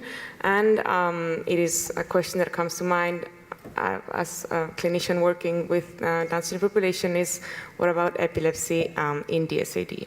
So as we know, DSAD represents the largest community of individuals living with a genetic form of Alzheimer's disease, and reports in the prevalence of epilepsy among this group have varied widely depending mostly on the age at which they were looking at it. So it can vary from 5% to 15% when looking at individuals of a mean age of 47 years old, or even 45% when looking at individuals over 50%. So this later peak of epilepsy prevalence has been debatably associated with Alzheimer's disease. And when looking at this specific group, case reports have shown that they present predominantly with myoclonic jerks and generalized tonic-clonic seizures, which is why the term late onset myoclonic epilepsy in Down syndrome, or LOMETS as we'll call it, has been coined. However, given this unique opportunity that we have to study the natural history of LOMETS in this genetically predisposed population, its timing and magnitude around AD onset, and its potential clinical consequences, the prior studies have been small and based mainly in cross-sectional data, which is why we wanted to have a look at it. So our objectives were first to estimate age-specific prevalence and incidence of epilepsy across adulthood in Down syndrome, to characterize the timing and semiology of new onset epilepsy, and especially in relation to symptomatic AD onset, to identify predictors of LOMETS among those individuals with symptomatic AD, and examine effects on survival and cognitive trajectories, and finally examine the accuracy of EEGs as diagnostic tools for LOMETS. So for that, we decided to join forces and did a prospective multicenter observational longitudinal study with 7 international European cohorts that pulled an aggregate observation from 2012 to 2025. And information about demographics, co-occurring medical conditions, and regular medications were obtained from patients and caregivers at each visit. Then, after examination with neuropsychologists and neurologists, a baseline ID level of mild, moderate, or severe to profound was given. And at each visit, the cognitive staging was given to each individual with either cognitive stable, where no cognitive decline was found, or prodromal AD, where there was cognitive decline that was mild and didn't interfere with daily living or prior functioning. AD dementia, when it did interfere with prior functioning and daily living, and uncertain non-degenerative cognitive decline, where there is some degree of cognitive decline, but there are medical, pharmacological, or psychiatric conditions that are interfering, and we are not suspecting a neurodegenerative condition. Then we defined epilepsy as the International League Against Epilepsy criteria defines it, and at each seizure we try to ascertain the dates and the semiology. And we defined LOMETS as any epilepsy arising in parallel with symptomatic AD. So we defined a symptomatic AD window that was from the day that a diagnosis of either prodromal or dementia AD is made. So from 1 year before that and onwards, we defined the symptomatic AD window. And we applied intentionally no age or semiology restrictions to the LOMETS definition in order to be able to capture the full rise of epilepsy that is happening, and then, if needed, reappraise the term. We ascertained date of death and the CAM-COG-DS in order to be able to assess cognition. And we also performed standardized research EEGs in individuals both with and without epilepsy, and qualitative reading and the ascertainment of interictal epileptic discharges, and background slowing was evaluated by blinded neurologists. And then we also looked at APOE genotyping, which was available for 30% of the whole sample, but represented 42% of the symptomatic sample. So with this, we were able to capture 4,800 individuals with the minimum common data set in order to evaluate our goals. As you can see, the age, the median of age overall was 44 years old, but it varied widely depending on the cognitive staging. So going from 37 years old in the cognitive stable group to 54 in the prodromal and 57 in the AD dementia group. 48% were female, and the level of intellectual disability was distributed as 25% mild, 57% moderate, and 19% severe to profound. And when looking at the prevalence of active epilepsy at last visit, again, the percentage varied widely depending on which group we're looking at. So in the overall sample of the 4,000 individuals, the active epilepsy was present in 15%. But when we're looking at the cognitively stable, it was about 5%, in the prodromal about 17%, and in the AD dementia group about 47%. So here you can see our active, our prevalence study. So as you can see in the blue line, it's the overall individuals. You can see that the prevalence of active epilepsy starts rising about 35 years old onwards. But when dividing this blue line by symptomatic AD participants, which is the red one, and asymptomatic, which is the gray, you can see that this is mainly driven by the symptomatic AD participants. And a similar pattern is seen when looking at the incidence ratio of a first seizure. So we can see again in blue the overall incidence ratio that rises from 35 years onwards, and is again mainly driven by the occurrence of first seizures in individuals with symptomatic AD in red versus asymptomatic in gray. We also wanted to look about when do the rate of seizures starts to rise in relation to AD diagnosis. So we performed this change point analysis looking from 10 years before AD diagnosis to 10 years later. And as you can see, the incidence ratio remains low and stable until a sharp rise in the pre-diagnostic year, aligning with our symptomatic AD definition, and then continues to rise and be stable around after AD diagnosis. We wanted to see if the incidence ratio, we see that it depends on AD diagnosis, but we also wanted to see if it varied depending on biological age at AD diagnosis. So if individuals that were older at AD diagnosis had maybe more seizures than those who were younger, or vice versa. So we divided by age at AD diagnosis. So in green, you can see those that were diagnosed before 50 years old, in purple between 50 and 60, and in orange more than 60 years old. And as you can see, the trends were pretty similar without significant differences in incidence ratio by biological age. And so when looking at the cumulative incidence of having a first seizure from the year before the AD diagnosis to onwards, we can see that it rises almost linearly, attaining 60% at 9 years post-diagnosis. And when looking at the type of seizures that we were looking, we did an cumulative incidence analysis where you can see in brown are the myoclonic seizures, in black the tonic-clonic seizures, and in blue other types of seizures. So as we expected from prior definitions, the myoclonic and generalized tonic-clonic seizures were the main predominant ones, and there was no difference in the cumulative incidence between them. But what we also saw, although this was not the main goal, and this is an observational study, but we did see that in individuals that had a first myoclonic seizures, if those that had anti-seizure medication right after these first myoclonic seizures, which is the orange line, developed, only 20% of them developed a tonic-clonic seizures after 3-year follow-up, whereas those that did not receive an anti-seizure medication after first myoclonic seizure developed a tonic-clonic seizure, 80% of them in 2 years follow-up. Then looking at when we have individuals with symptomatic AD who is more at risk of having a seizure or who is more likely to have it sooner, we saw that individuals with severe to profound ID level and individuals being carrier of an APOE4 allele had a higher risk of an earlier seizure along the AD continuum. And when evaluating our EEG as a diagnostic tool, we divided, so up in the left is the accuracy of the interepileptic discharges in epilepsy individuals versus non-epileptic individuals. In gray is cognitively stable, in pink is prodromal, and in red is dementia. And then down left is the background slowing, again, cognitively stable, prodromal, or dementia. So we saw that interictal epileptic form discharges were more prevalent in those with epilepsy than those without, as expected. And background slowing was in asymptomatic individuals more prevalent in the epilepsy than not, but in symptomatic individuals there were no difference. And taken together, prodromal and dementia individuals, the background slowing was much higher than in asymptomatic individuals.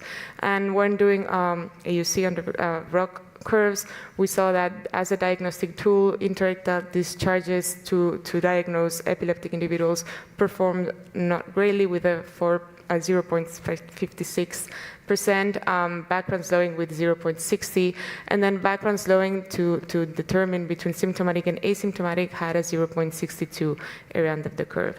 However, we must note that most of these EEGs were performed more than 6 months after the first seizure, and likely after initiation of anti-seizure medication, potentially underestimating diagnostic sensitivity of the measures. And then finally, we looked at whether LOMETS was impacting survival or not, and in what manner, and we can see that it did greatly impact survival, and it was worse in those that had LOMETS at earlier times. So in red, you can see LOMETS since the AD diagnosis, then at 2 years, 4 years, 6 years, and no LOMETS.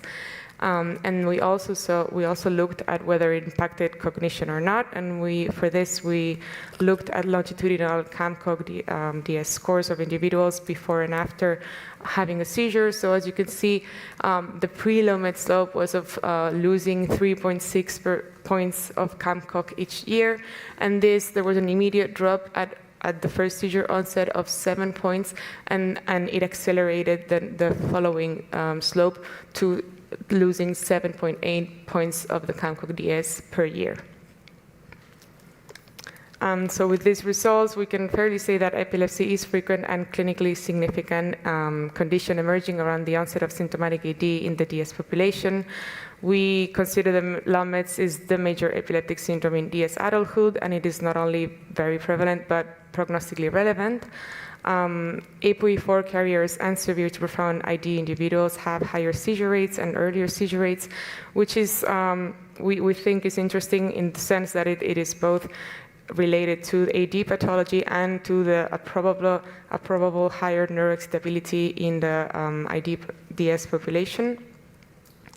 Epilepsy represents itself as one of the major components of the clinical trajectory of DSAD, and the interplay between neurodegeneration and network hyperexcitability in AD is emphasized.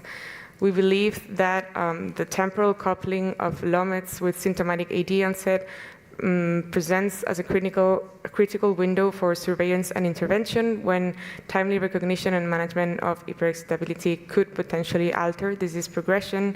And in this line, we think that preventive strategies with well-tolerated anti-seizure medications around this window might improve survival and cognitive decline. And there is an ongoing trial, which is the DSAD, that is looking precisely at this with levetiracetam, a well-tolerated anti-seizure medication. So we'll see that.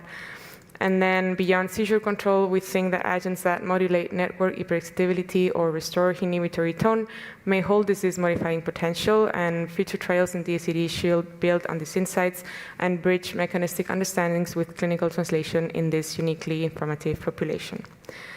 So with this, I would like to thank the participants, my mentors, Maria and Juan, and all the international collaborators without whom this would not have been possible.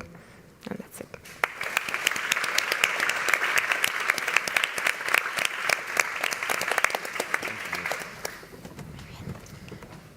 I'm happy to introduce our last speaker of this session, my very good friend and colleague, Emer McGlinchey from Trinity College Dublin, is going to talk about survival after an Alzheimer's dementia diagnosis in people with Down syndrome.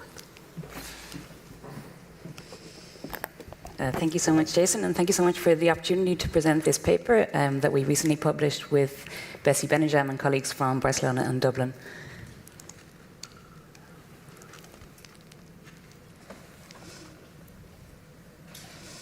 So thinking about what we already know about survival in DSAD, so literature has shown us for a long time that we know survival is shorter. So in people with Down syndrome, the average survival is between 3.8 and 4.8 years.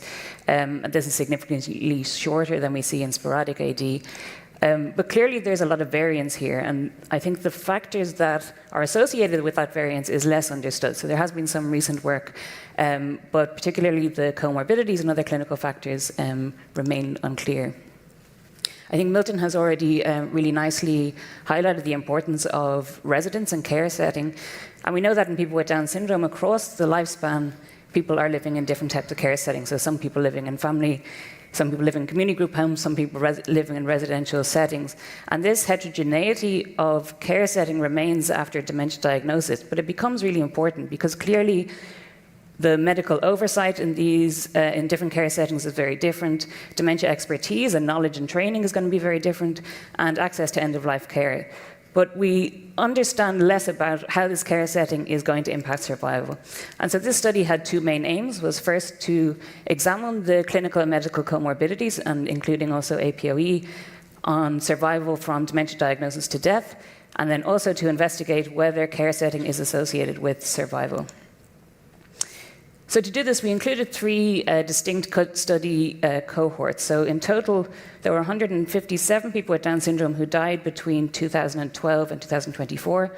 And these came from three cohorts. So the first from Barcelona here, which is a clinical cohort. The second is an observational study in Ireland, which is a representative study where it's not a clinical cohort, but information is taken from medical records.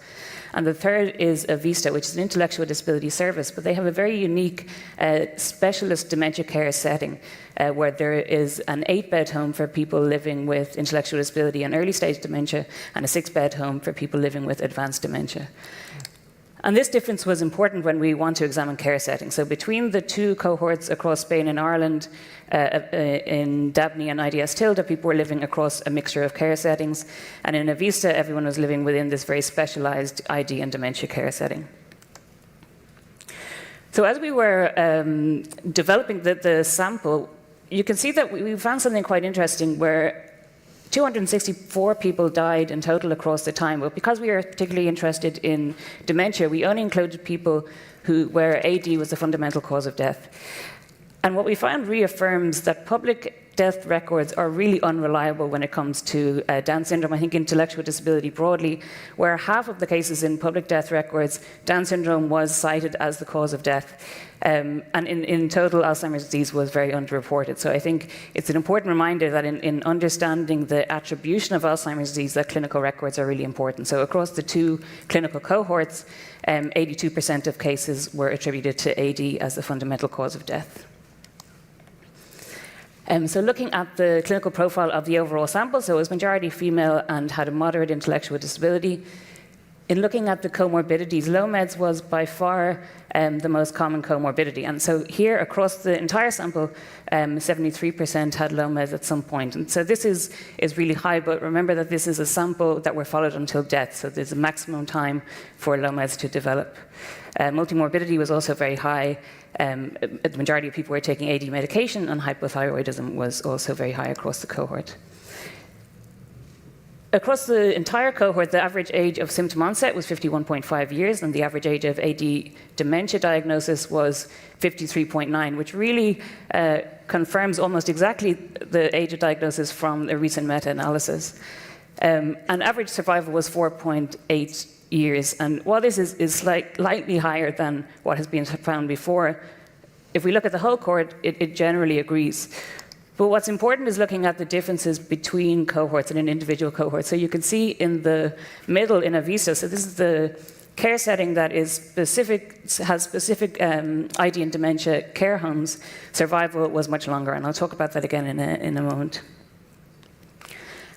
I'll warn you that this slide is largely around things that weren't significant, but I think some of these are interesting. So any of the demographic factors, sex, level of ID, whether people were taking AD medication or not, weren't associated with survival.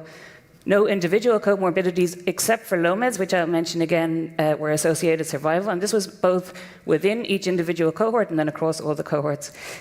And we also looked at APO4, and this was just in the DABNI subsample. And while E4 carriers lived on average 1 year longer, this wasn't statistically significant, but it was a smaller sample. And similarly, when we looked at the multivariable regression, the only comorbidity that was associated with longer survival was low meds. And so we looked at this in more detail, and Lucia has introduced this, where not only is this one of the key, most prevalent conditions, it also appears to be a really important condition in terms of prognosis. So the average survival from low meds diagnosis to death was 3.9 years. And that when we looked at this with a time-dependent Cox regression, we found that at any given time point from when low meds is diagnosed, there's an increased risk of death of about 3.4 versus those who remain low meds free. And similar to what Lucia has just presented, when we look at these model-based survival predictions, clinically it infers that if low meds occurs 5 years after dementia diagnosis, that's associated with about 30% longer survival than if low meds occurs at the same time as dementia diagnosis. So going back to care setting, we examined care setting both at the time of diagnosis and also at time of death. And as expected, we saw changes in those where people moved more to high support settings after diagnosis or at the time of death. We did find that those living at home were diagnosed younger than in other care settings. And again, this is what has been found before, likely that family members are more attuned and can recognize symptoms earlier. But we were particularly interested in survival. And what we found, so thinking back of the different care settings in the sample, across two cohorts, there was a mixture of care settings, so people living with family in residential settings in community group homes or in nursing homes. And then we compared that to the specialized intellectual disability and dementia care setting. And those in Avista, that specialized care setting, lived on average for 9.5 years, which is closer to what we see in sporadic AD compared to any other care setting, which was around 3.4 to 4.1 years. There were no other differences across any of the other care settings other than this specialized care. And I think this is an important message. It suggests that care really matters in terms of post-diagnostic dementia support. So I think as a field, we're very clear of the need for specialist expertise and assessment for diagnosis, but that doesn't always continue to post-diagnostic support. And so I think we do need to look at the impact of care and in terms of training and education for those caring for people living with Down syndrome. So whenever we talk about this study or present this study, people very rightly ask about what can this tell us about quality of life. And this study, the main outcome was years of survival. So we didn't have a specific outcome measure for quality of life. But I think in looking at the results, we can take this within the context of the care setting. And so Vista have published a number of standards related to dementia care. And there's very proactive monitoring of morbidities that we know are associated with DSAD. So things like dysphagia, aspiration risk, and also epilepsy monitoring are all very proactively monitored, and there is very person-centered care throughout the lifespan there. So I think in summary, there's really three main messages from this paper. The first is that public death records are not reliable in recording AD as a cause of death. Low meds is a key prognostic factor. It is associated with earlier onset, is associated with shorter survival. Other demographic and clinical factors don't appear to be associated with survival in DSAD. And finally, that we need to consider the type of care that's given to people following a dementia diagnosis, and that the type of care can have an impact both on survival, but also then in quality of life. Thank you so much.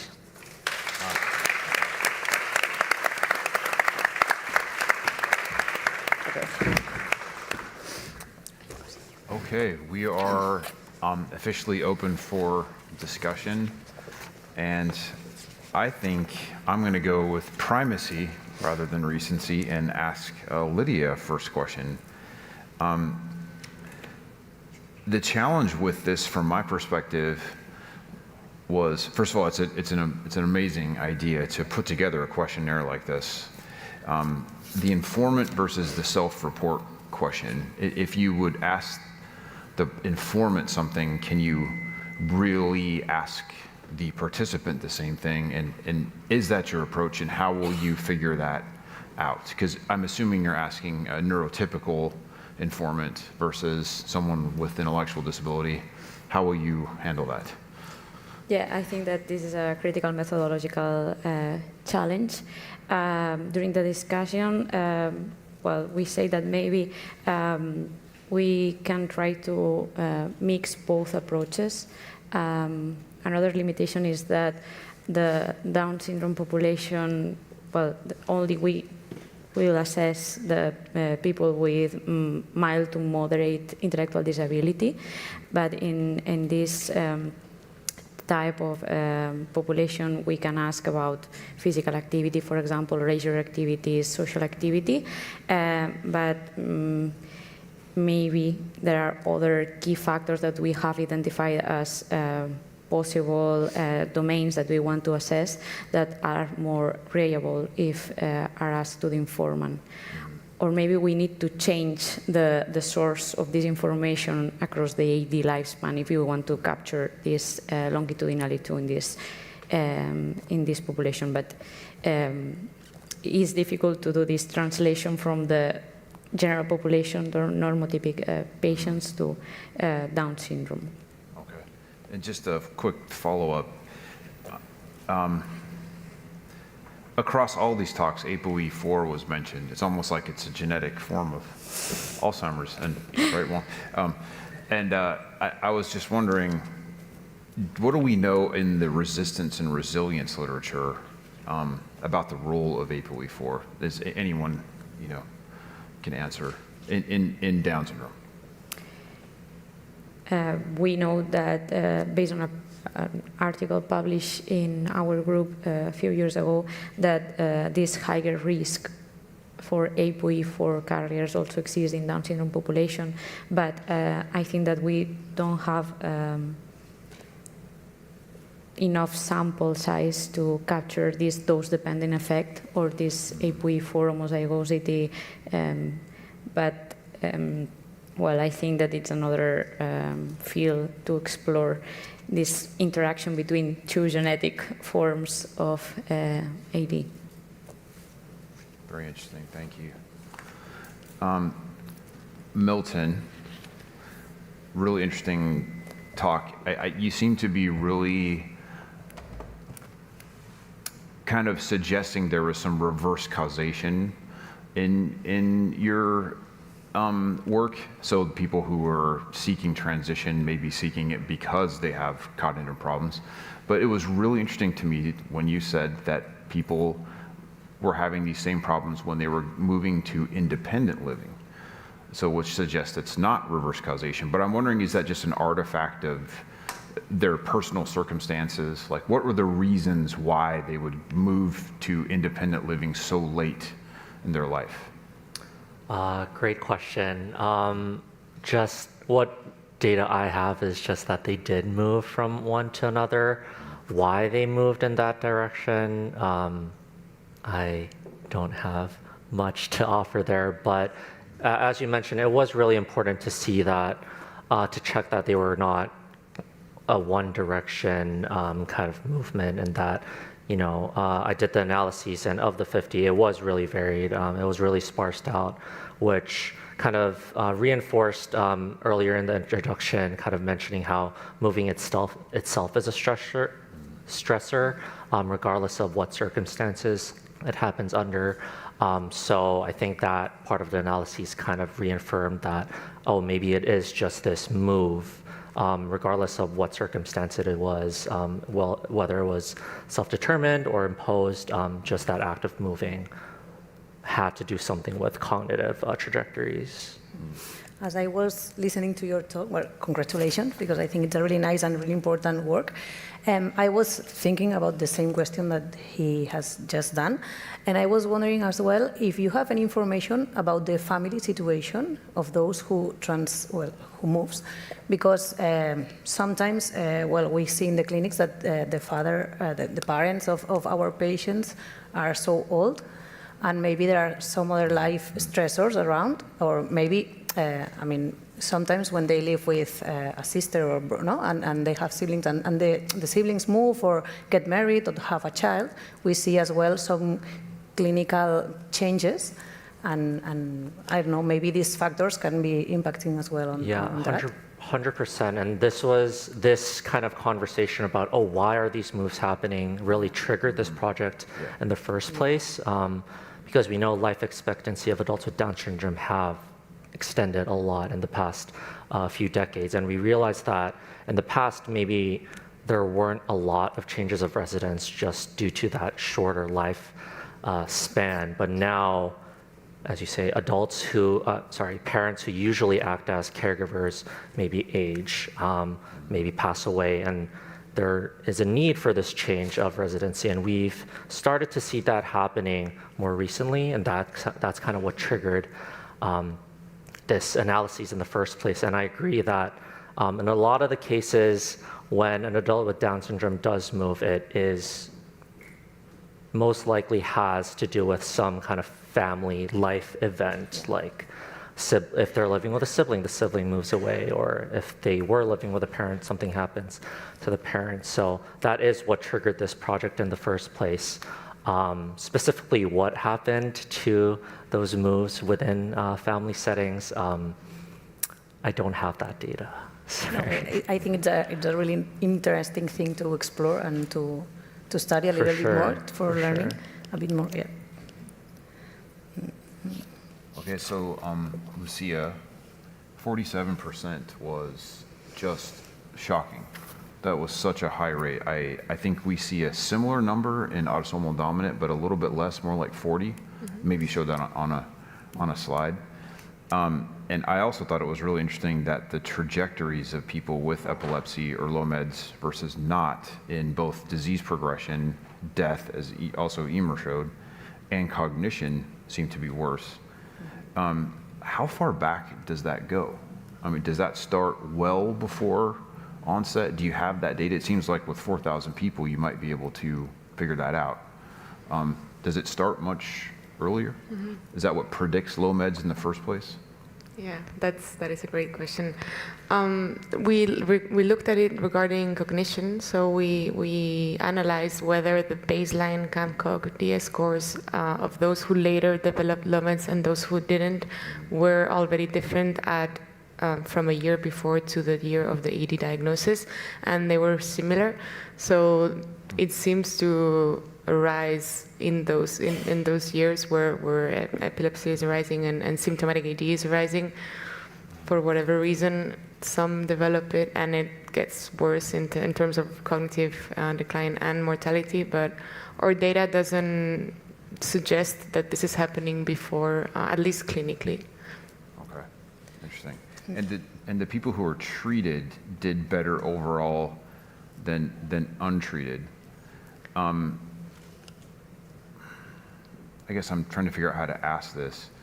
Did that change the time to death also with treated? Did you show that data? I've just forgot. No, I didn't show that data. So yeah, just to preface that, the analysis of the treatment versus non-treatment was just this analysis of myoclonic and subsequent developing a generalized tonico-clonic versus not developing it. But as this was an observational and not a clinical trial, and this was not our primary goal, we didn't surely evaluate the effects on medication on mortality. And also, the variation really is when they start medication, but at the end, all of the LOMETS individuals have medication, so there were no control LOMETs without medication. Okay, thank you. And Lucia, the prevalence is really, really high of LOMETs in DSAD, but as Eimer mentioned, no, that medical records might be underestimating sometimes some AD or some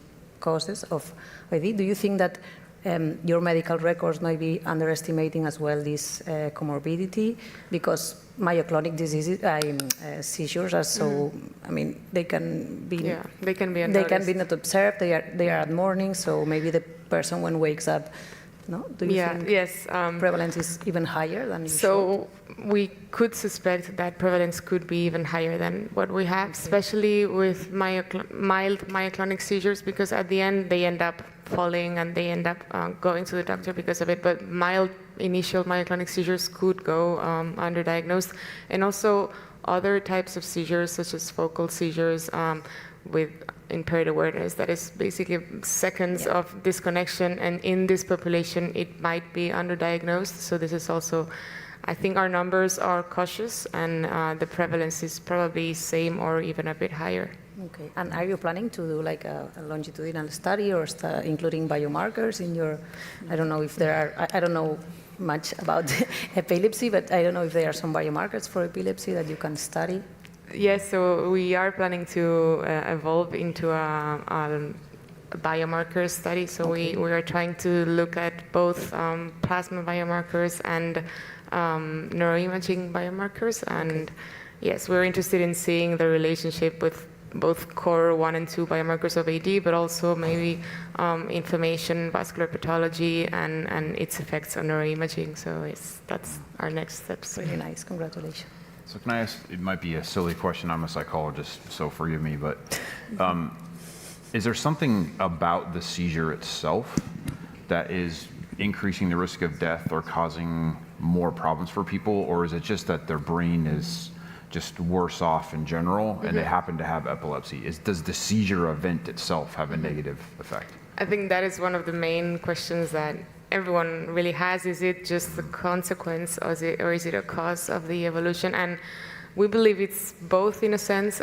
So the fact that the cumulative incidence rises linearly after AD diagnosis indicates that it is a cause of AD pathology, but also the fact that once LOMETS happens, the mortality and the cognition worsens, it in some way escalates the clinical AD. So it's both in our data. We believe that it's both a consequence and a cause of later worse prognosis in terms of mortality and cognition. Okay, so having the seizure event itself is, let's say you had subclinical subthreshold myoclonus with some sort of epileptic signal, you're worse off if you actually have like a major seizure. Yeah. Our data would support that, yes. In terms of cognition, even in we did a sub-analysis of the future LOMETs, so the ones that we know are going to develop LOMETs, and we looked at their CAMCOG, their longitudinal CAMCOGs, and they all, I mean, in the ones that are going to develop LOMETs, they also had this drop of the CAMCOG immediately after seizure onset, and then an acceleration onwards. So it does seem to trigger an accelerated decline. Very good. And Emer, what a fantastic talk. Thank you. One question, just an observation I noticed too. I think the death record issue that you mentioned is also in sporadic AD. It's also another issue. I think that it's vastly underreported. It's usually the more proximal cause of death. It's like, you know, toxemia or pneumonia. But if you go back and look at the medical record, it's directly tied to Alzheimer's disease, so we see a similar thing. But you said the public death record and the medical record had a massive difference in reporting those numbers, right? Yeah, so for ADAD-DSAD we use public death certificates, and those are the ones that were, so it was basically 50% were due to Alzheimer's, 50% of the cause of death was just recorded as due to Down syndrome. So I think they are very unreliable in general for Down syndrome, but especially also for AD. Okay, great. And you also mentioned ApoE as a big risk factor for the time to death. It was significantly shorter in E4 carriers. So it wasn't significant. So this was just in the Barcelona subsample. So I think it was with 87 people. So it did show an average that E4 carriers lived on average 1 year shorter than non-carriers. It wasn't statistically significant in this sample, but that might be due to the small sample size. Okay. So maybe somebody, the public has. Besides me. Yeah. Yeah. Thank you for the great presentations. I have a question for Emir and maybe Milton Yoon. Do you have any data regarding caregivers, or do you plan to look at that? Who are they? How old? Special caregivers for people with Down syndrome, different than in general population? So in this study, we didn't look at specific caregivers. It was more around care settings. So where people were living with family.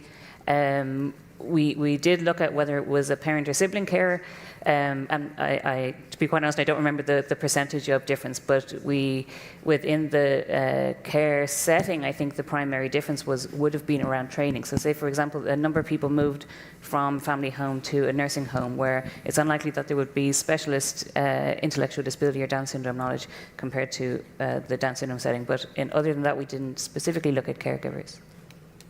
And I think for our sample, we do have some information of the caregiver, including like age, I think frequency of contact, or activities they do with the adult with Down syndrome.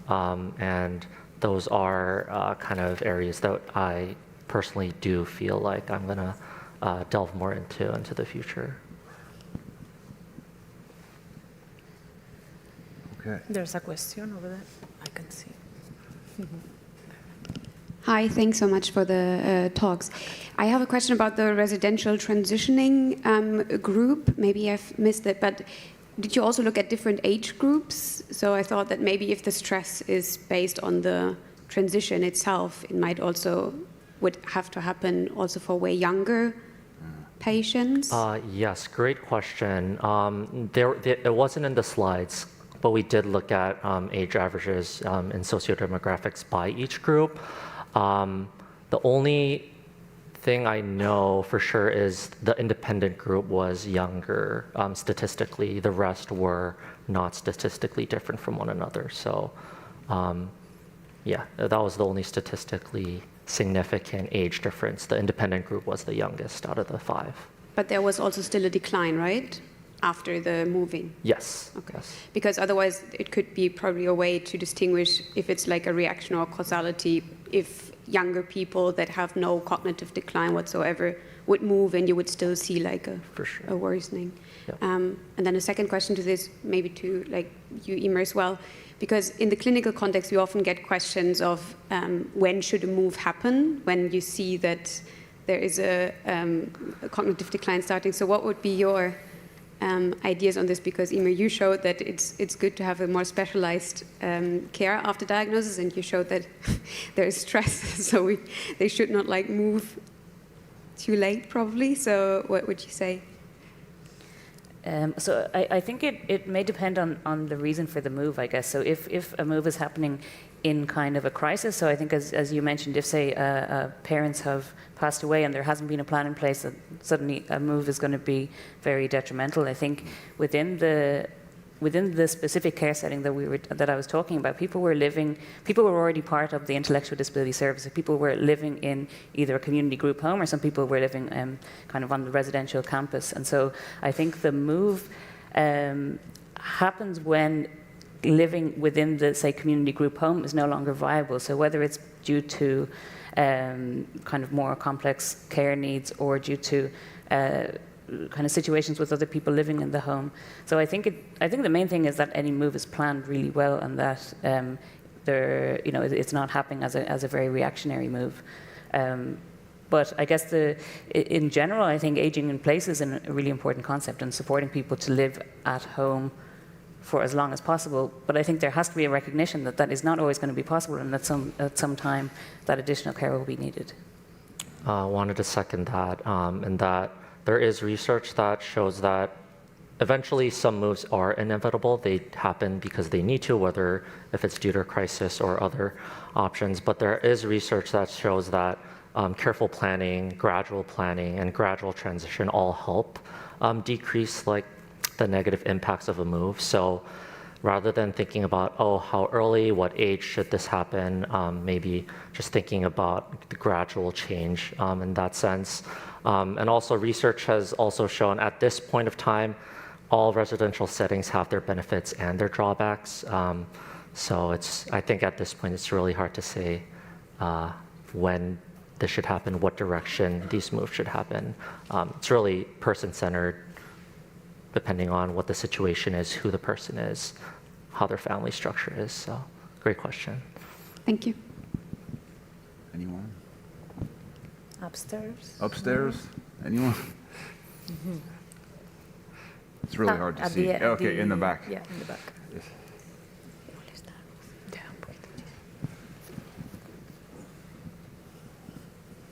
I have a question about LOMED and ApoE, and what you think the underlying mechanism that might be in that increased risk that you see, because that's really kind of striking data. The ID stuff, I kind of thought that was maybe what I was expecting, but could you speak a little bit more to what you think? Do you think it's vascular? Do you think it's parenchymal? What do you think is going on there? Yes, that is a great question. So we have few hypotheses on what could be leading this high neuroexcitability. I mean, for sure, the core AD biomarkers are the first one to look at. Because of the coupling of symptomatic AD and the emergencies, we would look more into tau than amyloid, but I think we have to look into all of them.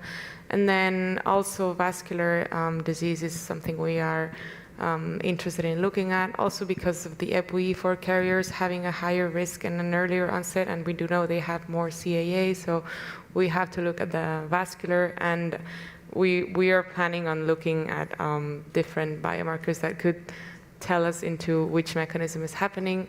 There's also a theory that early tau accumulation in the locus ceruleum could lead to go against the inhibitory tone of the brain, and this could also lead to more neurostability. So I think a few options are open, and we need to analyze them.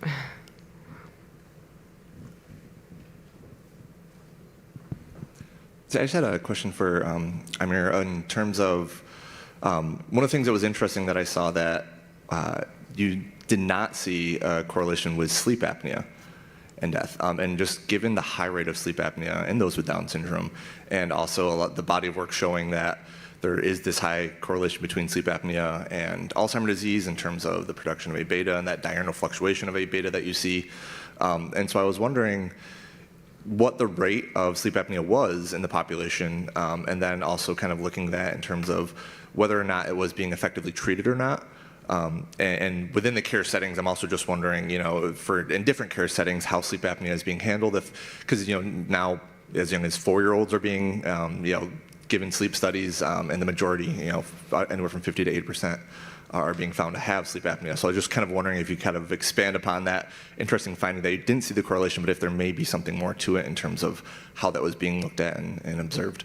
Yeah, so I think sleep apnea is really interesting, but I think in this population it was probably underreported. So the rate of sleep apnea, I don't remember the exact number, I think it was closer to about 10% though, so lower than you would expect. And I know we, in a previous paper with the Horizon 21 consortium, when we looked at prevalence of comorbidities across different sites, sleep apnea is one that varied quite a lot, and I think it depends on whether sites are specifically assessing for sleep apnea. So I think in this, it wasn't significant, but the numbers were lower than you would expect, I think.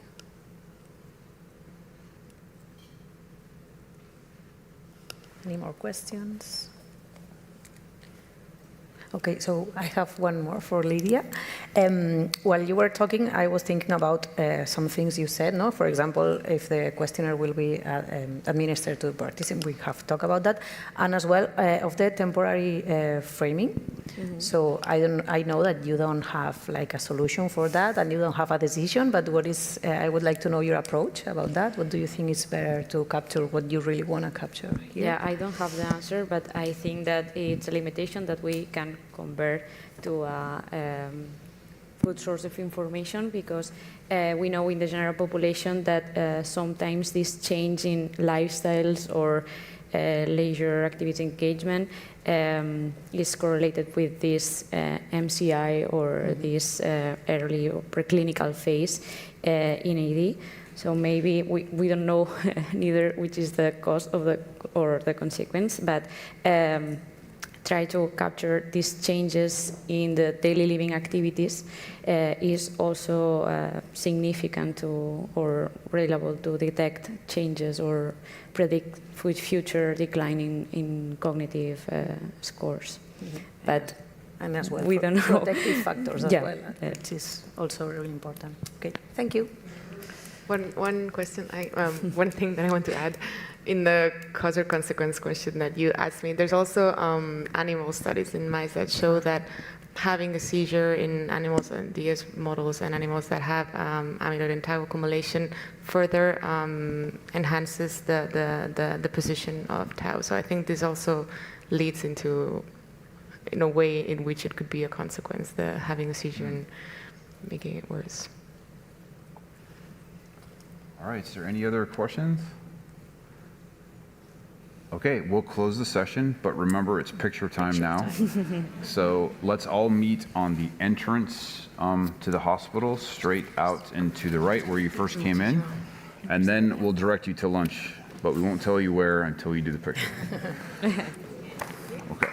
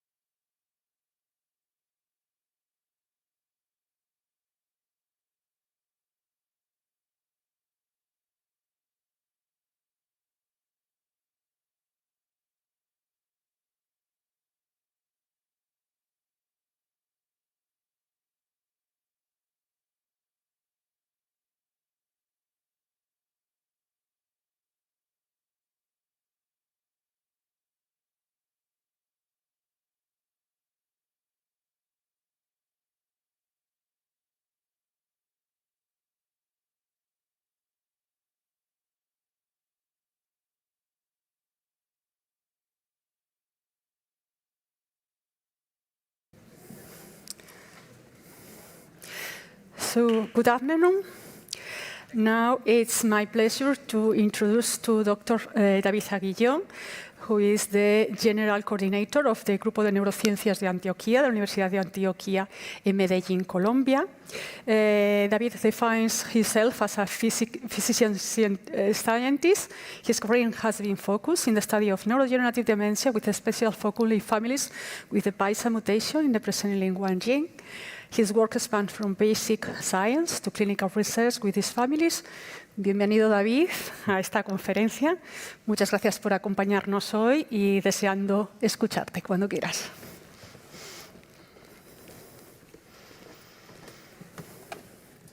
Thank you again for the invitation. I will try to tell you an overview about the neuroscience group of Antioquia. The title of the conference is Colombia ADAD Cohort. And I repeat that because it's very important for us. Our mission is to prevent neurodegenerative disease. This is our mission of our group. And we is inside of the University of Antioquia. University of Antioquia is the most important cultural, social, and scientific project in Antioquia, Colombia, and is over 225 years of institutional history.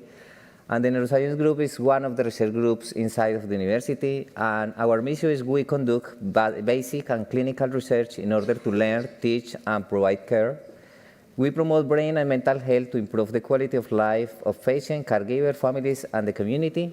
And we assist patients with neurodegenerative disease, neurodevelopmental disorders, and brain conditions for prevention, diagnosis, treatment, and rehabilitation. In this moment, we located in 3 sites because in the past 10 years, the neuroscience group grew a lot. In this moment, we are approximately 150 persons in our group. And we have 3 sites. The first one is the space of research inside the University of Antioquia. In this site, we have observational studies and basic science. And the second place is in the hospital near to the University of Antioquia. This place is dedicated for clinical trials. And the last one is inside of the central campus of the University of Antioquia. It's dedicated exclusively for basic science in our group. We have 3 mission pillars: research, teaching, and community outreach. And related to research, we are committed to promoting brain health, preventing, and curing neurodegenerative disease. We have this model of research. Sorry for this slide in Spanish, is image. And we have basics in research, translational research, and clinical research. And we have the possibility or capacity for perform clinical trials in phase 1, phase 2, phase 3 in this moment. And we're looking for in different observational studies and in basic science, biomarkers, proof these therapeutic molecules in different models, animal models or cell models, including organoids. And we have a biobank. We have the possibility to perform histological analysis, genetic analysis, neuropathological analysis, etc. This is the professors integrate our group in this moment. And we have some of research results very important. We have the possibility to develop testing of molecular and clinical trials, identification of biomarkers for Alzheimer's disease. We told a little later about that. The longitudinal follow-up for a special population, not only Alzheimer's, we have other populations, for example, CASIL, Parkinson, Huntington, frontotemporal dementia, and other special populations. Gene therapy or proof this therapy in cell therapy or in organoids, animal models too. We have 1 patent for this molecular dedicated to anti-cancer pharmaceutical composition in this moment. The identification of protected genes, we told a lot after. Identification of preclinical stage, identification on over 1,000 genomes from Colombia with degenerative disease. And this is Lucia. Lucia is the person who onset of this way with Dr. Lopera science 40 years ago. And this is the pedigree for one of the family. C2 family is the second family identified in Colombia. And this pedigree includes 1,500 persons.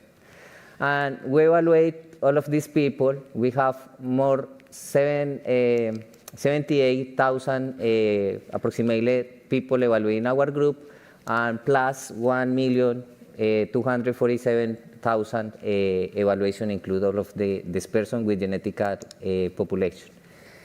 This is very important. Fieldwork is a pillar of research in our group. We continue this work on Dr. Lopera and continue visit the rural areas and urban areas in different sides of the country.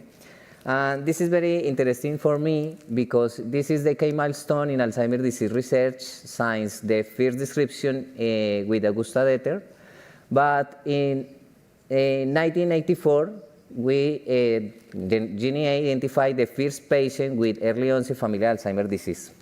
It's very interesting because Dr. Lopera followed up this population. In this moment, the population didn't know this is Alzheimer's disease. They consider mystical reasons related to the dementia or the loss of the mind, but they didn't know or they didn't name Alzheimer's or dementia at this condition. But we need to educate the population and organize different programs with them during this epoch.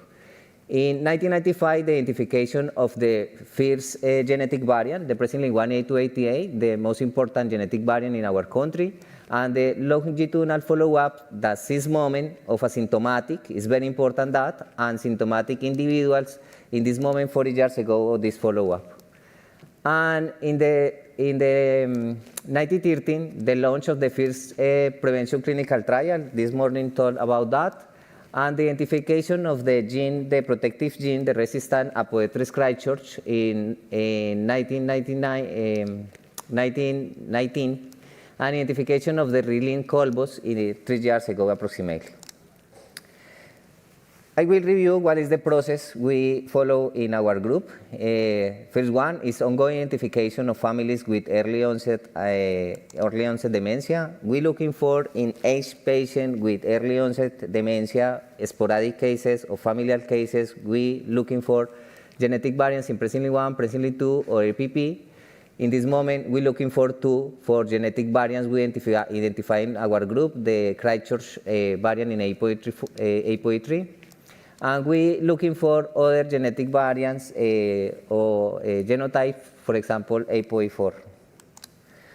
In this moment, in ALS Forum, is reported 364 genetic variants, and one of them is the PISA mutation, presently 1A288. This morning told about that, 600 individuals distributed across 25 large families. Approximately 20% are carriers of these families, with the mean age of onset of NCI 44 years and dementia 49 years.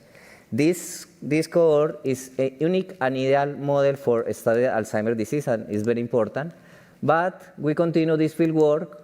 And what is the strategies for looking for these families? A comprehensive reconstruction of genealogies or pedigrees is very important. In these genealogies, it's very important to incorporate all relevant historical details, including description suggestive of cognitive or behavioral impairment in the families, because some people don't identify this condition how dementia or how disease, but this mentioned other terms, for example, mental illness, intellectual disability, aggression, psychiatric hospitalization, suicidal intention, etc. All of this is very important for us because we're looking for patterns in the genealogy for looking for possible genetic variants in them. The second review of baptismal records, death certificates, and church archives, because in this one, historical, the priest often document cause of death. For us, it's very important because permit us locate what is the ancestry of these families several years ago. And active case finding, community engagement, and public education initiative for looking for these families. Other is the social media plan or other strategies for communication. It's very important, TV, radio, social media, etc.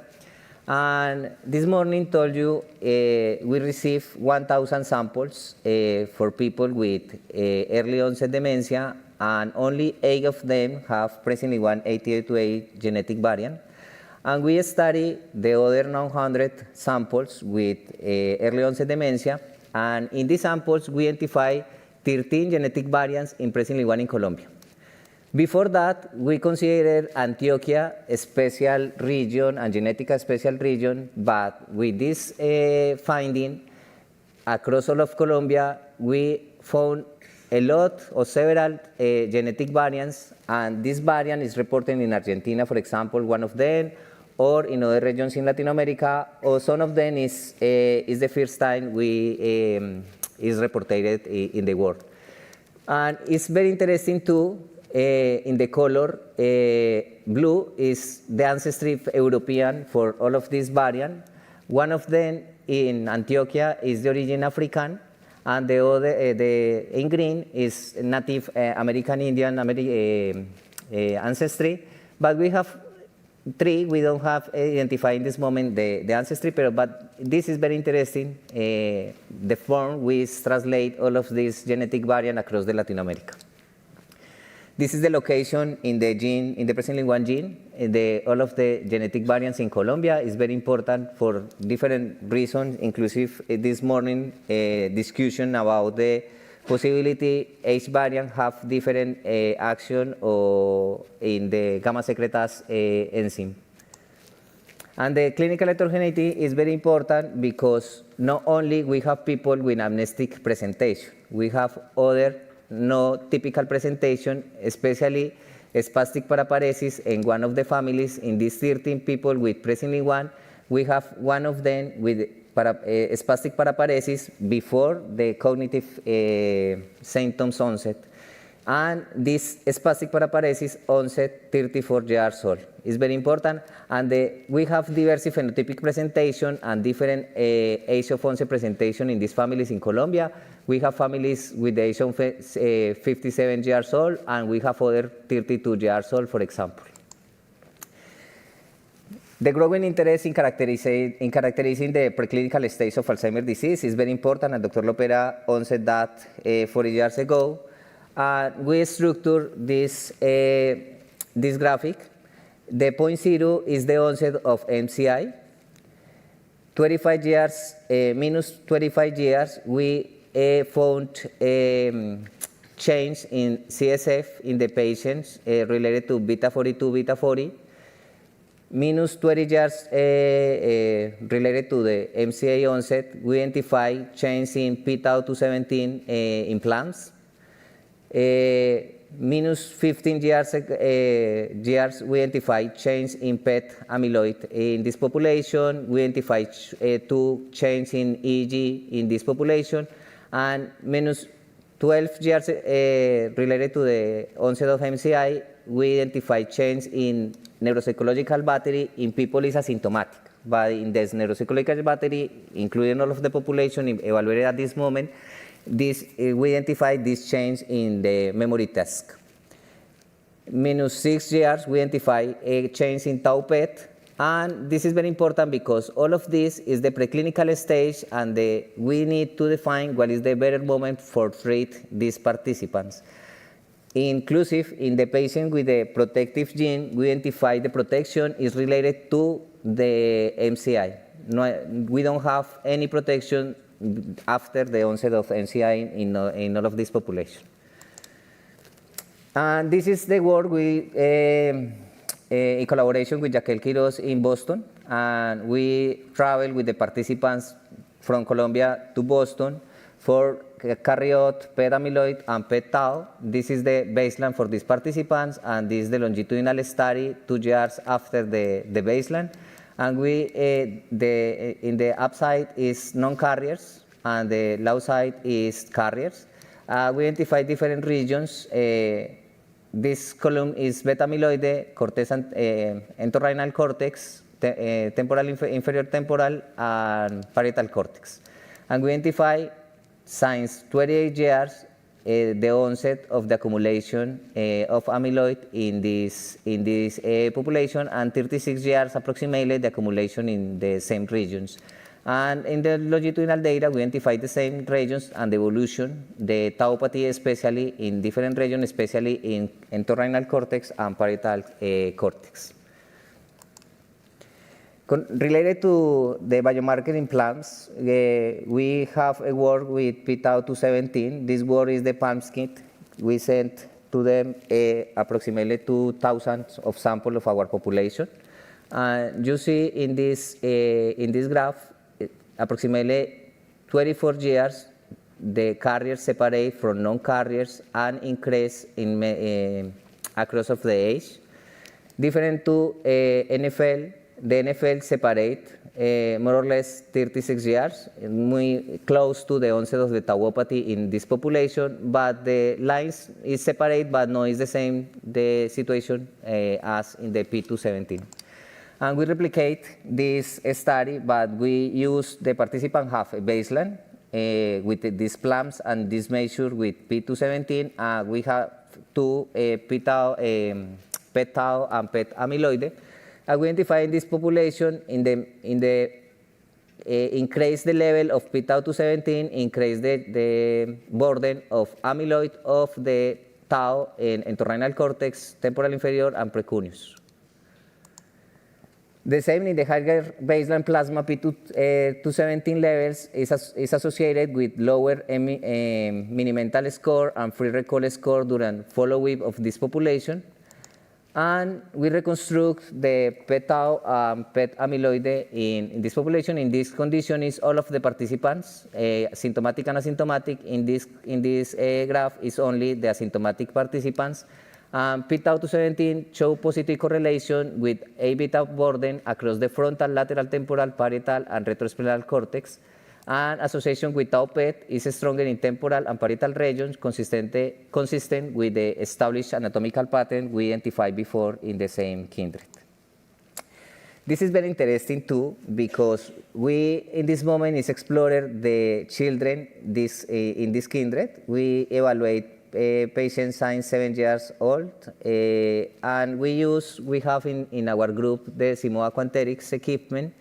And we have this model, people since 6 years to 65 years, and non-carriers and carriers, and distributed by sex is very important that, and this is the distribution for age and distribution for number of age of one, female and male. And we identify, we study the lipidomic of this population, and we identify this population with 6 to 12 years old have changed in different marks in lipidomic, specifically lipidomic, and this change in the moment in the pubertal age, probably with the influence of the hormones. And it's very important in this moment we include evaluation of the hormones in the population, because we consider the difference of sex is onset since the children age. And across all of the age, change the mark of the lipids, and it's different in females, is more change in females compared with males. And we structure the biomarkers with the Simoa Quanterix. Is similar we found in other studies, and related to the principal lipids, neutral lipids, glycerophospholipids, and sphingolipids. Neutral lipids change, this is the carriers, and the up is non-carriers, change in the moment, the pubertal moment. Change the concentration and the presentation of these lipids in the brain. And in this moment, it's under review. We publish, the idea is published soon, these results. And the other one, we have the only BioOne in Colombia. This BioOne is established 30 years ago approximately. And we have in this moment for this population 631 encephalic tissue samples. From them, approximately 200 is the presently what genetic variants. No only PISA mutation is the only other genetic variants too. And we have 32,000 cell samples and 45,000 plasma samples and plus 39,000 DNA samples. And we have CSF for some patients. Is more recently we onset to acquire that. And we have other projects related to Alzheimer's disease. This is observational studies or clinical trial studies. And we have, for example, this is an important study because we're looking for the protective genetic variants in Alzheimer's, but looking for two in caecil and frontotemporal dementia. And we have other using technologies for identification early people in risk of develop dementia. The NeuroKids is the study we mentioned before. We looking for change in hormones by sex, and we're looking for two change in the MRI in this population between 7 to 17 years old. And we study NGF, the growth nerve factor in CSF in the Paisa mutation population. And the RELAT project is observational study. We include in that sporadic Alzheimer's disease, frontotemporal dementia, and some cases with familiar Alzheimer's disease. The importance of genealogical reconstruction for identify patterns and extreme cases is a lot we learn with that. And this is the common ancestor of 14 families with the presenilin-1 A288 mutation.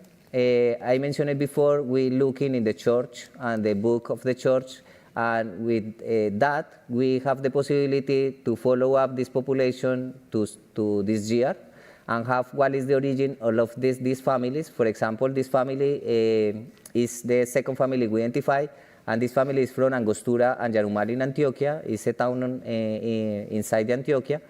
And this represents 1,500 people, for example. It's very important family in this moment. And I showed this morning this slide, but it's very important, variability in age of onset, and looking for accelerating versus protective genetic factor in this population. In the people with onset so early, above the 45 years old, it's very important looking for accelerating genetic factors. In the people onset plus 55 years, it's very important looking for protective genetic factors. Resistance or resilience genes is very important in this moment. This is the genealogy, very important too, because it's the genealogy with the presenilin-1 A288 genetic variant and people with ApoE3 Christchurch mutation. And you identify in this genealogy the same years, and the same generation, sorry, and in all of the black is people with carriers of presenilin-1 A288, and the green people with Christchurch variant. Christchurch is the low allele frequency, but in Antioquia, in Colombia, we identify several family with this genetic variant, and it's very important because in this moment we studying what is the role of ApoE3 Christchurch independently the presenilin-1 genetic variant, only ApoE3 Christchurch in the inflammation of the brain. Because we propose ApoE3 Christchurch have anti-inflammatory effect. I showed that after, but it's very important. And this family is the unique opportunity to study how ApoE3 Christchurch works and how may help for identify some therapeutic ways in the future, in the close future. And this is the other protective gene, candidate protective gene. The idea is publicate that this year. But we identify in this family is a big family. All of this is carriers of presenilin-1, but this one is the late onset MCI and dementia. And this is very important. For example, this person is evaluated in 1998 by Dr. Lopera. But in this moment, 20 years after, we study the brain, the clinical history, plans, and other information about that for discover a protective gene. It's very important, all of the follow-up and the history in the group. And this is the clinical and cognitive review according to the current criteria. And this is the case I mentioned. This is the pipeline we use in this moment. We have the longitudinal clinical data with cognitive assessment. We try, all of the people have almost one evaluation every 2 years. The people asymptomatic, we try this evaluation is every 6 months. And we have sample collection of age of visit for plants, PBMCs, DNA, extracellular vesicles recently, but it's very interesting too in this moment. MRI, FDG PET, PIF, or Tau PET is dependently the project is sponsored of this project, and histologic and neuropathological staging of the people donate their brain to the GNA. The integration of in vivo biomarker with postmortem validation allows us for the correlation of clinical phenotype with molecular mechanisms, and this is the special of our biobank in this moment. And we use the comprehensive review of all of available information in our group. For example, this patient is evaluated in 1994, 1995, 1996 in 2 times, and 69 years, 71 years. And we use the current criteria for classify MCI. I mentioned that because in this moment, we don't have the MCI criteria in the world. It's recently in this moment we published the MCI criteria, and it's probably the people or the physician evaluating in this moment don't classify this participant as MCI. But in this moment, we have the possibility to review the neuropsychological battery, the clinical assessment, the biomarkers in plants, and determine what is the age onset of the clinical diagnosis in this moment. And we have the possibility, for example, this evaluated since 54 years old to 70 years old, and all of this our battery, neuropsychological battery, and how is the change across all of the time. We have this table. This table have what is the evidence one for the people have complaints, cognitive complaints, yes or no. The people, what is the cognitive neuropsychological profile, if have the complete neuropsychological battery or no. And what is the profile, what is the change, what is the functional alteration in this participant is the criterion number 3, and what is the current criteria, diagnostic criteria for this patient is subjective cognitive decline, mild cognitive impairment, dementia, etc. This is the form we work in this moment with this participant, and the biobank, the samples, the brain, and the clinical history allow us public all of this paper. It's very interesting because this paper is stronger in the neuropathological and the biological mechanisms and permit know more about the possibility in the future with this genetic variant, for example. And this person with the late of onset is the paradigm shift for us because before that, we don't evaluate people older 55 years old. We only evaluate people in early onset because we talk in this moment, these people with 90% of accuracy is non-carrier, but we have this surprise with this person, and we identify of resistant and resilient genes and the integration clinical and basic science approach for that. And we have 2 cases, it's very, very interesting. The more interesting is the homozygosis for APOE3 Christchurch in one female with 72 years old. The name of that is Aliria. Aliria donate the brain and collaborate a lot with our group. And this case is very important. And this is the brain of Aliria. In the up of the image is the amyloid PET, and down the Tau PET. This is Aliria with homozygosis with APOE3 Christchurch, and this is the familiar with normal onset MCI, 44 years old. And you can see amyloid burden in all of the brain, more burden compared with the familiar, but we don't see tau burden in this brain, only see tauopathy in occipital regions and in temporal posterior regions in this brain. But in the rest of the brain, we don't see tauopathy. Compared with the familiar, with MCI onset, we expect that behavioral with this burden in this region specifically. And after the donation, we study the brain of the Aliria, and we we found the same. We found only tauopathy in occipital regions, but we don't identify several tauopathy, what we expect with the moment of the disease, of the age of the person in the rest of the brain. And it's very interesting in that we identify a lot of amyloidosis. This is case of a poetry scratcher. This is familiar cases compared sporadic Alzheimer's disease and control, healthy control. And we identify several amyloidosis, but we identify tauopathy in this case. For example, with familiar Alzheimer's disease, sporadic or control.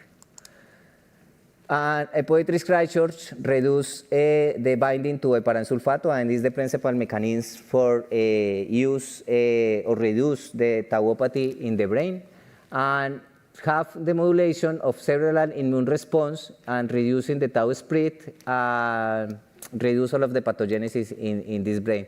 But this is important too, the poetry scratcher minimal astrocytic alteration despite elevated A-beta burden, suggesting a potential protective effect marked a reduced reactivity and preserved cellular organization.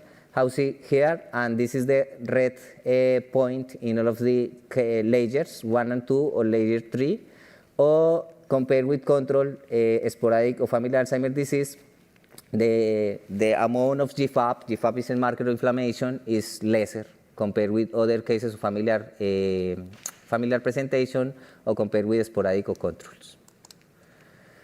And we found too in this population, this what is magister in our group, we found apoetic fractures demonstrate preserved vascular architecture with reduced structural compromise. You can see in this block, apoetic fractures compared with FAT, SAT, or control in this population, and we have a preservation of the vascular with this genetic variant.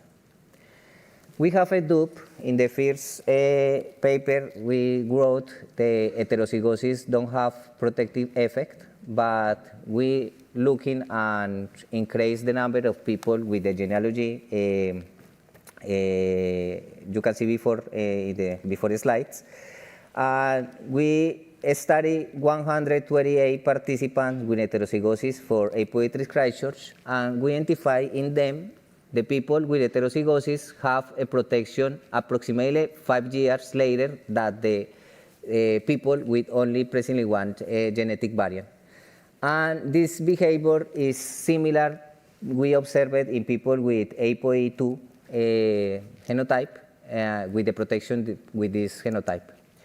But in the tau PET, we only have tau PET for one people, is the son of the homozygosis cases. But we identify in this person, we have a lesser tauopathy compared with the other familiar in the normal age of onset, and the preservation of the functional precuneus in the FDG PET. And in this reconstruction is the same. The heterozygosis have a lesser concentration of the tauopathy, especially tauopathy is concentrated in the posterior regions. We carry out this statistical analysis, include all of the people with genetic variant in presently one and people with genetic presently one genetic variant plus apoetic fractures, and you can see for MCI and for dementia, the age of onset is have a little delayed, but it's important related to the mild cognitive impairment. It's very important that because this information allow us have a concentration dosing for the protection. Heterozygosis is extreme protection, approximately 30 years for protection, and heterozygosis 5 years for protection. And this is important because in this moment we have a antibody imitate this physiological way and prove this antibody in animal models, and we have in this moment a good results, and the idea is advance and moving forward to the phase 1 clinical trials soon with this antibody related to apoetic fractures. And the other case, important case, is the resilience to autosomal dominant Alzheimer's disease in Rilling Colbos heterozygous men. In this case, is a man with 17 years approximately. In this moment, it's on MCI2. And it's the same sequencing. In this case, is the person or male with Rilling-Colbos presentation and the familiar with presenting one genetic only. And up is amyloid PET and down tau PET. And you can see in both cases we have a high burden of amyloid in the Rilling-Colbos and presenting one only, but we have a lot of tauopathy in the Rilling-Colbos and the presenting one only.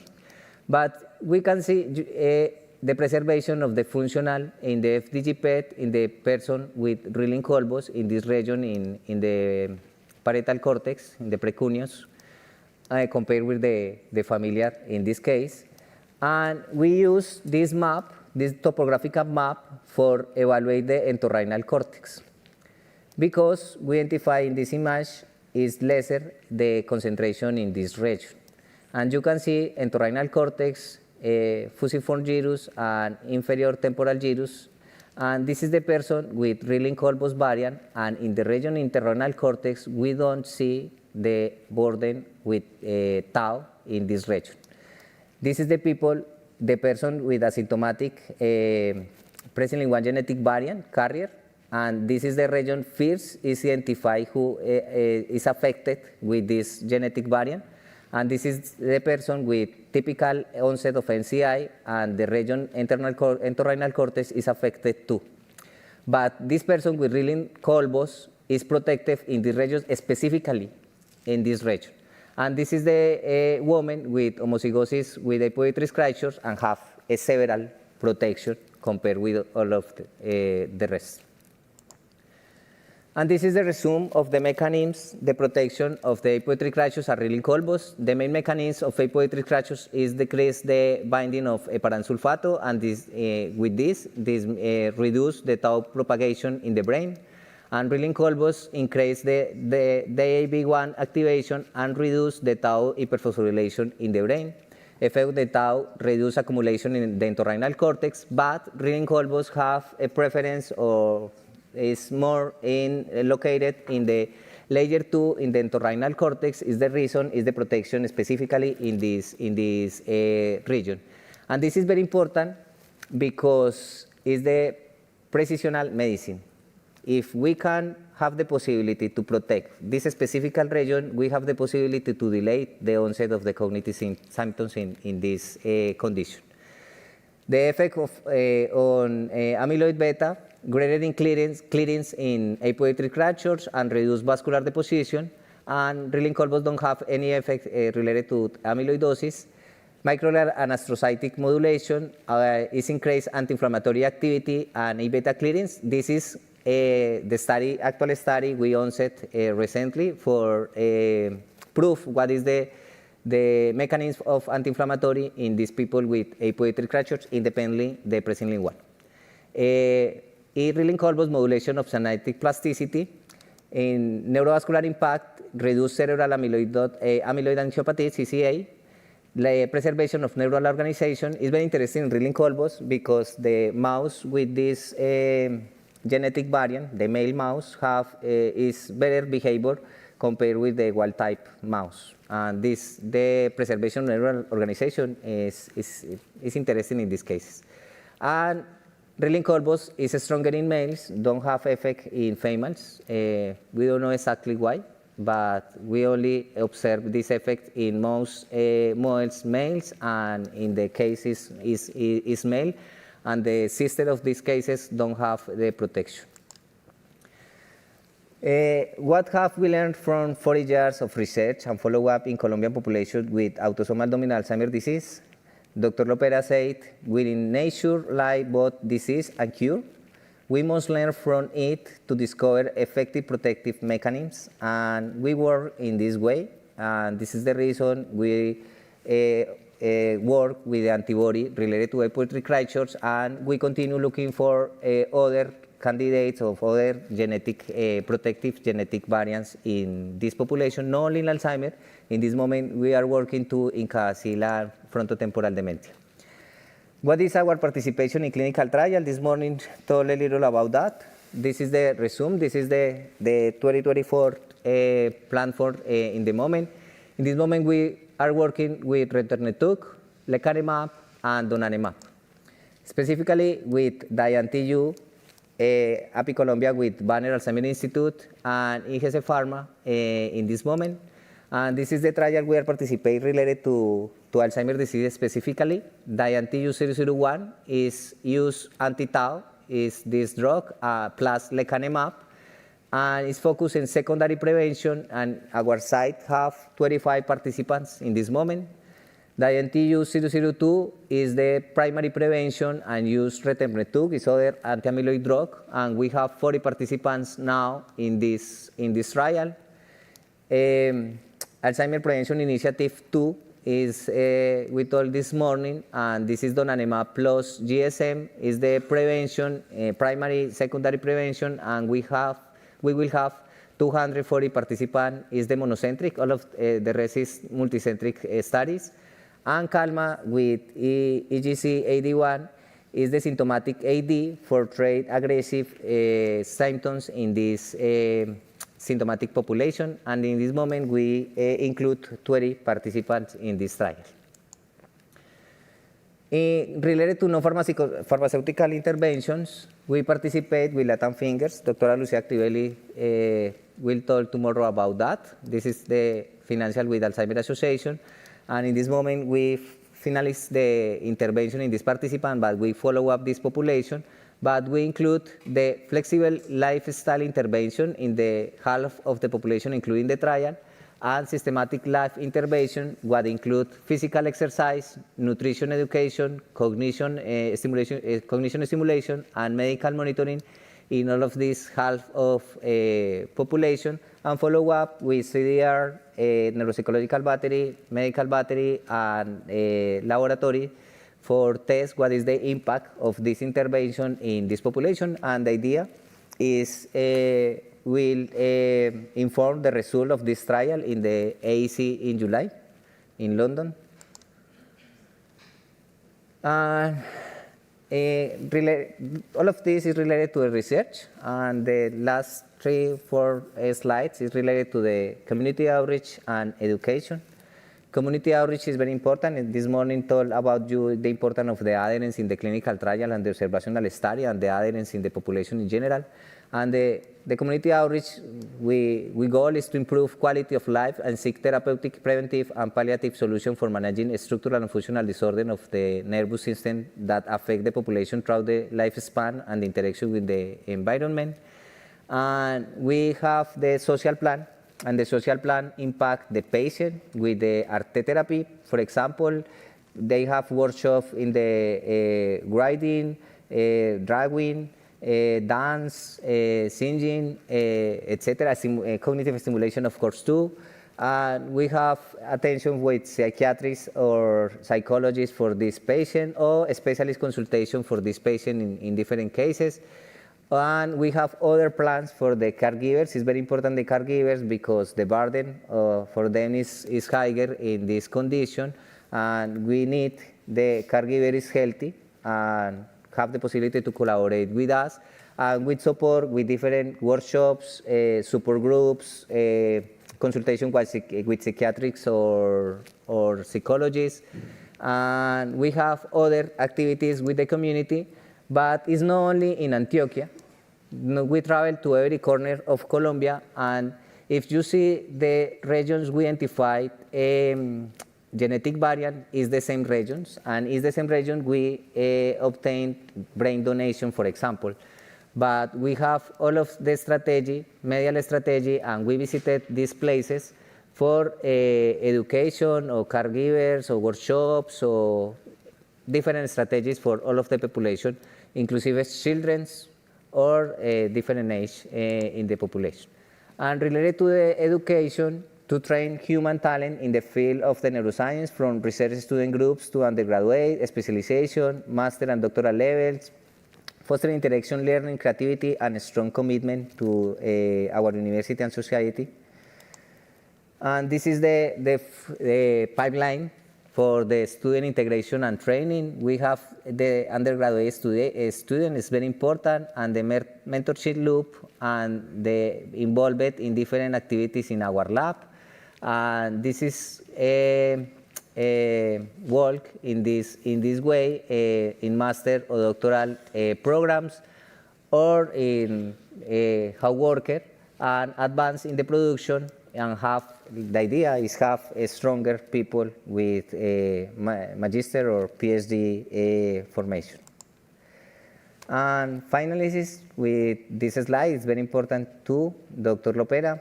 This is a quote for Fernando Vallejo: "May we never forget the men who fought against forgetfulness." And Dr. Lopera construct all of this history, and we will continue all of this work, but it's important to recognize all of this, all of he did for all of this population now, for us obviously. Again, this is the GNI Research Capability Summary, and take-home message: the Colombian Presley 18288 core is a unique model that has transformed Alzheimer's disease research worldwide. 40 years of longitudinal follow-up have defined the biomarker and clinical trajectory of autosomal dominant Alzheimer's disease. Protective variants such as ApoE3 crisis and Rilling colbos demonstrate that resilience to Alzheimer's disease is biological, archivable, and reproducible. Understanding these mechanisms may lead to future disease-modifying and preventing therapies. Thank you very much.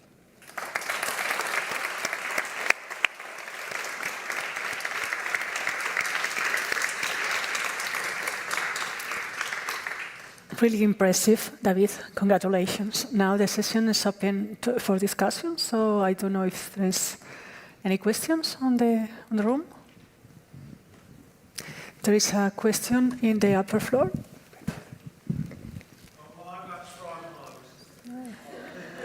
No, I mean, you have a mic there. I'm almost disappointed. Obviously, that was tremendously impressive. There are three features, I would say, that would make this sort of biobank differentiated in terms of how it would attract interest for drug discovery. These are if you're able to recontact the participants, if you're able to link the participants to a digital health record of some kind, and the underlying genetic diversity of the study. As you may be aware, superficially similar things like the Michigan Genomics Initiative are overwhelmingly of recent European ancestry. And setting aside social equity questions, it's easier to discover novel genetic effects when you have a more diverse population. So, with apologies for the long list, which of those areas are strengths of your particular biobank?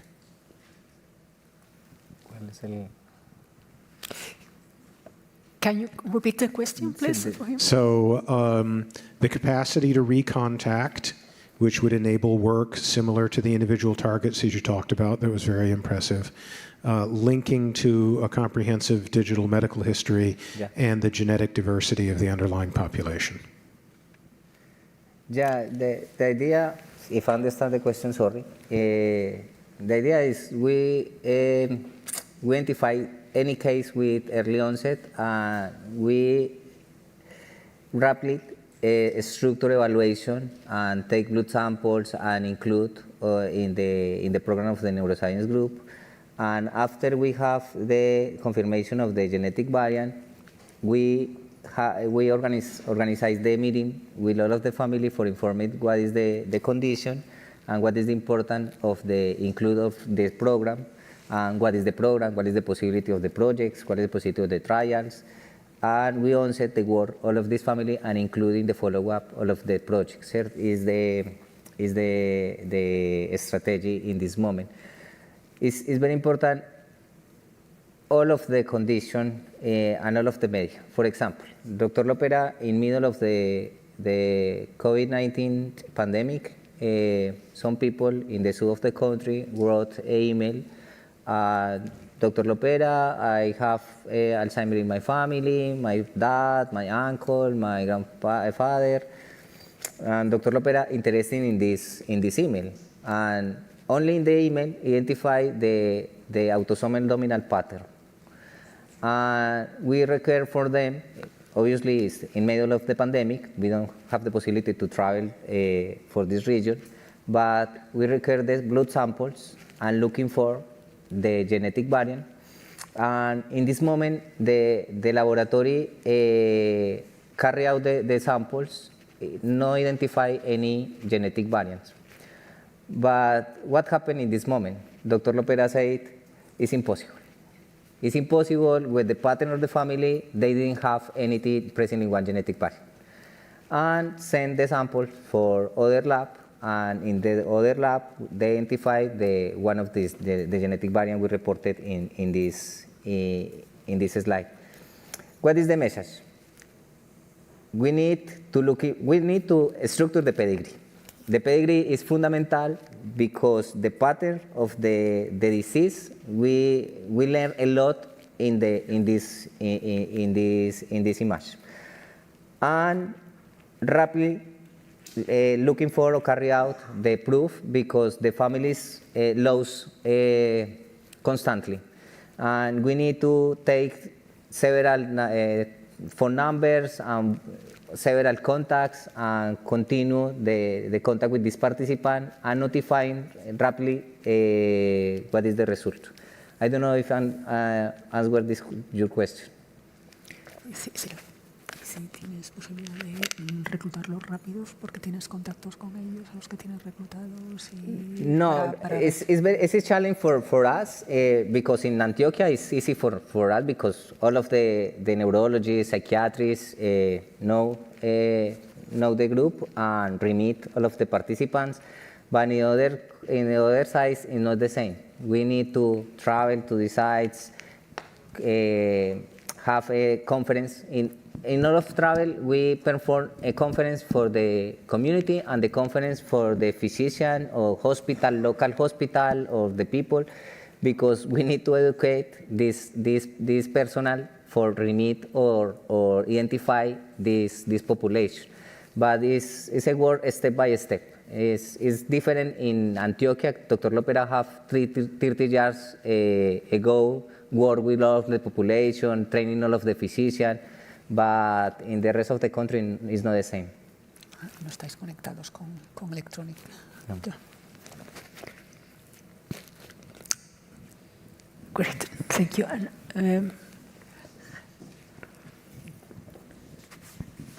Thank you. That was excellent and really an amazing run through in so many aspects of the work and the legacy over so many years.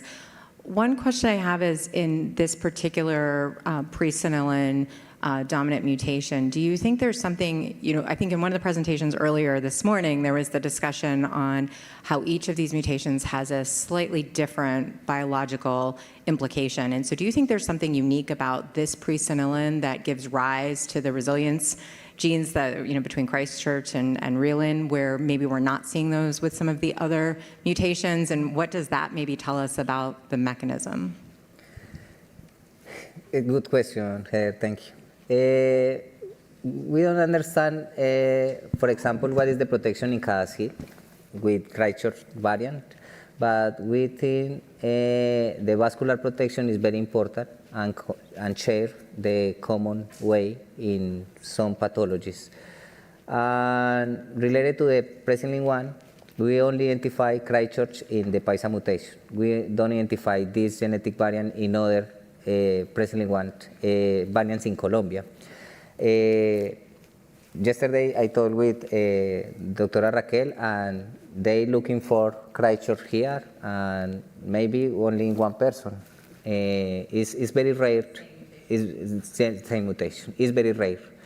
It's very rare, but it's a good approach for structure this medication or antibody and try to prove in trials in the future.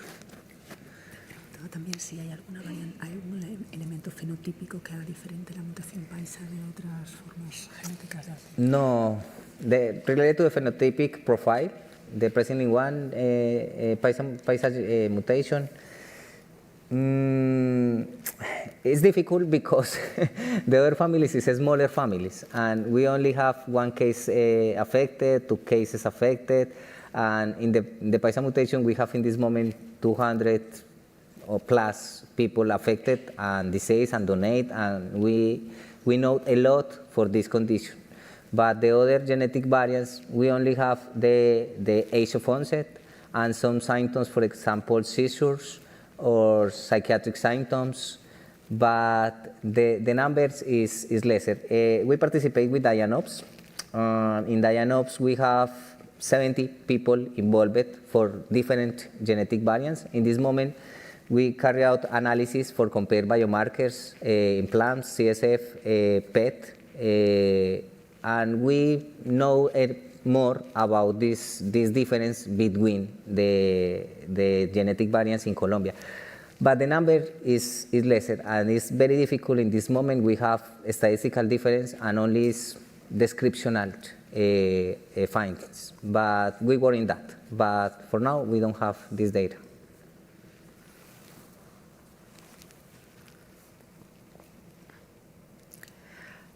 I will just ask a general question. What are the main challenges you are facing now with this cohort? I mean, are the families still keen to participate in research, or they are just tired, or you are having difficulty to recruit patients or to keep the patients or the participants in the studies? I have a challenge, a big challenge.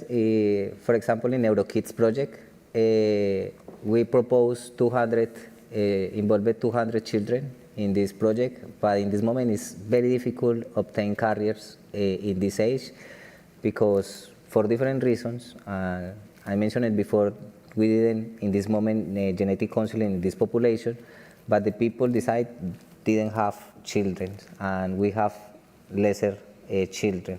And for example, in this moment, we need or we want to know more about this phase of the disease in this age, but we don't have all of the population.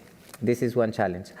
The other, for example, with the first trial we mentioned this morning, is a large trial, 8 years, and in the moment we end this trial, we have a problem with the families because she feels lonely, and she needs continue work or continue visit the group or something. But we need to structure different strategies throughout the social plan.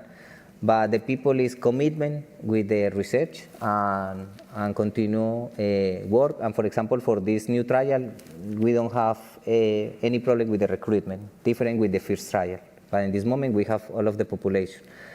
And it's the limited population, and it's difficult with all of the proposal, all of the initiative. We have a limited population. It's the largest kindred, but we need to decide when, how many, and it's the other challenge. Okay, so thank you very much, David, for being here today, and congratulations again.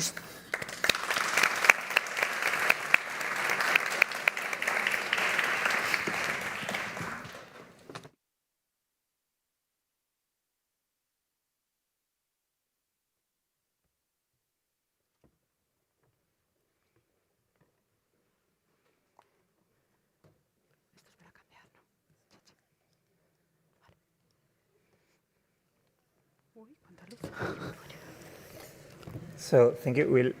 Since it's only one continuous session, we'll advance a bit the following session, and maybe we end up a bit earlier, and we have a bit more time for questions if you want. So now we have a kind of a special session. in which we have the privilege of having the senior neurology editor at The Lancet and the senior editor at The Lancet Neurology. Two of the top journals in the world who had, say, the sensitivity, or rather the vision, to really see the significance of publishing works in both autosomal dominant AD and Down syndrome-associated Alzheimer's disease since many years, no? And they knew about this conference. They were close to coming in previous years, but this year they agreed to come and have the opportunity, to especially for young investigators and for all of you, to really explain you their perspective, how the editorial work is done in the Lancet journals, and give them their vision. And also, why not, you have an opportunity to talk to them tonight at the dinner, wherever, and show them your work. And I'm going to just briefly introduce both of them. So first of all, Beatriz Gómez Pérez Nievas, she joined the Lancet in 2023 as senior editor, working across peer-reviewed and comments section. She brings a strong academic background with a PhD in neuroscience from the Universidad Complutense de Madrid, followed by a Fulbright postdoctoral fellowship at the Massachusetts General Hospital and Harvard Medical School. She later continued her career at King's College in London as a research fellow and group leader, focusing on inflammatory mechanism in neurological diseases, particularly Alzheimer's disease. Before joining the Lancet, she was an associate editor at Nature Neuroscience. And so, bienvenida. And the second speaker will be Morgane Boillot. She's also a senior editor within the Lancet Group and is currently senior editor at the Lancet Neurology. She completed her PhD in neuroscience at the Sorbonne University and went on to a postdoctoral work at Beth Israel Deaconess Medical Center and Radboud, I hope I said it right, University Medical Center. Her research has focused on neuronal and network level alterations in preclinical models of epilepsy, autism, and serotonin dysfunction. We're very fortunate to have them both and give us their perspective from the editorial side. So, Beatriz, thank you. Thank you very much, Juan, for the introduction, and thank you for inviting us to be here, surrounded by this amount of amazing researchers. So next time you think about the paper you're going to write, think about the Lancet to submit, and we're going to talk a little bit about what we consider relevant to publish within the family and how the editorial workflow works in the Lancet, because as Juan said, I think this is especially important for early career researchers that sometimes you don't really know how it works. When you submit a paper, it looks like it goes into a black box, but there is actually people behind the journals, and I think it's very useful to hear these kind of presentations.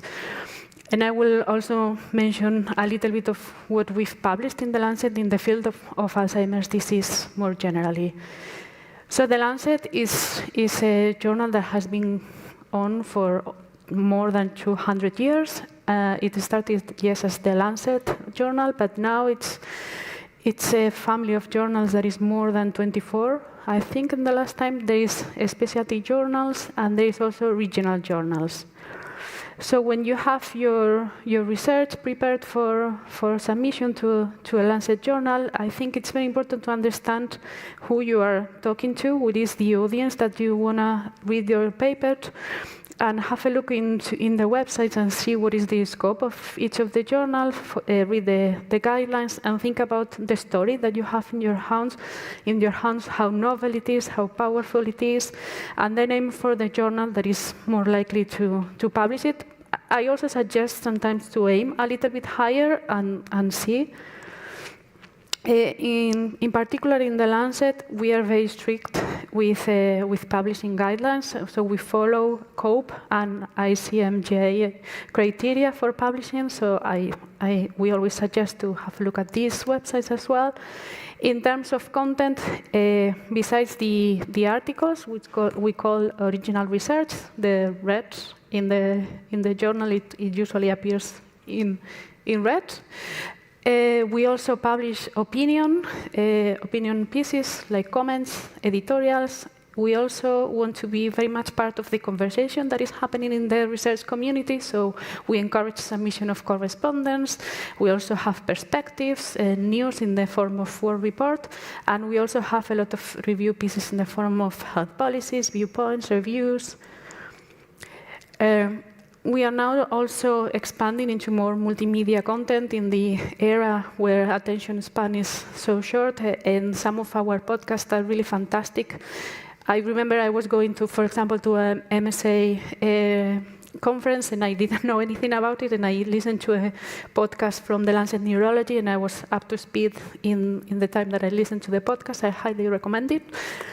In terms of what we consider priorities for the Lancet, so I'm not going to lie about it. The Lancet, the weekly, the flagship journal, has a higher priority for randomized trials. So the stronger the evidence it is, the more likely that is going to success in being published at the Lancet.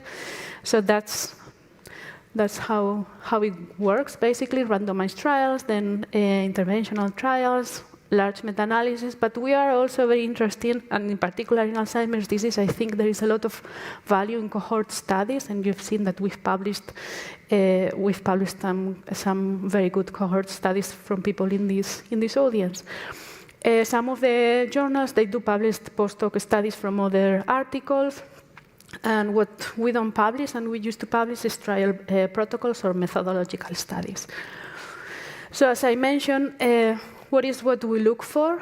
So first, you have to make sure that your research story is in scope with the journal. For example, the Lancet wouldn't publish an article that is only done in mice, so that's important to know. It can be a super cool and super relevant story, but if it's only mice, it's not going to be considered for the Lancet.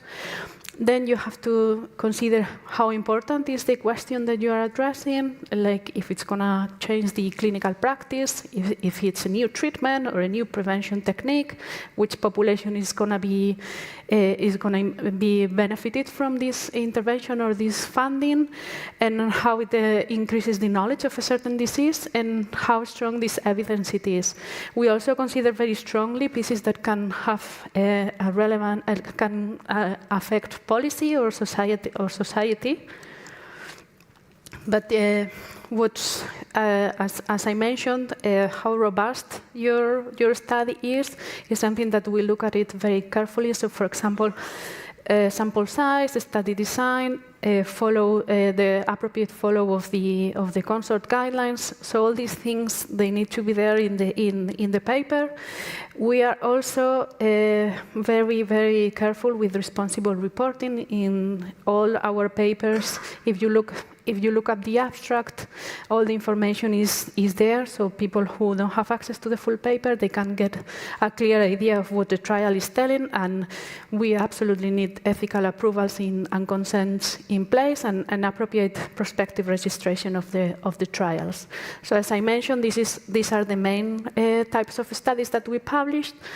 So what we don't, or we are not so interested in, is topics that are very niche, especially for the weekly, or are not so clinically important.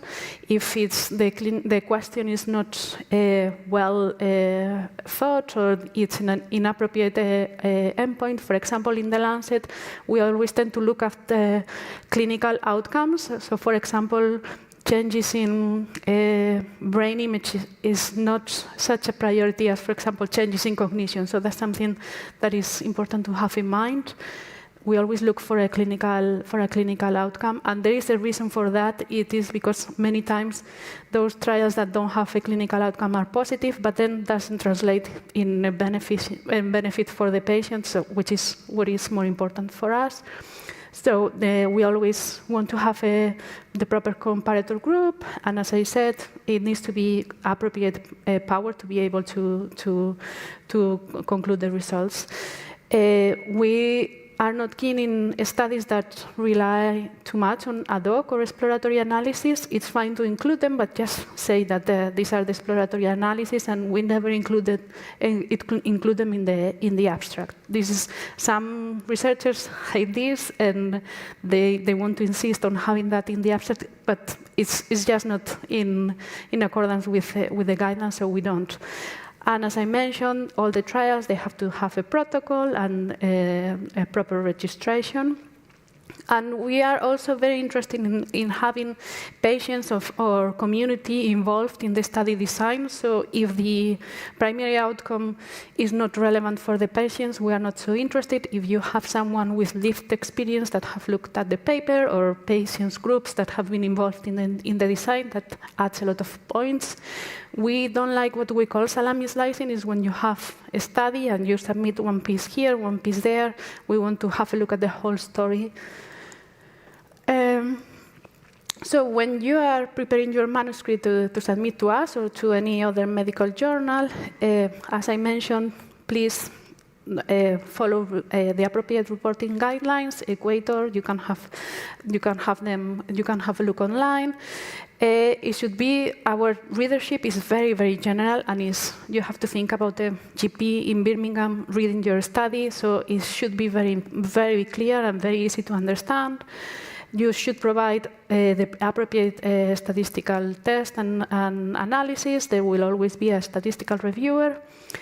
We don't like when you interpret the data too much in the results section. Leave that for the discussion. As I mentioned, if you have a postdoc analysis, just label it as a postdoc. Also avoid subjective terms like this is a paradigm shift, blah, blah, blah. Let the data speak for itself. We are not interested also in fishing exercise. You have a lot of data, and then you create a story just picking the data that matches your story. We are more keen on pre-specified, well-defined studies, even if they are cohorts. This is just general practice. When you have data and tables, don't repeat everything in the results. Make it more easy for the editors, because we do have a lot of submissions to look at. And all the interpretation, just leave it for the discussion.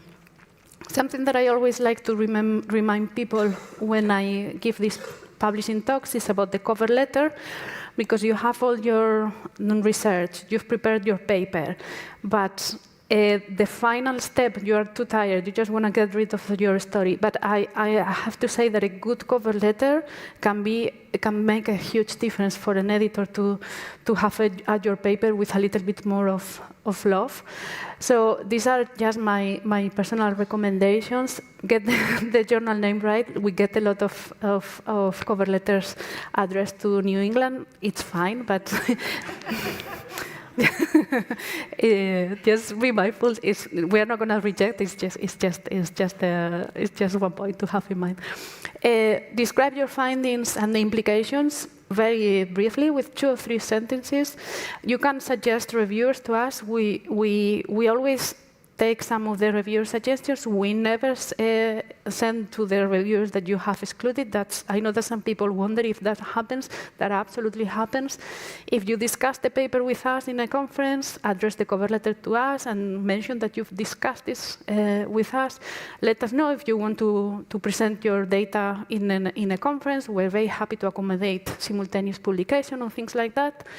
It's also, you are not obliged, but you can tell us if your paper has been peer-reviewed somewhere else, because if it's been reviewed somewhere else, and this is a revised version, this is a stronger paper. So you're very welcome if you want to share your reviews from other journals, and we will look at your paper with a fresh eye in any case.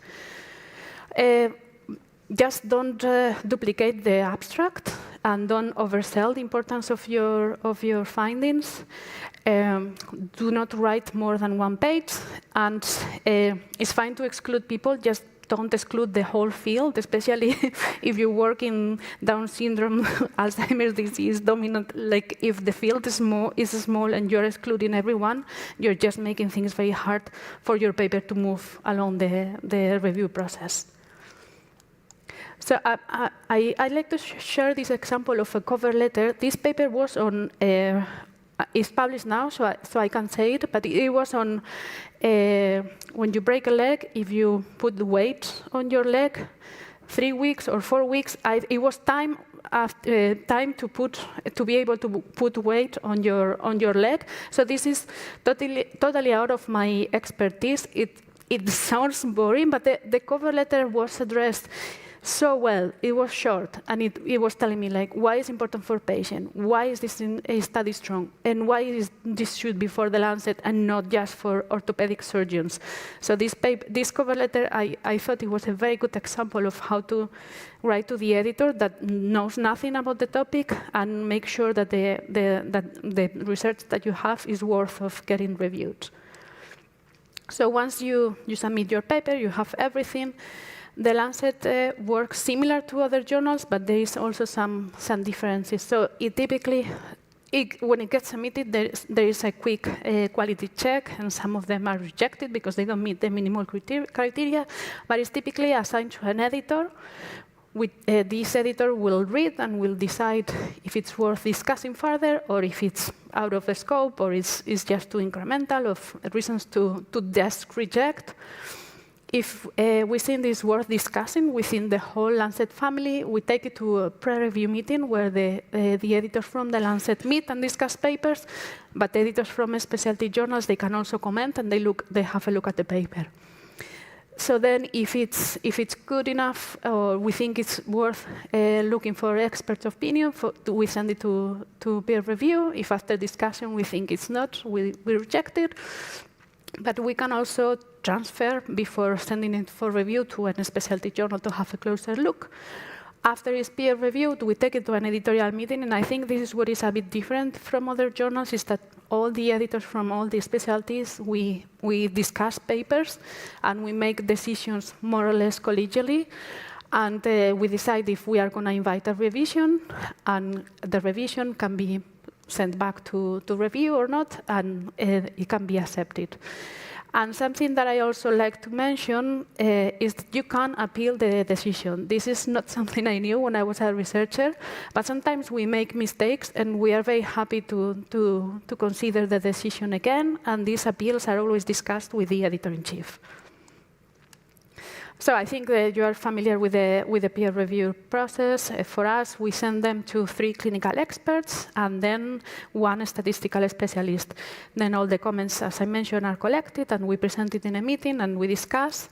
And then we share the review comments with the authors. And then, as I mentioned, please, if you think the decision was unfair, or you think one reviewer wasn't right in something he said, please do appeal the decision, and we will do the due process. So you know, I think a lot of you have a review for me or for Morgan. So this is, we are very careful on how we choose the reviewers. We seek for the right expertise. We look for geographical and gender diversity in our reviewers. We make sure that if it's a study done in China, there is a Chinese reviewer. For a statistical specialist, we also look for the specific expertise, like if we need a modeler, if we need the health economist. Some of the journals, they also include people with lived experience. Sometimes they give very, very good decisions, very good recommendations. They give a little bit of a different review. So now, if we talk about what the Lancet has done for Alzheimer's disease and Down syndrome, I think it is fair to say that if you think about the Lancet and Alzheimer's, this image will come to your mind. Is the Lancet Commission on Dementia that has had 3 different reports. And I think it's been very important for the field in giving this idea that dementia is not part of normal aging, and it's actually, it can be prevented with the appropriate public health interventions. So this has been very successful, and it always gets a lot of attention. The latest report is from 2024 and identified 14 risk factors across the life course. However, we've been getting a lot of feedback from the community about the Lancet being more focused on public health, and we want to challenge that perception and to say that we are also a clinical journal and we are very interested in neurology.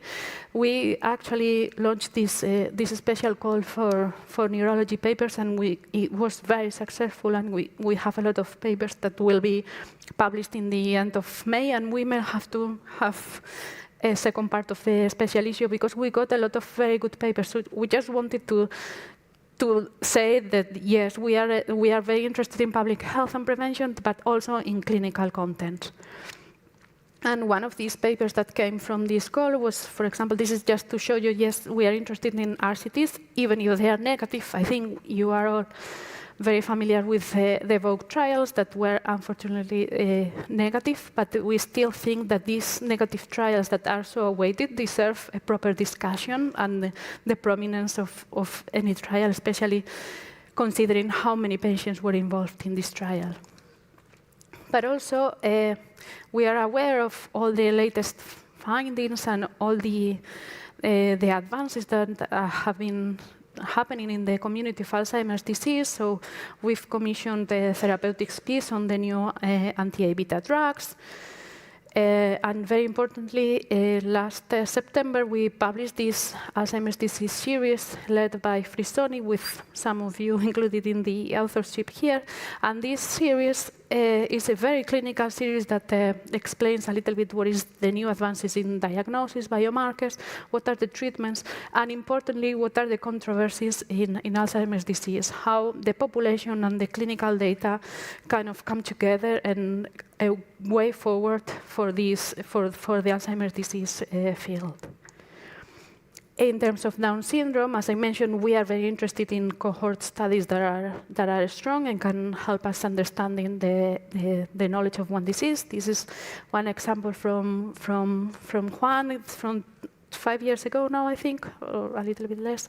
And it shows that the Down syndrome patients, they actually have a preclinical phase that follows a very determined biomarkers pathway. So this kind of tells us also that Down syndrome patients, they can be part of trials. This is important message that the general public, they don't even know that Down syndrome patients can have Alzheimer's disease. So these kind of messages are very important to have in a generalist journal. But the other thing that I wanted to mention is that we are not only looking at research articles. If you have something that you want to say, we have comments, and I have here the 2 comments related to Down syndrome from Juan and from Michael Raffi, and we are very, very happy to discuss with you opinion or pieces that discuss things that you think are important for the community. We also have clinical pictures that now are called clinical rounds, and I know that neurologists, they have very cool cases, and we publish a lot of cases from neurologists, so you have one case that you think it can be useful for students to learn certain things, so we are very open to receiving this. And as I mentioned, we are very happy to be part of the conversation that is happening in the research community. So, for example, when we published the last editorial, when lecanemab and donanemab were being approved in the US, not in Europe, there was a little bit of uncertainty. We welcome very much correspondence letters from experts in the field. So that's another format that you can discuss with us if you want to submit like a short piece on something. And just to end, these are the people working at The Lancet. I think it's fair to say that The Lancet is Richard Horton, because he's been the editor-in-chief for 30 years. But also, these are all of the other editors involved. Maybe if you've sent some correspondence, you've worked with Manit, Chloe, Anna, and I working in common team. Jonathan is in charge of the clinical pictures, and I left my email address if you want to discuss any paper with me. And with that, I leave it to Morgan.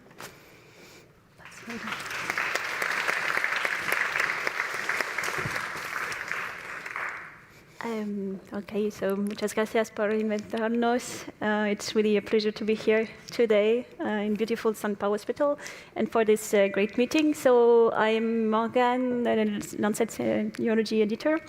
I'm just starting this with this slide, and it's not to show off, it's just to take the opportunity to thank the neurology research community, because I think that the success of the journal is entirely based on the peer reviews that we receive. We trust peer reviewers, and it means we trust you.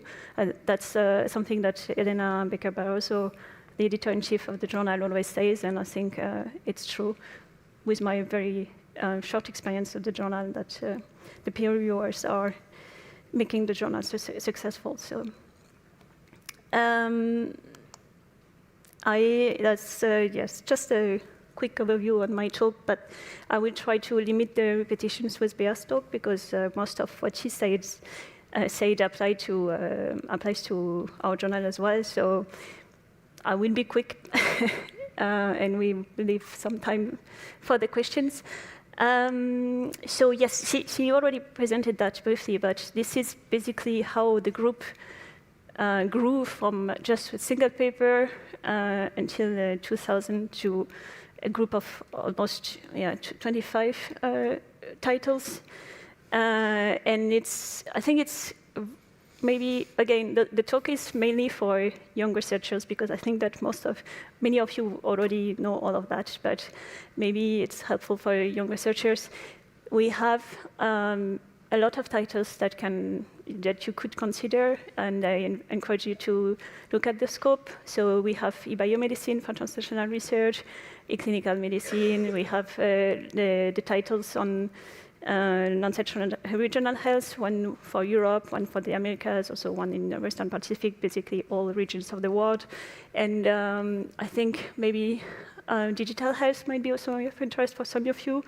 We have just launched another title, which is medical imaging and diagnostic. So, yeah, and also, as Bea already mentioned, when you submit to any of the journals within the group, in the end, it might not be published within that journal, but we might offer you a transfer to another journal. So, yeah, good things to know, I hope.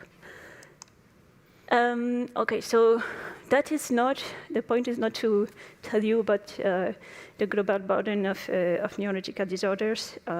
So this is based on a GBD,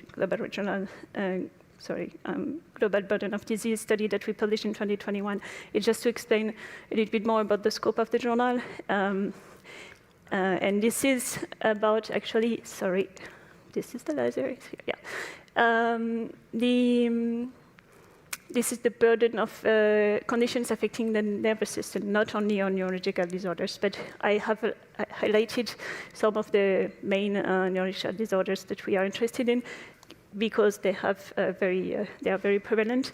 But I just want to say that we cover all neurological diseases in the Lancet Neurology, including rare diseases. So we have a little bit different scope than the Lancet, of course. Sorry, it didn't show as it was expected. Yeah, I'm going to be fast on that. I think this is the editorial commitment that is true for across all the Lancet group.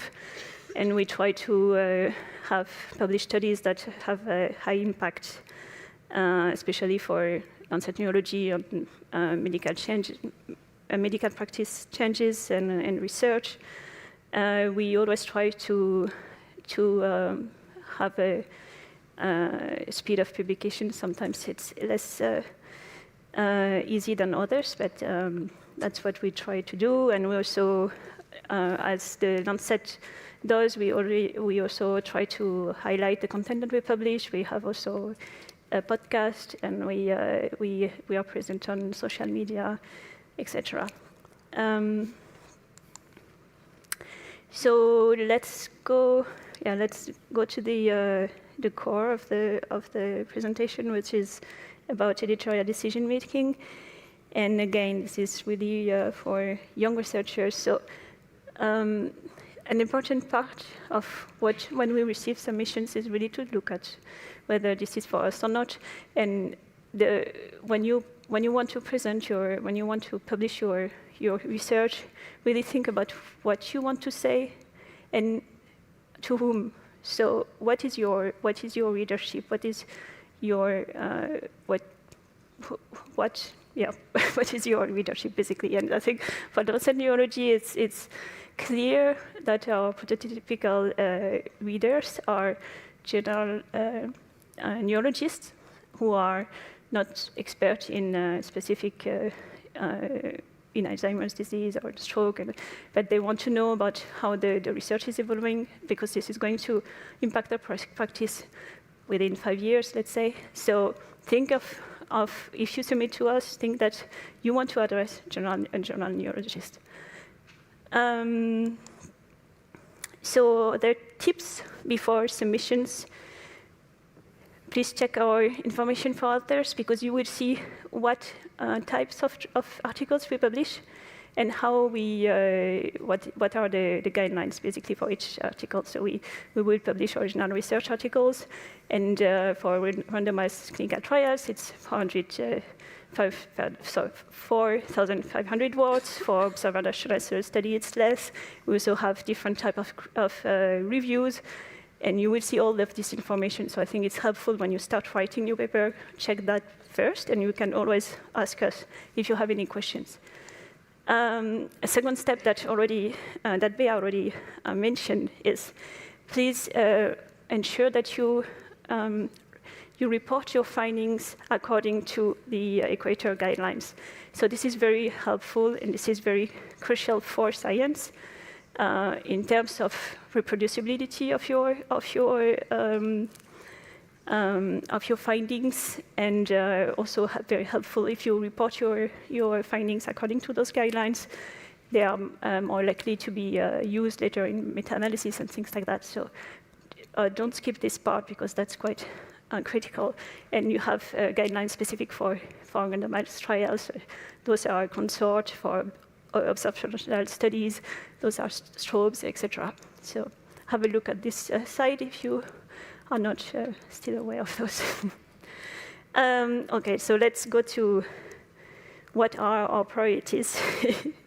They are quite similar to those of the Lancet, but of course we publish a lot more observational studies and a few also translational studies, but when they are very with a clinical aim. Sorry, and the same exceptions apply as well to the Lancet Neurology. We don't publish methodological studies or trial protocols, for instance. So how do we, so I had two mics. How do we consider submissions? So Bea talked about all of this consideration in detail. We look at the design and the methodology. We look at the quality of the data. We also looked at, of course, if it's original and the relevance for the scope of the journal, and precisely how it's done at the Lancet Neurology. So Elena, the editor-in-chief, will do a first triage of most of the papers, and then she selects those who she thinks sorry, are the most potentially things that we can send to peer review. Yeah, I'm very always happening. Thank you. Always happens to me. Thank you. So, thanks. But once she has done this first triage, then we would discuss the team of 4 editors. The Lancet Neurology will discuss those, and we see if we agree on continuing with peer review. So this is single-blinded. We are aware of the authors. And we try to have a first decision within 3 to 4 days after submission.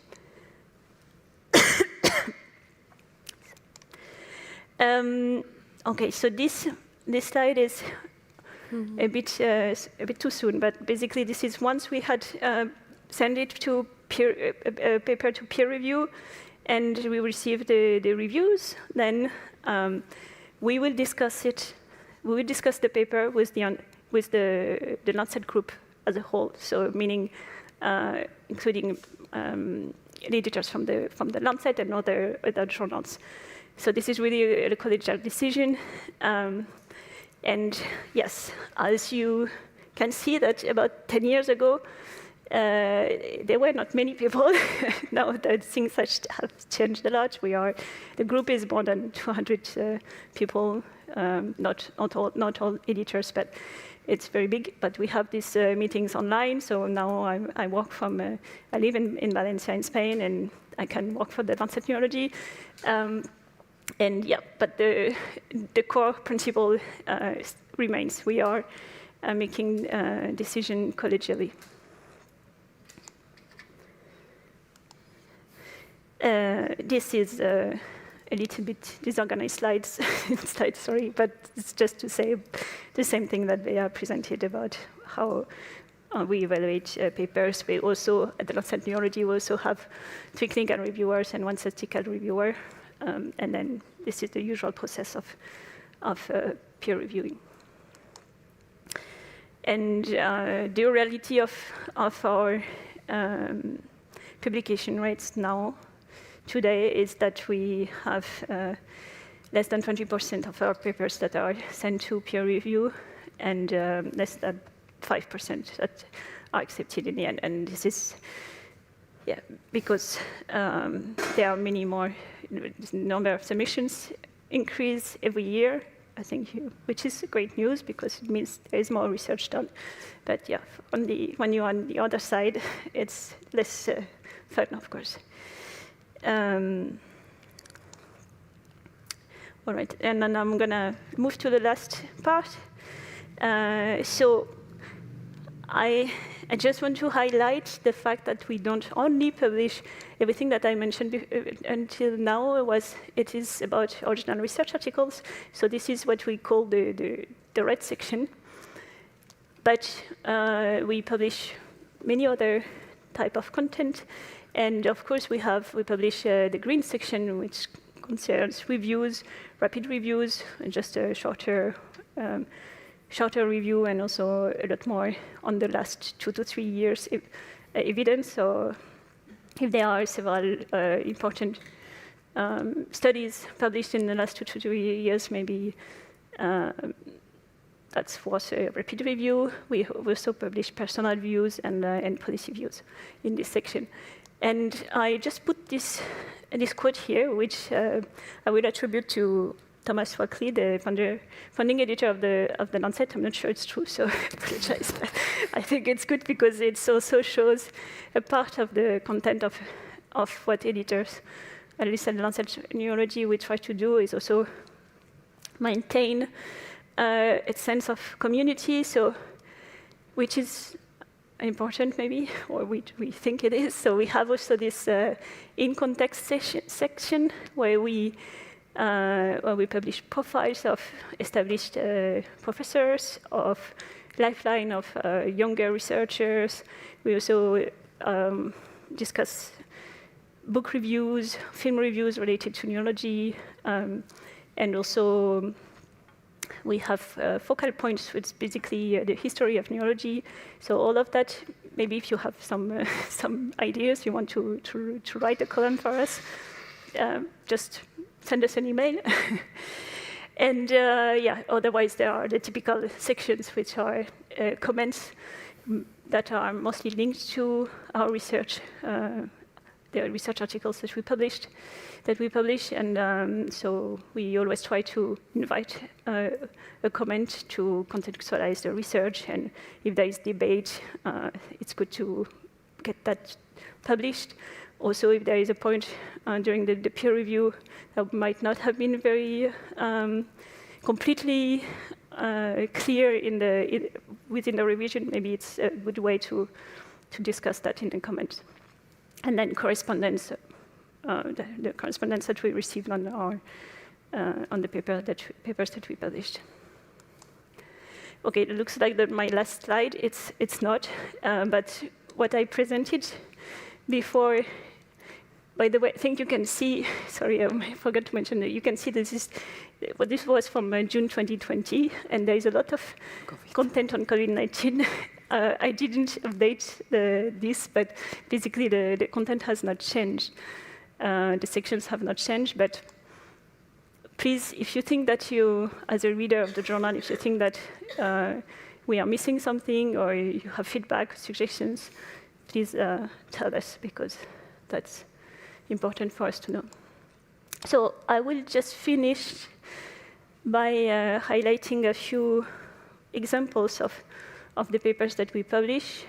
And I tried, I'm not going to be comprehensive, but I try to, or exhaustive, but I try to select papers that are relevant to the audience. So it would be about Down syndrome and Alzheimer's disease, and particularly determined Alzheimer's disease within the past year. And you will see that we published clinical trials, but we also published observational studies. And so, for instance, this was on the gantenerumab trial in dominantly inherited Alzheimer's disease with the associated comment. We also published the trial of crenezumab in the carriers of the personnelin mutation that Dr. Gagian mentioned or discussed earlier in this talk, and associated comment. So we publish, of course, a lot of data on biomarkers in Alzheimer's disease, and this was a systematic review and meta-analysis with an associated comment.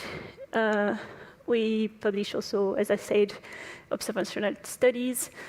And so that is about amyloid. Sorry, kind of got lost in my talk, but this is about Down syndrome and also biomarkers in Down syndrome. In a longitudinal cohort study, we have we publish also neuropathology studies.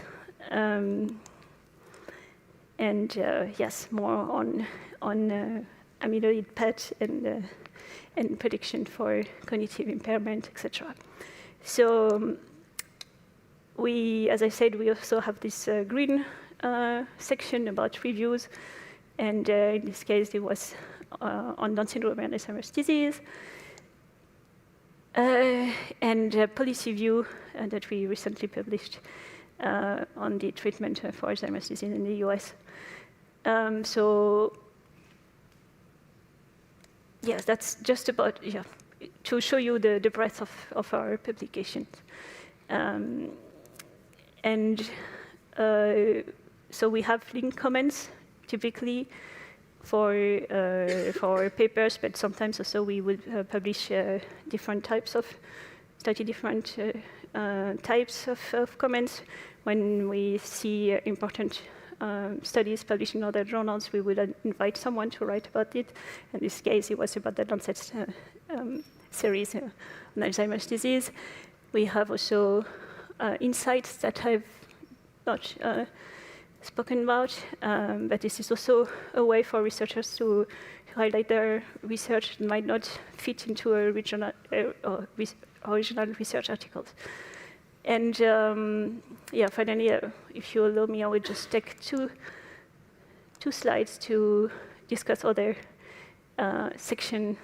So, for instance, we had two profiles of very renowned researchers that in Alzheimer's disease have been published this year, and then randomly some book reviews, exhibition, etc. So this is of course more for the readers, but in you. But if you feel that there's something that you want to write about, please contact us.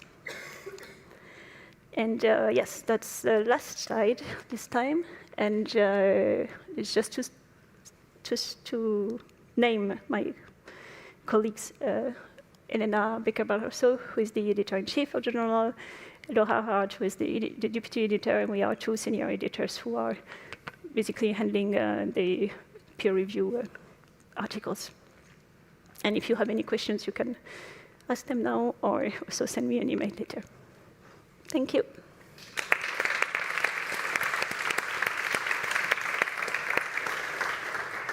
So, thank you very much, Beatriz. Thank you, Morgan. So, now your chance. Whatever you ever wanted to ask and you never dared to. Who has any question?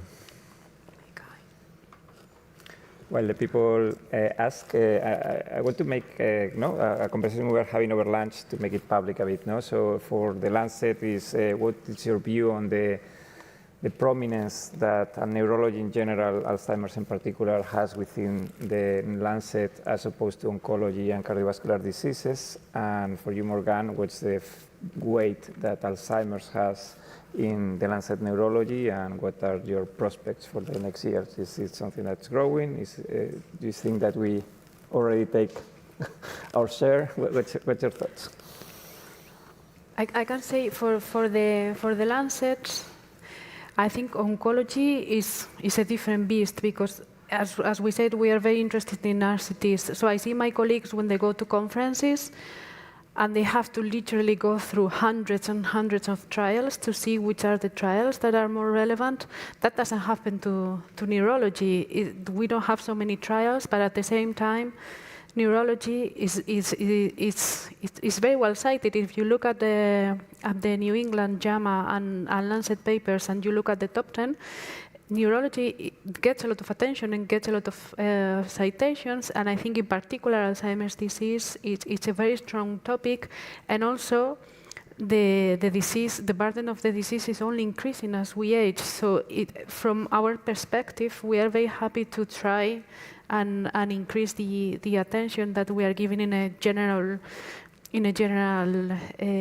journal, especially because a lot of the patients, they don't enter through neurology, they enter through the GP system. So GPs who read our journal or generalists, they need to be aware of the latest advances. For example, biomarkers, it's grown so much.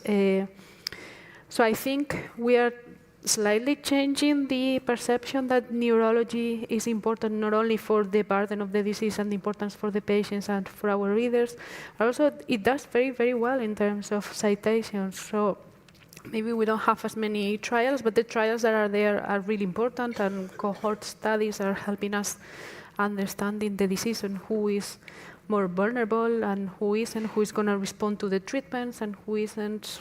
For Down syndrome, we are learning a lot as well. That is also translating to other diseases. So I think actually one pending thing is the seminar in Down syndrome is from 2003, so I'm going to need an update from somewhere in the audience. But I think it is challenging because oncology does get much more funding. They do many trials. Pharma is invested. I think it's younger patients. So even very little advance in survival is going to get a lot of attention. But we're trying. Thank you. And for the Lancet Neurology, I think, no, we are definitely don't want to see less of your papers. On the contrary, I think it's we are now at an inflection point with very good clinical trials going to happen in the next 5 years or so, and so we are, of course, very ready to continue publishing and support this movement. It's not the time to stop publishing in Alzheimer's disease or Down syndrome. So, yeah. I think we're going to stop. Yeah, Olivia.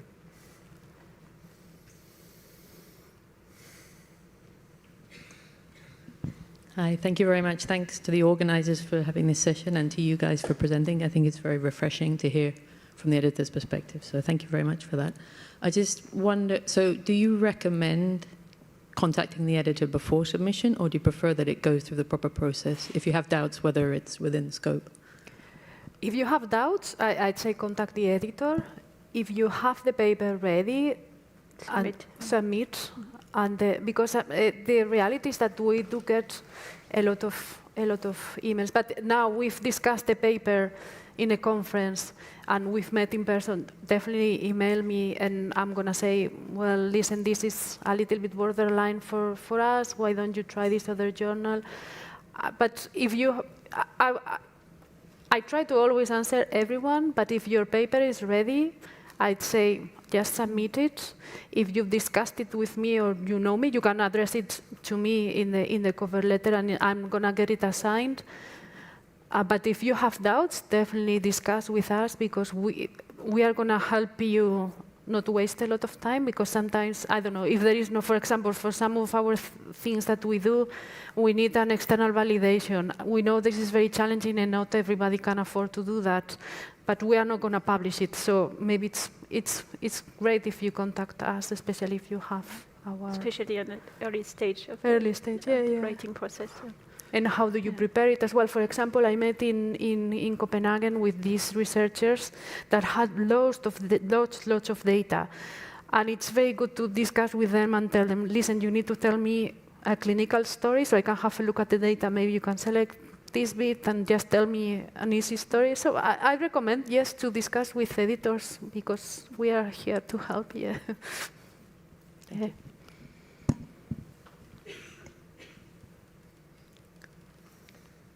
Comment, question?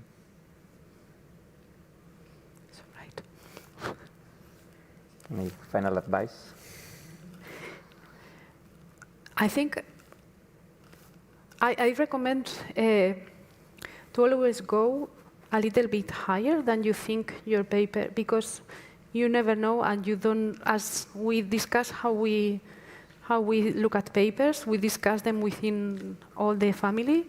So if you think, and the Lancet Neurology and the Lancet is a very particular situation because the reality is that the bar is very close for both of the journals because the Lancet Neurology is a very good journal and the editorial bar is very high. So if you're not sure if it's very specialized, give it a shot with the Lancet and we'll see if it makes it or not. So always aim a little bit higher, but don't oversell your story. We are very happy to publish negative stuff if it's well done and like if it's the end of the story for something. So we are very happy to publish things that are negative, but just don't oversell and don't salami slice the results. And yeah, but aim a little bit higher, write a very good cover letter, convince us in a cover letter, because we do read, I read all the cover letters before looking at the paper, yeah.